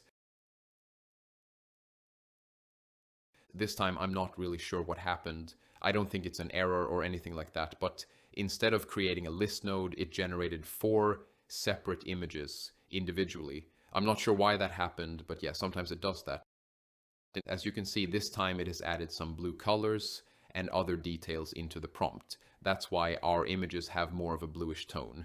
And as I said before, the more detail you put into your prompt, the better the generated prompt will be. So it's perfectly fine for this basic kind of prompt. Let me copy this assistant node by holding Alt. Now we can use this trim tool that I showed you before, like this.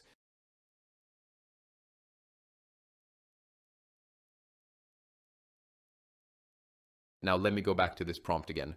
This time I'm going to show you something different. I'm going to add this line to the prompt. Make 4 different detailed prompts for this. Then I'm going to set the output to export as a list. Let me just run it. Basically, it will create a list node, just like I told you earlier. What this does is create a list containing 4 different prompts, right? And as you can see, the prompts are now ready. Here you'll see prompt 1, prompt 2, prompt 3, and prompt 4. Inside the list node, you'll be able to view each prompt properly. From the list node, you can edit each individual prompt like this. You can also click Add to Board, and it will export that prompt as a text node. You can do that if you want, or you can simply delete a prompt if you don't need it. You can also move prompts up or down within the list. Next, we have the option to output as a list. Basically, what will happen is that the image generator will use each prompt in the list individually. So prompt 1 will generate image 1, prompt 2 will generate image 2, prompt 3 will generate image 3, and prompt 4 will generate image 4. We can also use this list as a reference. Basically, you can use these prompt descriptions as reference inputs.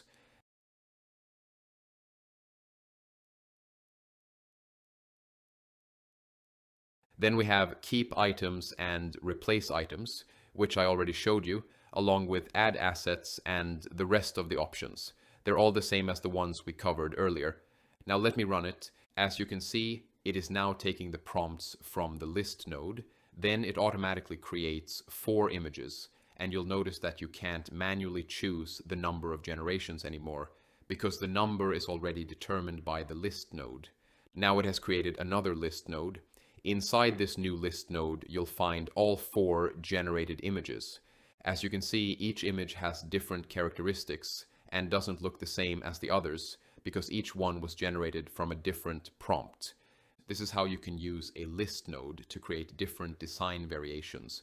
You might think this isn't very useful, but once you start using it, you'll notice a huge difference in your concept generation workflow and similar tasks. It can save you a lot of time. Now let me use this list as a reference as well. First we used it as a list output.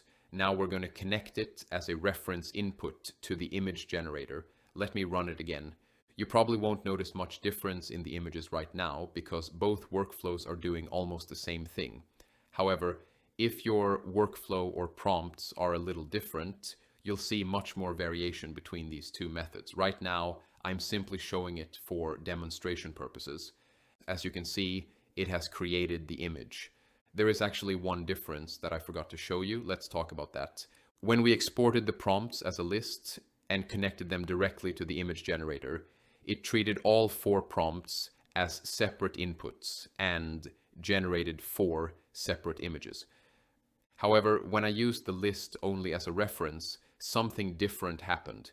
Instead of generating 4 separate images, it generated only 1 image. That single image was influenced by all 4 prompts together. So that's the difference between using a list as the main input and using it only as a reference. Now, if you right-click and create a list node, you'll be able to create your own list manually. So you don't always have to rely on the assistant to generate lists.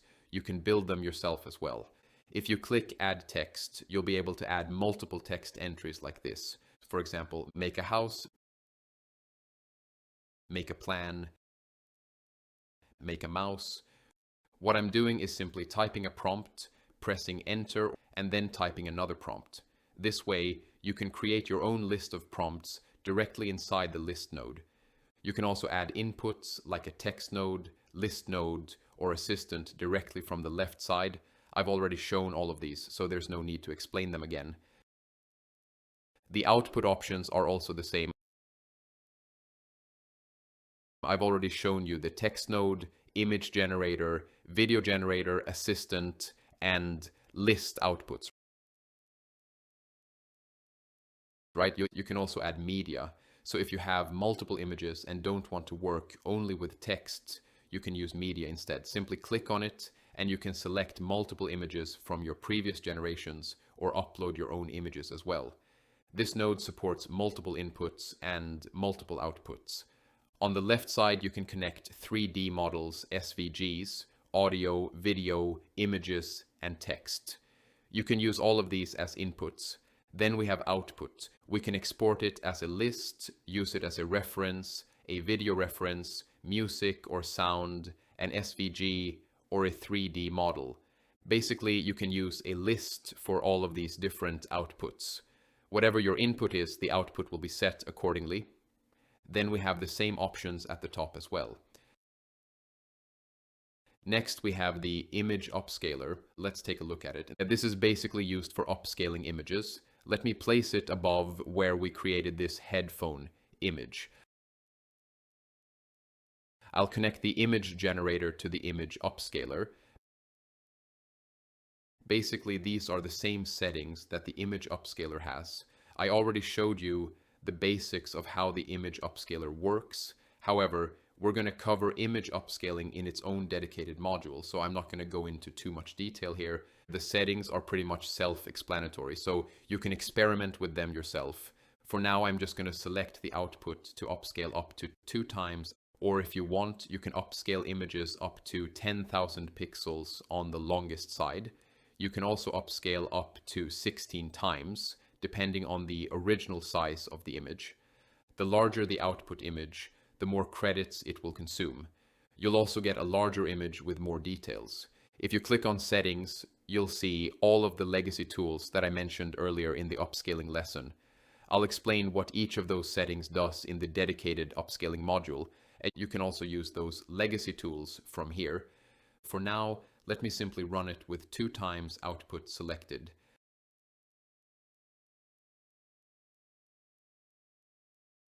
As you can see, our image is ready, and it has gained quite a bit of extra detail. I only used 2x, so it's now around 4K resolution. Basically, it doubled the resolution from about 2K to 4K while adding more details.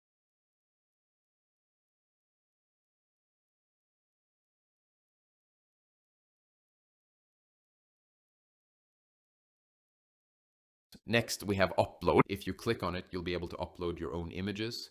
Then we have assets. If you click on assets, you'll be able to select your previously created images or videos from your Magnific library. Then we have stock. If you click on stock, you'll be able to browse and select stock images provided by Magnific. It's pretty self-explanatory. Next, we have add reference. If you click on this, it creates an add reference node. Personally, I don't think it's something you'll need to use very often. However, if you click on it, you'll be able to select things like style, character, element, location, structure, effects, camera, and other reference types. It can be especially useful if you've already created certain styles, camera setups, or effects before. You can simply select and reuse them from here. So that's basically what add reference is used for. I've already shown you the image generator and the image upscaler. Next, we have the image editor. If you click on it, this is the image editor that we get inside Spaces. It creates this kind of workflow. And let me move it to the top like this. To be completely honest, I personally don't use this editor very often. But remember, Not every tool needs to be used all the time. Tools are just tools. You're the one using them, and the better you understand your tools, the better results you'll be able to achieve. Now let me connect this image to the image editor. It will display the image inside the image editor like this. Previously, we were using the older image editor with those editing tools that I already showed you. And this is the newer image editor, which I believe is specifically designed for spaces. The first option is the aspect ratio. You can change the image ratio from here. We also have options like crop, extend, and several others. Let's start with crop. As you can see, you cannot type text into it. If you click on this edit button, then you'll see some additional tools related to whichever option you have selected. For example, we currently have crop selected, so you'll be able to crop the image using these controls. You can also select an aspect ratio. Then if you click on the check button, it will crop the image like this.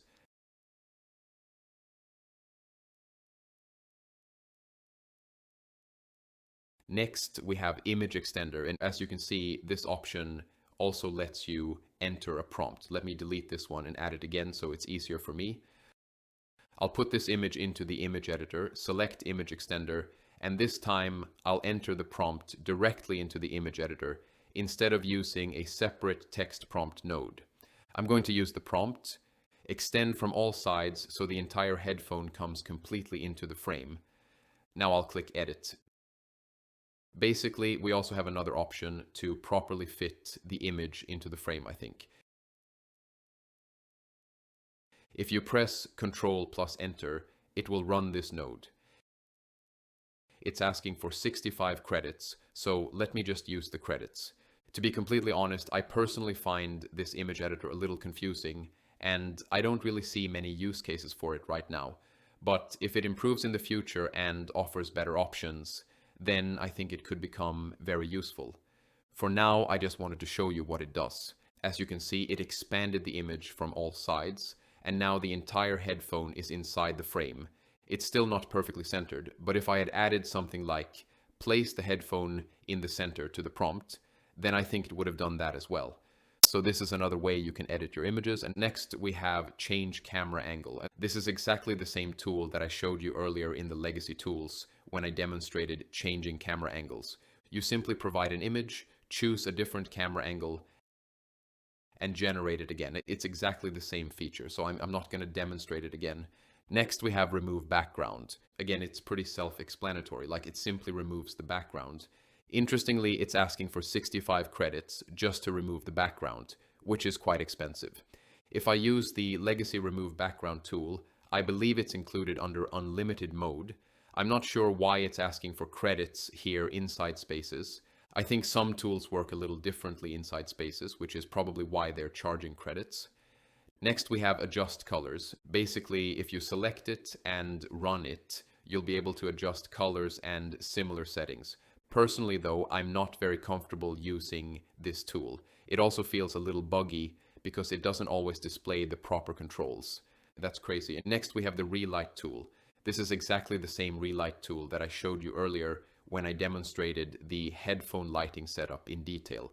It's the same tool, just inside spaces, so I'm not going to explain it again. That's basically everything about the image editor. Next we have variations.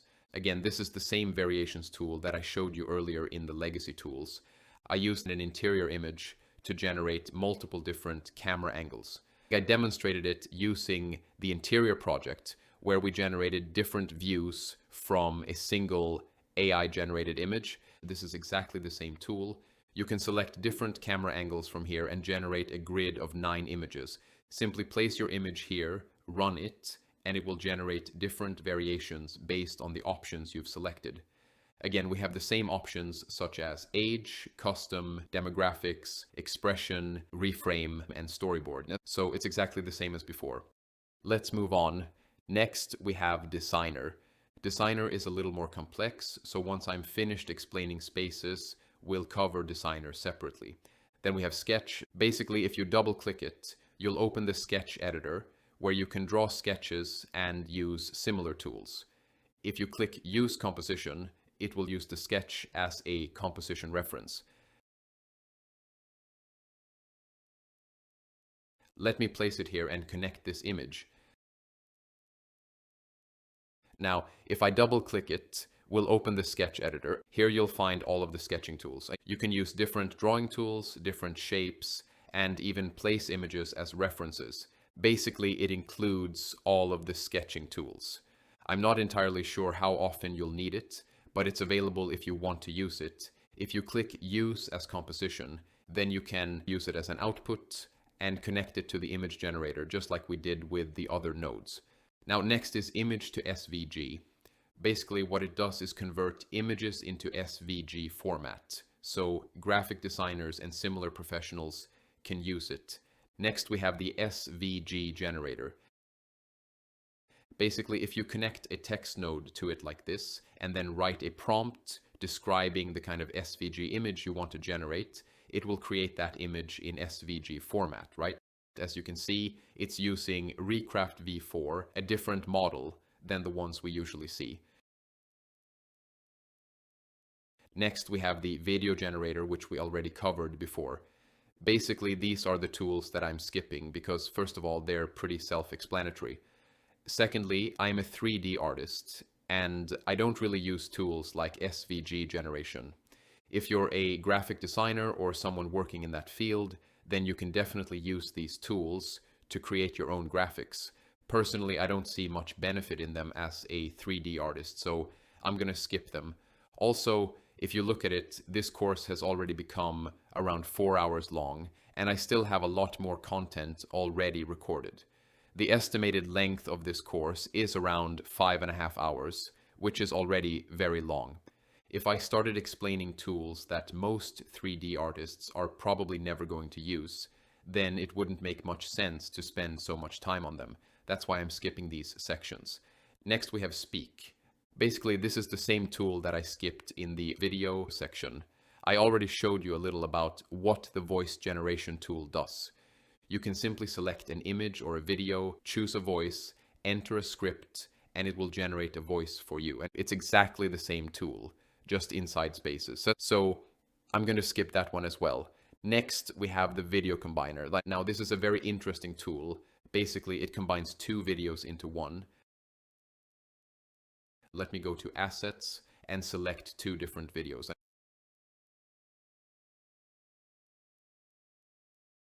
And I've selected these two videos. As you can see, the first video starts with rain and creates this large splash effect. The second video has a zoom in effect with changing camera angles. Now I'm going to connect both of these videos to the video combiner.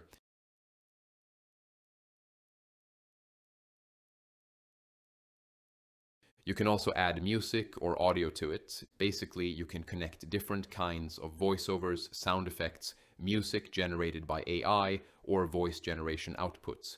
When you run it, it combines both videos into a single video. Then we have the combined video output. You can use this combined video as an input for another node, just like before. You can use its start frame or its end frame, or however your workflow requires. You can also output the combined audio. Basically, if both videos contain audio, their audio tracks will also be combined into a single output, and you can use that combined audio separately as well. Now let me run it and see what it does. As you can see, our video has been combined. First, the rain video starts playing. As you can see, this is the same rain video. Then after it finishes, the second video starts automatically. And that's how you can combine videos inside Magnific using the video combiner node. There are also a few additional options at the top of the video combiner. Most of them are pretty self-explanatory, so you don't really need to think too much about them. I'm just going to skip those. There are options like Video Editor, where you can place the video into a project, along with options like delete, duplicate, and similar controls. Next, we have the video upscaler. The video upscaler is basically the same as the image upscaler. As I already explained when we covered the legacy tools, you simply connect a video, choose the model, select a preset, and run it.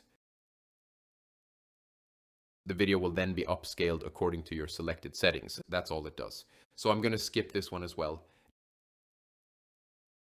Next, we have the media extractor. This one is actually quite interesting. Basically, it lets you extract certain parts from a video. Let me connect this video here.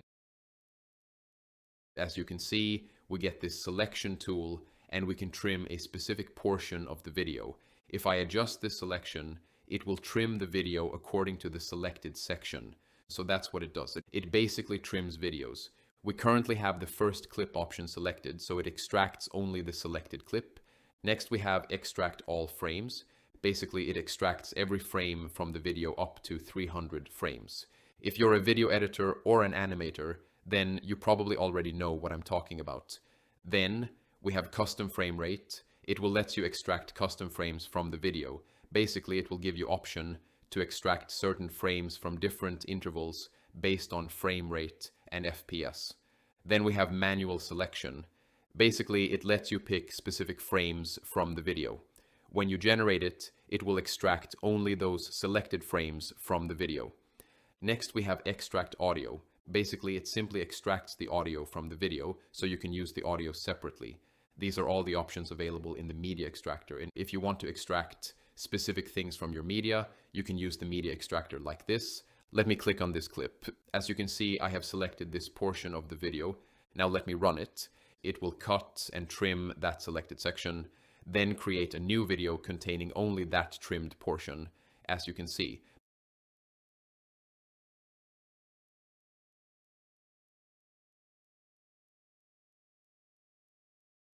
Now in this video, it starts raining, right? I'm thinking about changing something. As you can see, this big splash appears after everything is normal, and then the splash changes the entire scene. So I'm going to cut the front part of the video before that big splash happens. Let me create another media extractor and connect this video to it.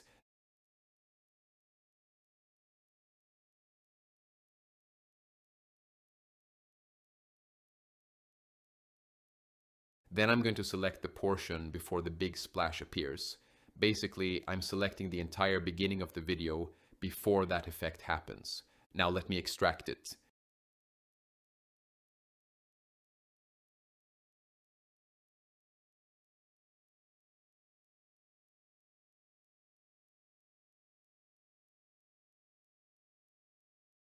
Now we have two different trimmed sections from two different videos.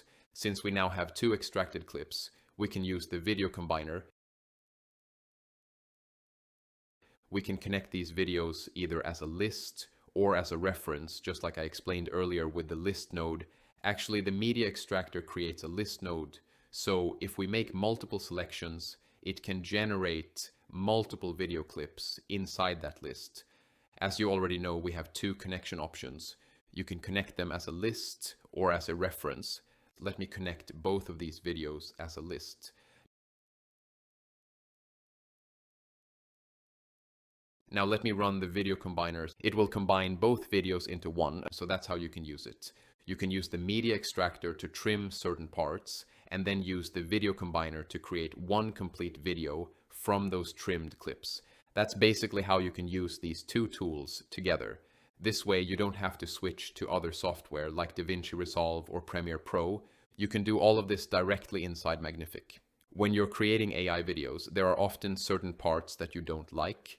Instead of recreating the entire video, you can simply remove those unwanted sections using this workflow. Then you can combine the remaining clips, upscale the final result, and complete your entire workflow inside the Magnific platform. Now our combined video is ready. As you can see, I think I forgot to properly trim the first clip, so we still get that big splash in the final edit. But you get my point. I just needed to trim it more accurately to get a proper result. Also, since both videos are doing very similar things, you might not be able to clearly notice the difference that the combined video made. So I think that's fine. You got the idea. Now let's look at some other tools. Next, we have the audio tools, voiceover, sound effects, and music generator. These are the same tools that I talked about when I was showing the legacy tools, so I'm not going to explain them again. As their name suggests, They're used for generating voices, music, and sound effects. Basically, they're the same tools, just inside spaces. So I'm going to skip them. Next, we have text and assistant, which I've already explained. Then we have list, sticky notes, stickers, and groups. I've already covered all of these. Like, the only thing I haven't shown is the group itself. Basically, if you create a group, you can place your nodes inside it like this. Whenever you place any node inside the group, it becomes attached to that group. Then you can move the entire group around together like this. You can also resize the group by making it larger or smaller depending on your workflow. It's pretty self-explanatory. Again, the rest of the options are the same ones that I showed you earlier. Now, if you want to browse tools by category, you can do that as well. First, we have media, then we have reference, where you'll find all of the references uploaded into your current space, along with all of the reference-related tools. Next, we have image tools, where you'll find all of the image generation tools and models. Then we have video tools, which contain all of the tools and models related to video generation. After that, we have audio tools, and here you'll find all of the audio-related tools and every model used for generating any kind of audio. Next, we have text. This category contains all of the text-related tools, along with all of the available text generation models. Then we have utilities, which include things like lists, sticky notes, stickers, and similar utility tools. Finally, we have flow. This contains all of the flow templates. Flow is something that I'm going to explain right after this section, so don't worry about it for now. I think we've now covered all of the tools available inside spaces. Basically, these are all of the tools that we saw earlier as legacy tools, along with everything that is available inside spaces. So I think the spaces section is mostly complete. Now let's move on to something else. Let me create a new space. Now I'm going to talk about templates.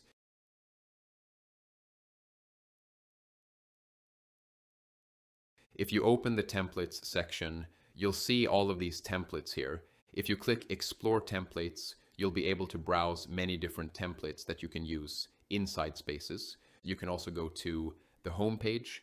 From there, click All Tools, then Spaces, and then Explore Templates.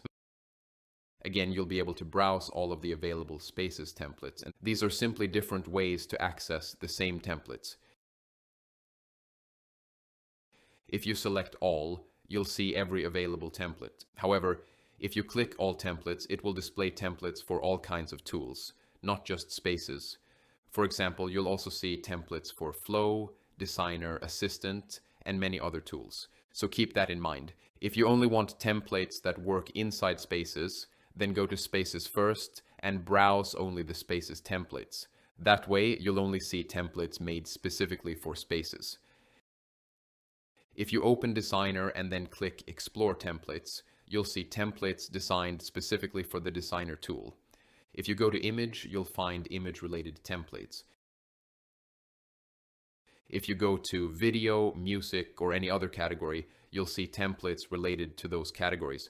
I recommend clicking on these templates and testing them yourself. That way, you'll better understand how different workflows are built and how these templates use different tools together to create different kinds of results. Now let's go back to the Spaces templates. And as you can see, there are a lot of templates available for you to use. And again, there is another place where you can find templates. And if you go to Spaces, then you'll see My Spaces. If you click on Templates here, you'll again see all the templates related to spaces. This is the third place where you can access the Spaces templates. Now let's select one of the templates and see it in action. This will help you understand how you can use these templates inside spaces.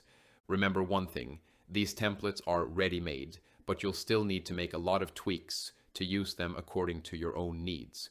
So always keep that in mind. Let me select this object transformation template. This is how the template looks. Normally it includes guides from Magnific or whoever created the template. You should always read them so you understand how the workflow is supposed to work. As you can see here, the template is called Object Transformation Videos. It allows you to transform any object into something unexpected. Basically, you'll get those explosion style transformation videos using this template. Then we have the first prompt. As you can see, they've organized everything into groups and added text with instructions. This is the prompt that they're using in this template. Next, we have these 5 images. From those 5 images, they generated different videos. The first image explodes and transforms into the second image. Then the second image explodes and transforms into the third image. Then the third image explodes and transforms into the fourth image. Finally, the fourth image explodes and transforms into the ring. Basically, this template creates those transformation style animation videos. At the end, you can reveal the final product like this. For example, you could show that all of these elements were used to create this ring or another product. That's the type of template this is. After generating all of those videos, they used the video combiner, just like I showed you earlier. This is the final combined video. Whenever you use templates, make sure you actually study them. That way you'll gain much more experience and better understand how these workflows are built. Later, if you want to create a similar workflow for your own projects, you'll already know how everything works. This is the final video. I think they've also used trimming and a few other edits to make the animation play much faster. So that's basically how you study templates.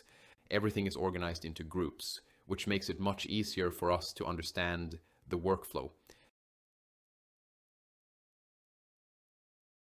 Then below that, we have the shot builder. Basically, it gives us the tools to create these kinds of images.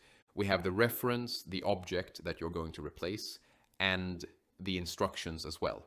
The instructions say, here you can generate the base images for your transformation video, upload the object you want to use, and get a clean, isolated shot ready to use as an input.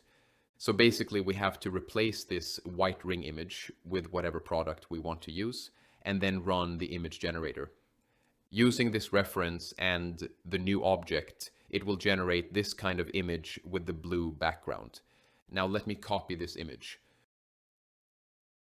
Normally you can right-click and choose copy image, then paste it using Ctrl+V.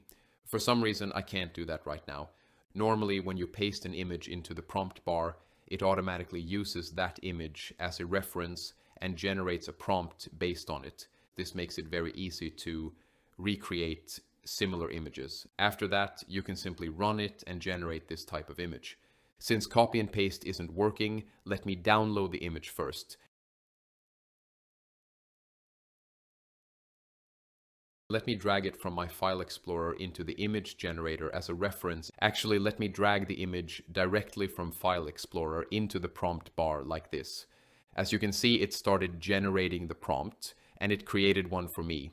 Now I'm going to remove the image from the reference because we don't need it anymore. Now I'm going to open the prompt editor. And as you can see, the prompt is already showing up in the prompt editor. And I'm going to edit this prompt and write, make this prompt about a hand necklace instead of the ring. Then I'll press enter. Basically what I did was put this image into the prompt bar and got a prompt from it. Then I opened the prompt editor and told it that we don't want a ring anymore. We want a hand necklace instead. So it changes the prompt according to my instruction.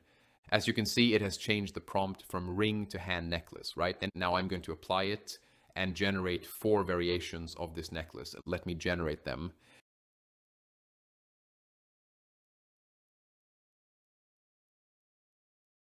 As you can see inside our space, it's using the generated prompt along with Nano Banana Pro. It's also using 4K resolution for the output. So all of these images are generated in 4K and they're very detailed, as you can see.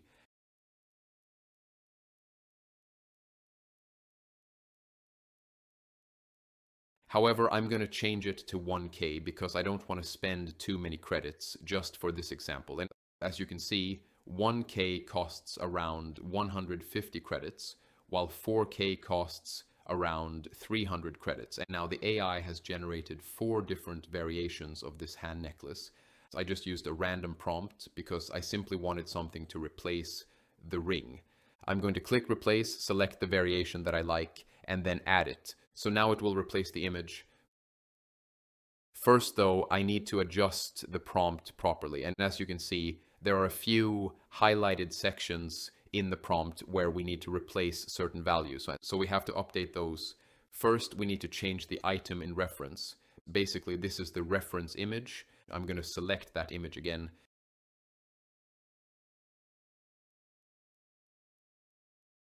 Then we have the new item. For the reference, I'm going to select the original reference image.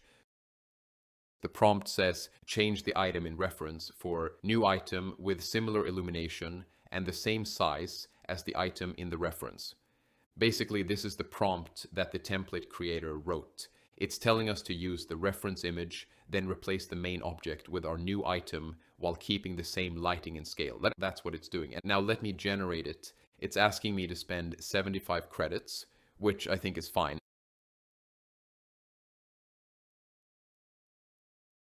As you can see, our image is now ready with our hand necklace. I'm not going to go into too much detail about whether the hand necklace changed perfectly or not. I'm simply showing you how to use templates according to your own needs. Let's focus on understanding the workflow. Later, you can experiment with it yourself. You can upload your own object, create your own references, and make everything much more accurate. For this example, though, we'll keep it simple. And now our image is ready. I'm going to replace this image because we only created this one.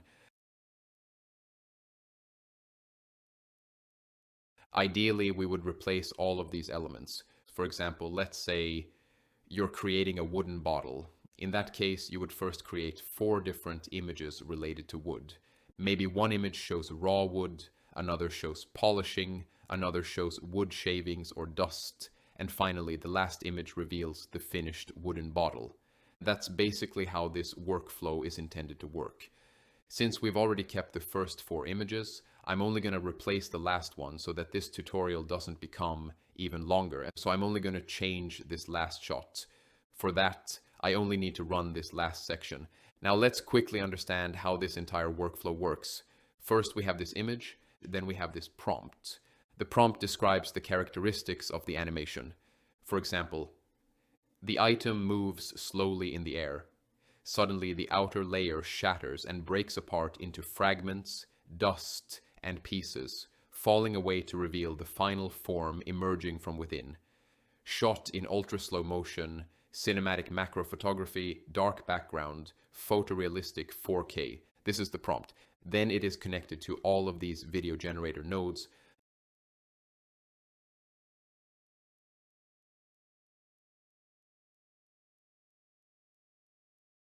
The first image is connected as the start frame of the first video generator. The second image is connected as the end frame. So the animation starts with the first image and ends with the second image. The video generated by the first video generator ends on the second image. That ending frame becomes the starting frame for the second video generator. So the second video starts exactly where the first video ends. The end frame of the second video generator is connected to the third image. So the second animation finishes by revealing the third image.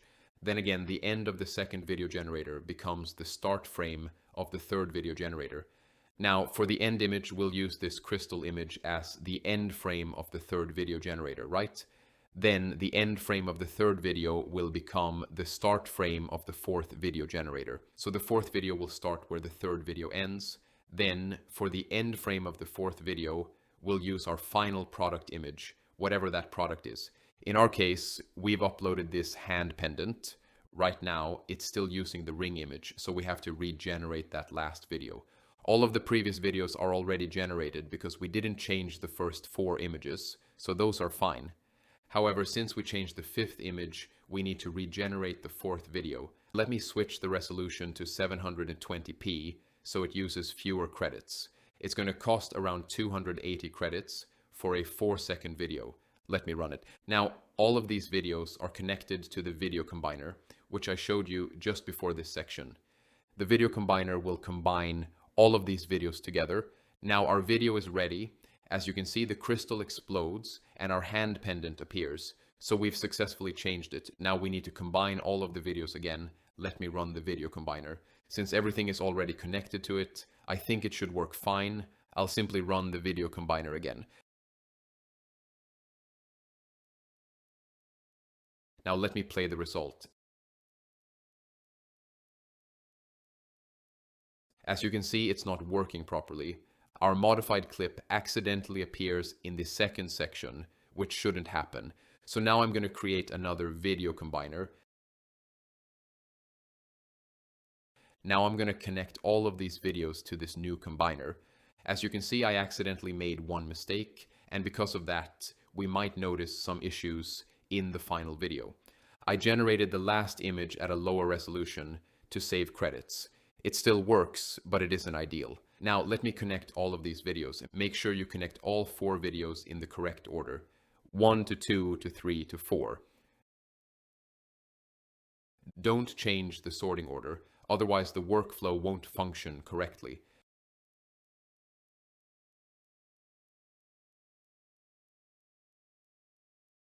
Now let me run it. As you can see, our video is now ready. Let me play it. As you can see, it's working quite well and looks very good.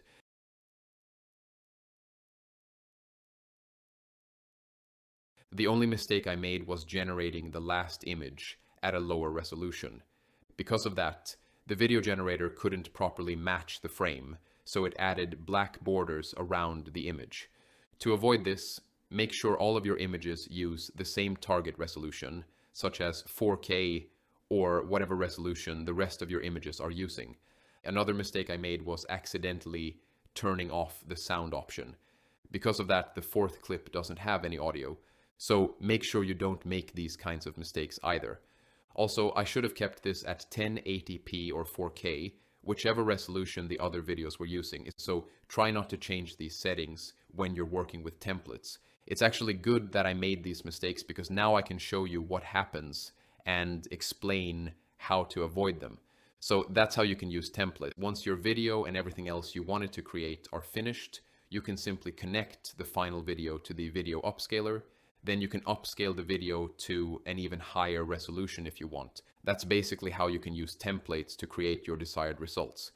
At the end of this workflow, they simply connected the final video to another node just to indicate that this is the finished output. That's basically why they did that. From here, you can simply download the final videos. So, like this, there are a lot of templates for spaces. Make sure you test them out yourself, experiment with them, and try to learn something from them. Then you will be able to understand spaces much better. These templates are very user-friendly and very usable as well, so make sure to find a way to use them in your workflow. As you can see, I have another template here. I'm not going to show this one again from scratch. This is the logo to brand guidelines template. Basically, this entire workflow is set up to create an entire brand from just a logo and the brand guidelines. You will basically learn from all these instructions that are available, and then at the end you will get these kinds of brand images that you can use. Now I'm going to talk about flows, like how to create a flow and how to make certain things with flows. If you go to spaces, then you will be able to see the build a flow option. Then you will get these kinds of templates, which are the flow templates. If you click on create flow, then you will be taken to the spaces editor. If you go to the flow section in spaces, then you will see how these flows are created. If you click on flow again, then you will be able to see the option to create a flow. If you go to explore, then again you will see those templates that you can use. And so first, let me show you how this flow template works. Let me click on one from here. Let's select this icon generator. It's looking interesting. With this flow, you can create icons. You describe what you want to create, then you select the style, then you describe the color palette, and finally you click on generate. This is what this flow does. You can save it, you can share it, and if you click on personalize, then you will be able to personalize it, basically edit this flow yourself in the spaces editor. Basically, if you click on personalize, it will take you to spaces and show you what's behind this flow and what the workflow looks like. Then you can change it if you want to. So let me use this flow. Let me enter this prompt. Make a mechanical keyboard icon. In the color palette, I'm going to enter black and a less saturated dark green. Let's select this one. It's kind of a stylized setup. Now I have to click on generate.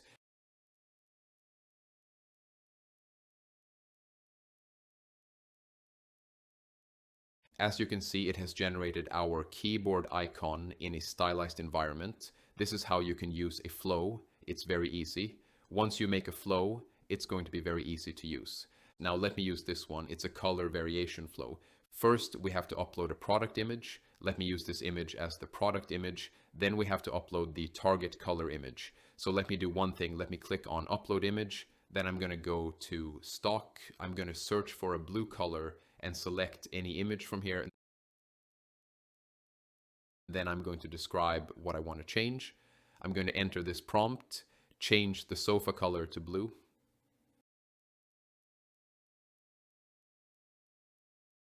We also have the option to select the ratio and the resolution. I'm going to keep it at 1K and a 1:1 ratio. Make sure your ratio is as similar as your input image, otherwise it will change the ratio. As you can see, it has changed our sofa color to blue. This is how you can use different flows to get your desired output with ease. Now let me click on Create Flow. Basically, it will take you to a new space. Now first I'm going to talk to you about what a flow is. You might be wondering, what is a flow? I just showed you the template, so it might be a little confusing. So basically, what is a flow? A flow is basically a shortcut version of a space. Basically, you create a certain workflow in spaces. Let's say you make a concept design tool in spaces. You put some input, then it goes through a lot of prompts, then through the image generator, and finally it shows you different designs. This is the basic workflow you have created in spaces. Now, every time you want to use that workflow, you don't want to go through all those nodes again. You don't want to start from scratch every time or find that space file and use it again and again. Instead, what you can do is create a flow from that space. Basically, you select the first input and the final output. Then, as I showed you earlier, you will get that kind of window where you can simply use the flow. You just enter a concept for your product and it will generate the images for you. You don't need to open spaces every time you want to use that workflow. So that is what a flow is. Now I'm going to show you with an example. For that, I'm going to create one workflow in spaces. Let me select the text node. I'm going to make a concept generator. Then I'm going to use the image generator. And I'm also going to use an assistant. I might use the video generator later. I'm still not sure what kind of concept generator this will be, so I'm still thinking about it. I'm going to place the assistant between the text node and the image generator. Let me first delete all of this and start from scratch. I'm going to set the assistant to export as list. Then I'm going to put this prompt into the assistant. Make a list of 5 different concept prompts from the input. Now I'm going to add one text node here. In the text node, I'm going to enter sci-fi water bottle. Now let me change the assistant's prompt a little bit. I'm going to update it like this. Make a list of 5 different concept prompts from the input in the same studio background. Basically, it will create 5 different concept prompts while keeping the same studio background for all of them.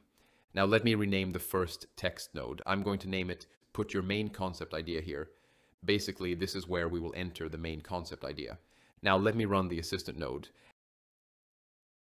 As you can see, it has given us a list of 5 different ideas for a sci-fi water bottle. And so this is how our workflow is looking right now. Now I'm going to drag this connection from the list node as a list and connect it to the image generator. It's already set to generate 5 images because we already configured the assistant to output 5 different prompts. Now I'm going to select a model. Let's use NanoBanana 2 with 1K resolution so we get unlimited generation. Then I'm going to set the ratio to 1:1. Now I'm just going to run it and see what happens.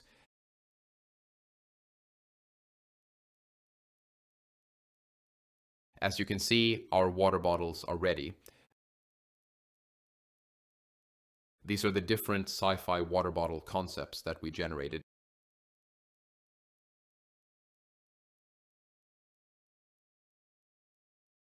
Now let me add some more instructions to the assistant because I want more consistent results at the end.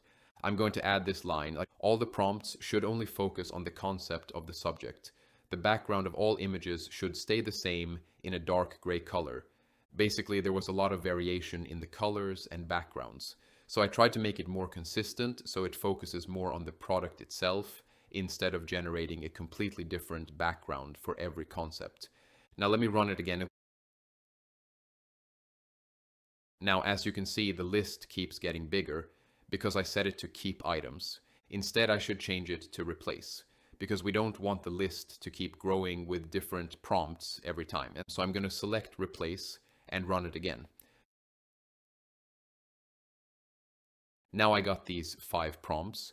I'm also going to set the image generator output to replace because we don't want to get overwhelmed with more and more generated images every time we run the workflow. So I'm going to set it to replace as well. Now I'm just going to run it.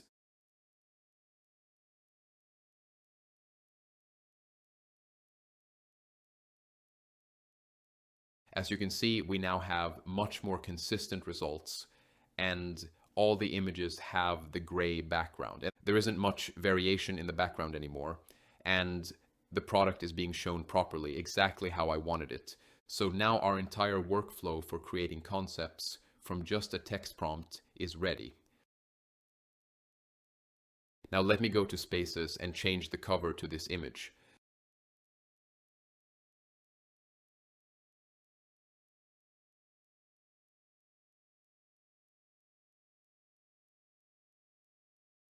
So this is our entire Spaces workflow set up in this space. Now I'm going to show you how to create a flow from this space. For that, go to Flow and click on Create Flow. Now you will get 2 options, Input and Output. Let me select this text node as the input. You can select multiple inputs as well, so remember that. But I'm not sure how multiple inputs work together. These are all new features, and we are learning along the way. I'm teaching you what I know. Later, if I find something much more interesting or go deeper into it, then I will definitely share it with you. But today, I'm going to show you a flow with 1 input and 1 output. So I'm going to select this text node as the input. You can also provide some guidelines for people who are using this flow. You can add a placeholder and a description to help other people use it properly. So I'm going to enter, put your main idea here as the placeholder. In the description, I'm going to enter, for example, sci-fi water bottle. Basically, I'm just guiding other people who are going to use this flow. Then what I'm going to do is add this image to the description. Basically, it just helps people understand it much better. Then I'm going to click Done. Now I'm going to select the output. I'm going to select this list node as the output node. Basically, this output will show all the generated images. Now, if I click on the preview button, you'll be able to see a preview of your flow. As you can see, it's showing a title for the flow. Here you can also see that there are 2 identical lines. That's why I think I made a mistake. So let me go back and click on the input. I'm going to cut this text from the description and move it into the placeholder instead. Now let me check the preview again. As you can see, the placeholder now properly shows, for example, sci-fi water bottle. Next, we have the option to add a cover image for this flow. I'm just going to select this image again, position it properly, and crop it.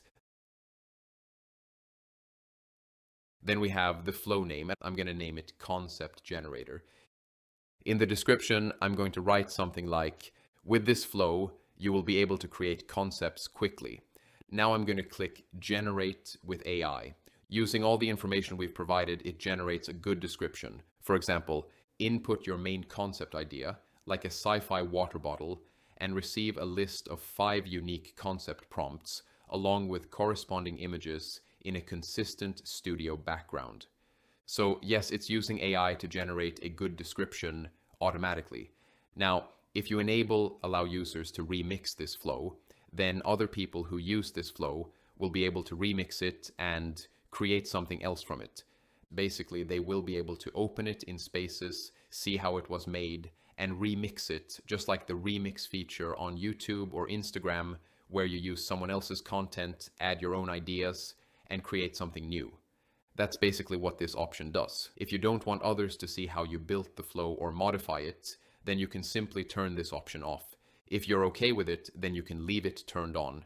You can also choose whether to make it available privately or inside a project. I'm going to keep it inside a project. Now let me check the preview again.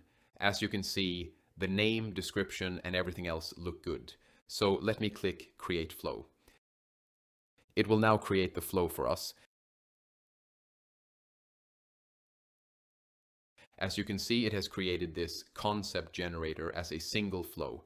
Now I'm going to show you how to use this flow. You can use this flow here, and you can also use it outside of this space. Now I'm going to show you where the flow you created is located. And if you go to Library and then go to Flows, you will see your flow there. And as you can see, our concept generator flow is located here. If you click on it, you will see the same kind of interface that we saw with the previous flows. As you can see, it has all the information, including the name and description. The description explains that it will create 5 unique concepts according to your prompt.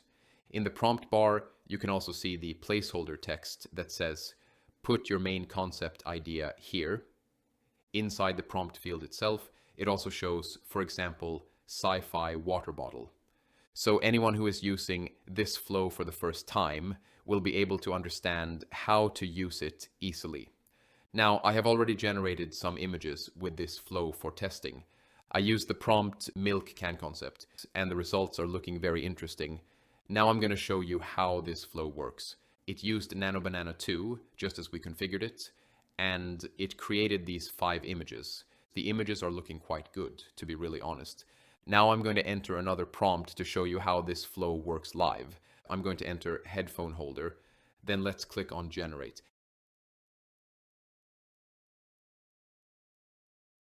As you can see, it has started generating 5 different headphone holder concepts. Now we have received several different ideas. The first one is this hovering headphone stand, which looks very interesting, to be really honest. Then we have several other unique concepts that you can use as inspiration. So this is how you can use a flow created from your spaces. So now I have shown you spaces and flows. And now if you right click inside the spaces editor and go to flow, then at the bottom you will see the flows that you have created. As you can see, I have created 2 flows. One I actually created accidentally, and the other one is the concept generator. Let me select the concept generator from here. Basically, you can also use your flows directly inside spaces. As you can see, it has all the same details, including the name and description. Now I just have to add a text node, and inside the text node, I can enter whatever concept I want to generate. So let me enter something like wooden water bottle. Now let me click on Run Flow. It will ask you to use credits, so let me just continue. Now it's going to generate 5 different variations of a wooden water bottle. If you click on the flow itself, then you will also see this prompt bar. You can use this prompt bar directly. You can also open the prompt editor here if you want. As you can see, you have access to both the prompt editor and the prompt bar. Then you can simply click Run Flow from here as well. As you can see, it has started generating the wooden water bottles and created a list of 5 different concept images. So that's basically how you can use a flow. I hope you understand everything that I wanted to teach you today about spaces, flows, and the spaces templates. Oh yes, I forgot to tell you one more thing. There is another way to use a flow. If you click on All Tools, then go to Flow, you will be able to see all the flows that you have created. Before, this section was empty. But now, since you have created a flow yourself, your flows will appear here. And as you can see, my accidental flow is here, and the concept generator flow is also here. And if you click on Flow and then select your flow from here, you can use it directly. So you don't always have to go to the library to find your flows. You can simply go to All Tools, Open Flow, select the flow you created, and start using it from there. So I think I have covered everything that I wanted to teach you about spaces, templates, and flows. Make sure you test everything that I taught you in this section. These are the kinds of tools that I truly believe are the future. It's kind of crazy that in just a few seconds, you can generate things that used to take hours, days, or sometimes even months to create. Just to come up with an idea, you had to go back and forth with clients over and over again. Now you can create ideas in seconds, get them approved, and use them in your work or wherever you need them. It's honestly a crazy time to be living in. I truly believe that you need to learn these tools if you want to stay competitive. If you decide to stick only to traditional tools as a designer or a 3D artist and think, I'm not going to use AI tools, then someone who is using them will eventually outperform you. These tools are so advanced and so powerful that honestly they almost feel unethical to use. Yes, absolutely, that they have been trained on other people's data, and that's a separate discussion. But I genuinely believe that you cannot compete against someone who knows how to use these tools effectively. Now, one more thing I wanted to mention. If you go to Spaces, then Flow, you will see these 5 flow templates. Basically, if you open them, you'll find documentation that teaches you how to create a flow from scratch. So if you want to learn more about flows and create much more advanced workflows than the one I showed you today, then I highly recommend studying these 5 templates. As you can see, I opened the first one and it's explaining everything step by step. So I really recommend that you learn from these templates because they will teach you much more about flows than I covered in this lesson. Now I think the only thing left is the designer. If you go to All Tools and then open Designer, you'll see a few options. First we have Explore Templates. Basically these are the templates that you can use with the designer. Then we have the designer itself. Let me click on Designer and open it. Once again, you'll see all the templates that I showed you earlier. You can use any of these templates as a starting point. Let me select this square template. You can also choose a preset depending on what you want to create, such as a Facebook post, Facebook story, Instagram story, or any other format. Then you can adjust the size of your design and choose the unit, whether it's pixels, millimeters, inches, whatever you prefer. Now let me click on Create. This is basically the designer. It's kind of like a mix of Figma and Canva. Basically, you will see all these options to create designs, social media posts, magazines, or something like that. You can create all of them from here. And on the left side, we have layers. If you click on this plus icon, then you will be able to add images that you have previously created, or you can upload your own images from here.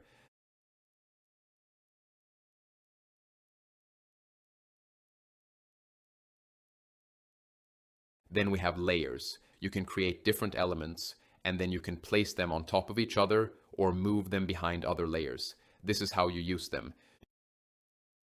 You can scale your design using these corner handles.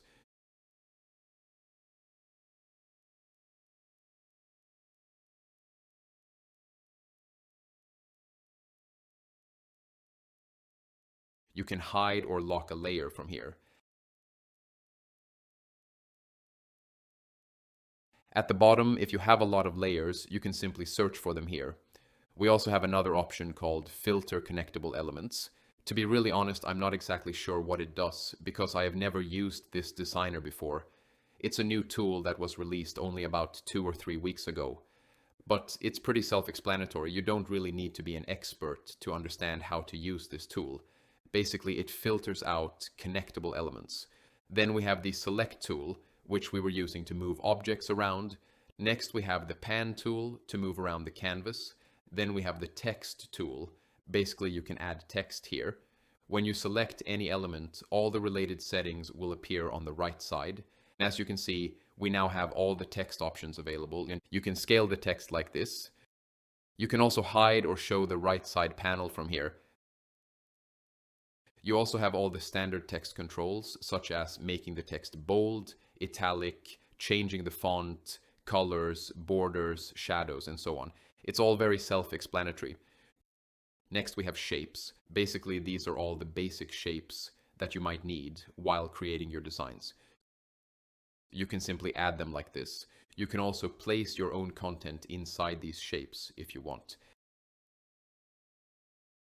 Next, we have Create Page. Basically, it shows different templates and layouts for various social media platforms, such as Facebook, Twitter, Instagram, and so on. It also includes layouts for different screen formats like TV, cinema, and others. If you select any of these, it will create a new page like this. You can select a page and delete it if you want. You can also move elements from one page to another like this. Basically, you can organize your design across multiple pages. Whenever you select a different element, all the settings on the right side will automatically change according to that selected element.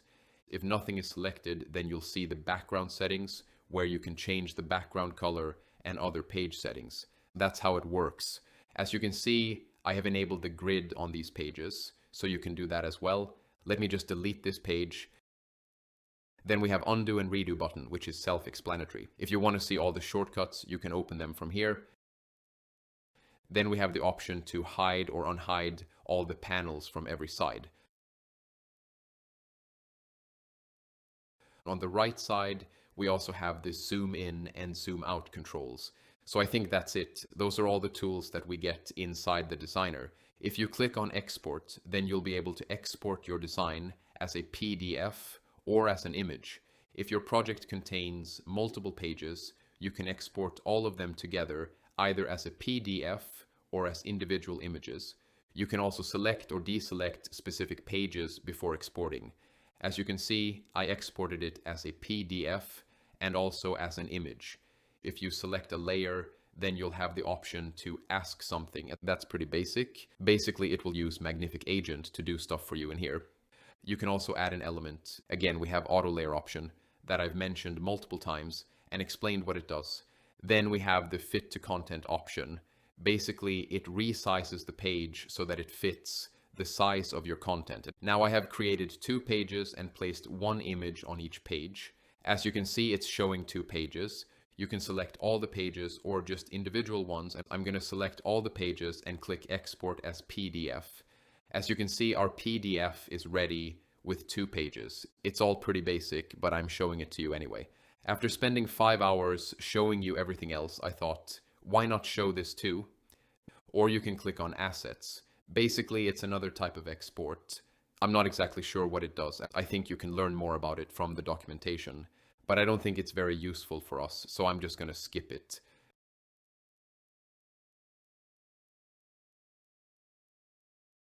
Now let me go to these templates and take a look at the designer templates. Basically, if you select any of these templates, you'll see that some basic design work has already been done for you. So you can simply use them as a starting point and continue working from there. We have different kinds of presets that you can use, especially if you don't know much about design, just like me. Basically, I'm not a graphic designer. So if you want to use these templates as a starting point, then you can absolutely do that. You can change the text, replace the images with your own, and customize whatever you want. Then you can use them in your own work. I'm going to show you how to use this designer inside Spaces later, so don't worry about it. We have a lot of different and vibrant designs here, so make sure you test some of them yourself.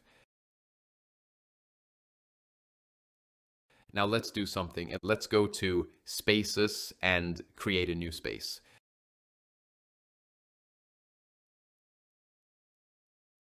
Now what I'm going to do is create a workflow around this designer. So let me right click and select designer. I'm going to show you how to use the designer inside Spaces. As you can see, the designer is currently in beta, so it's still a very new tool. To demonstrate it, I have already created this logo, and I'm just going to upload it here from my file explorer. Now I'm going to add a list node from here. Then I'm going to add some images from my file explorer. I'm going to use these 4 bottle images and add them here.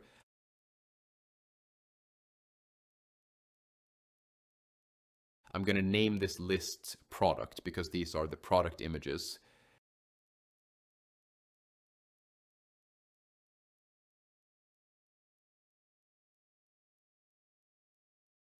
Now I'm going to create another list node. In this list, I'm going to create 4 different variations. Basically, these are the names of these bottles. Remember that.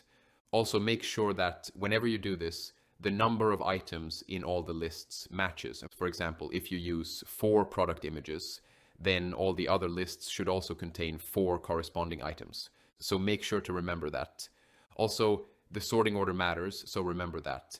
The first name will be for the first bottle, the second name will be for the second bottle, the third name will be for the third bottle, and the fourth name will be for the fourth bottle. So make sure you remember that. Now I'm going to create another list node, and in this one I'm going to add 4 different product details for these bottles. Basically, I have already generated these using ChatGPT, but you can use any AI tool you want, or you can write them yourself as well. I'm just going to paste them here one by one.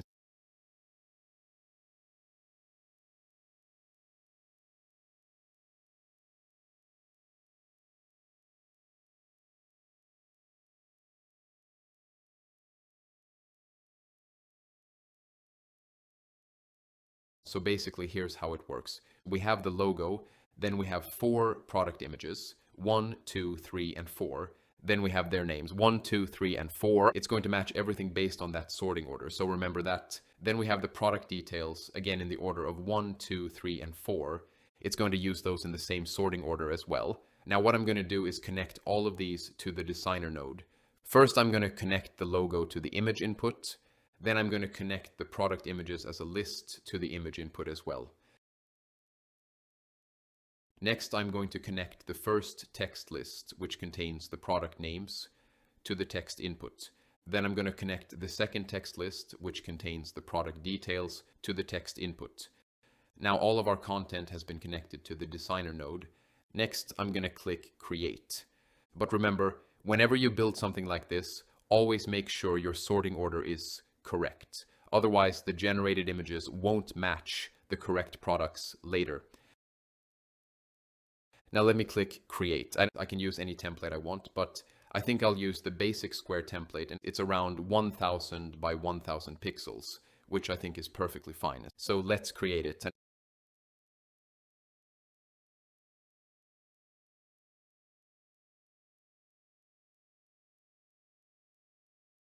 Now, as you can see, all of our nodes are showing up on the left side, and this is why naming your nodes is very important. As you can see, these text nodes are currently showing as list 1 and list 2.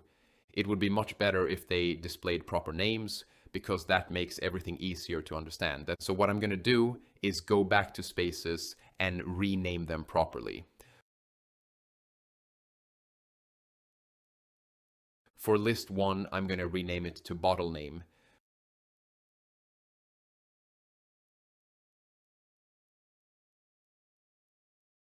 For list 2, I'm going to rename it to product details.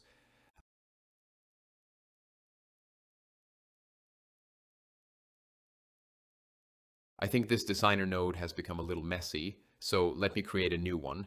Then I'll reconnect everything just like before. I'll connect the images to the image input and the text lists to the text inputs.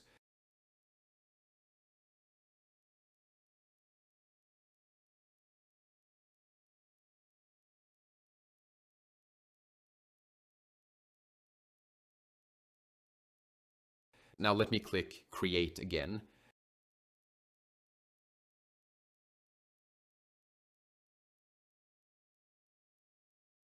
Now we've created a clean designer node. As you can see, everything is labeled properly now. Now I'm going to design a simple product page.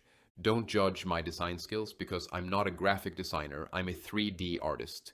I spend most of my time creating designs in 3D, and I normally don't create these kinds of graphic designs.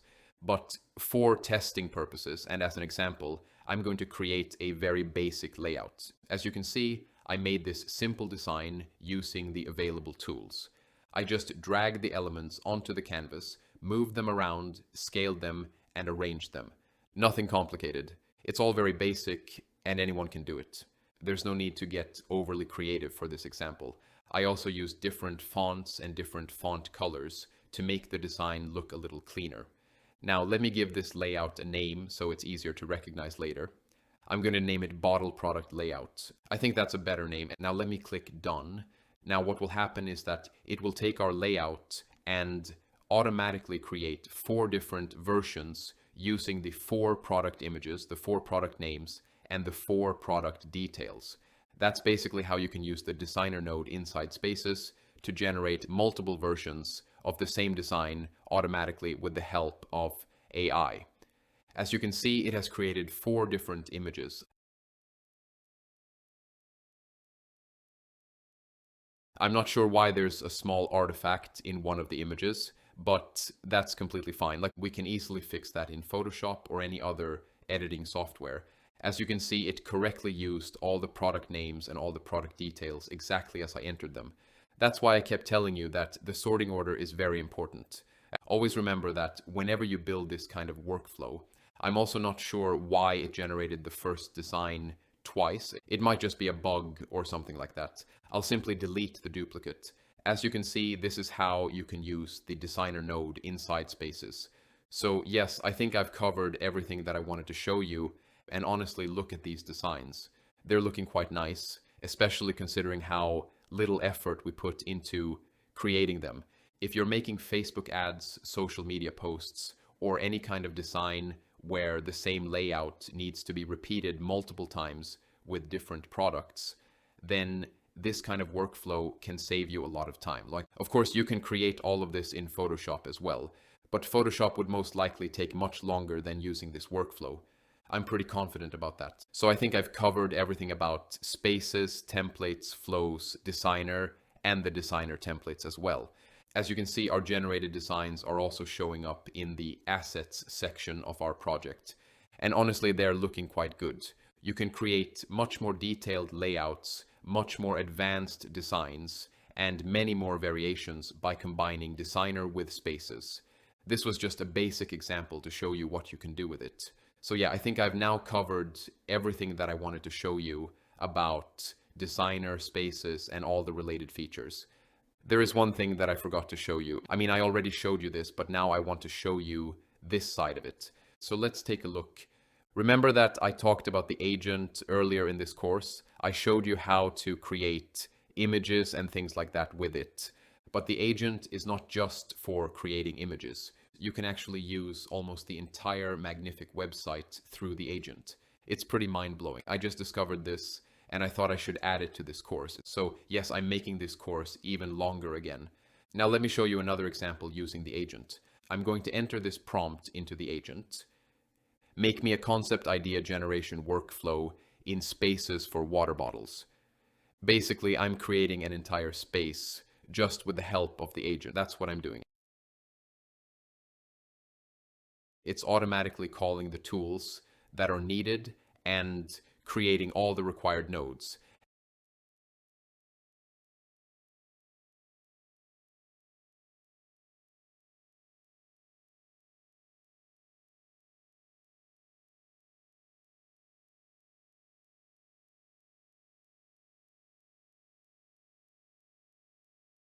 As you can see, it has even given me the option to open the generated space directly. Let me click open. Now, along with the agent, it has opened a space for this water bottle concept generator. It even created 2 concepts and 2 themes. However, I don't think it completely understood what my intention was, and so I need to guide it a little more. Let me enter another prompt. Make the workflow like this. First, a text node for the prompt, then an assistant that generates 4 different prompts, and then an image generator. As you can see, it created those nodes live in front of us. Can you see how crazy this is? It even connected all the nodes automatically and built the workflow that I asked for. Now, these theme and concept nodes are not important for us, so I'm going to tell the agent, remove theme 1, theme 2, concept 1, and concept 2. Basically, I told it to remove those 4 nodes that it created earlier. As you can see, it deleted them. Now I'm going to enter another prompt. Organize the workflow properly.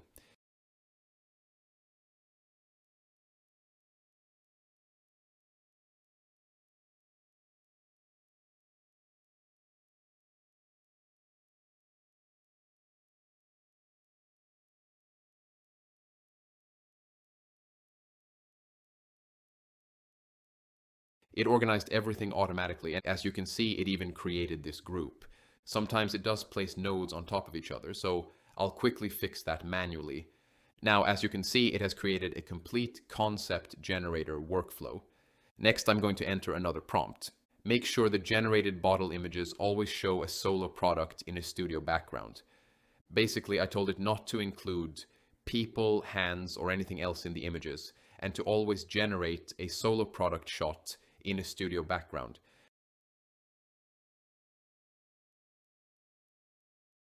As you can see, the assistant has written some really detailed instructions. Honestly, I probably wouldn't have written a prompt this detailed by hand. As you can see, it starts with, "You are a creative product design assistant specializing in industrial design, prompts for high-fidelity images." Then it explains its role and responsibilities. After that, it defines some critical rules. For example, that the bottle must always be presented completely solo. No people, no hands, no human figures, and no crowded scenes. The background must always be a clean, minimalistic, high-end studio background with neutral colors, soft studio shadows, and an elegant finish. Basically, it followed everything that I asked it to do. Then in the output section, it says, output your response as 4 clearly separated prompts using the following exact structure. So it's generating 4 separate prompts exactly as requested. If we scroll to the end, it also includes instructions like, keep the focus entirely on a premium physical product shot, no text overlays, and no labels. I did not ask it to not include these labels and overlays. It handled that automatically. Now I'm going to enter another prompt. Now generate the images.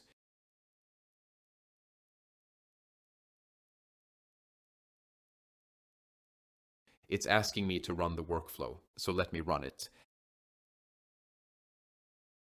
As you can see, it has executed the entire workflow. The assistant generated the prompts, and now the image generator has started generating the images.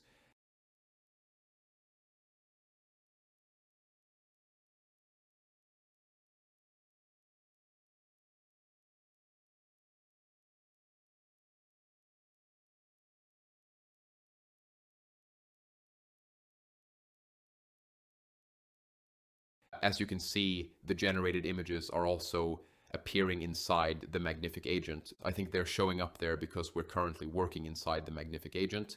I also noticed that the assistant is set to export as text instead of export as list. That's why it's not working exactly the way I wanted. I need to change it to export as list so it outputs 4 separate prompts as 4 individual list items. Just like I explained earlier, you have to configure it properly to make everything work correctly. Once everything is set up, you can use the space by yourself without needing to rebuild it. Then the prompts will be passed correctly into the image generator. As you can see, these bottle images are looking really good. With a proper prompt structure, your images will have much better quality and much more detail, so always remember that. Now I'm going to enter one more prompt.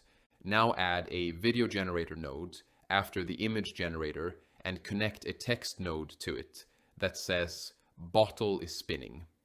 Basically, I told it to add a video generator after the image generator and then add a text node with the prompt bottle is spinning.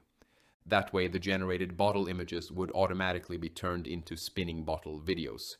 However, it showed me that I had reached my daily message limit. I could have simply removed this part from the course and stopped recording before this happened.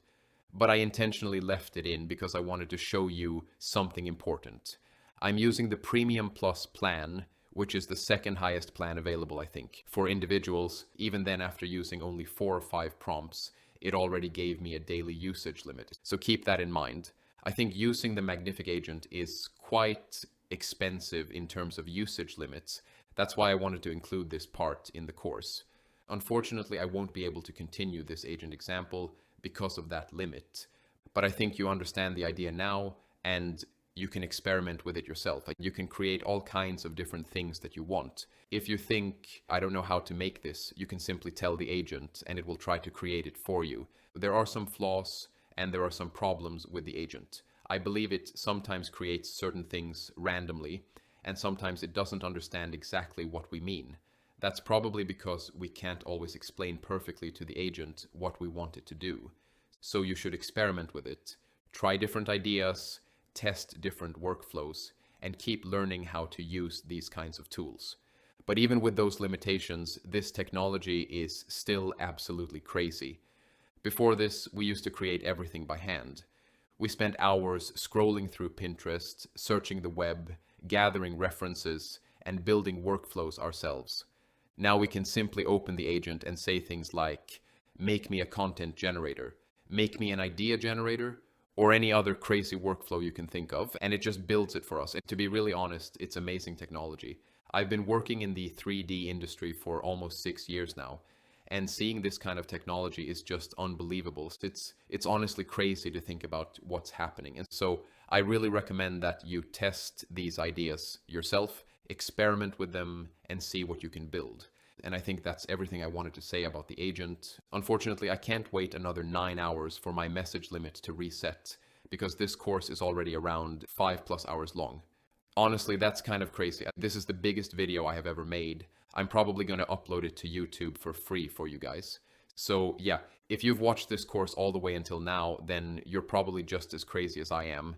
I really hope you've learned a lot of new things from this course. I'm genuinely happy that I was able to share all of this with you. And with that, this entire Magnific course has finally come to an end.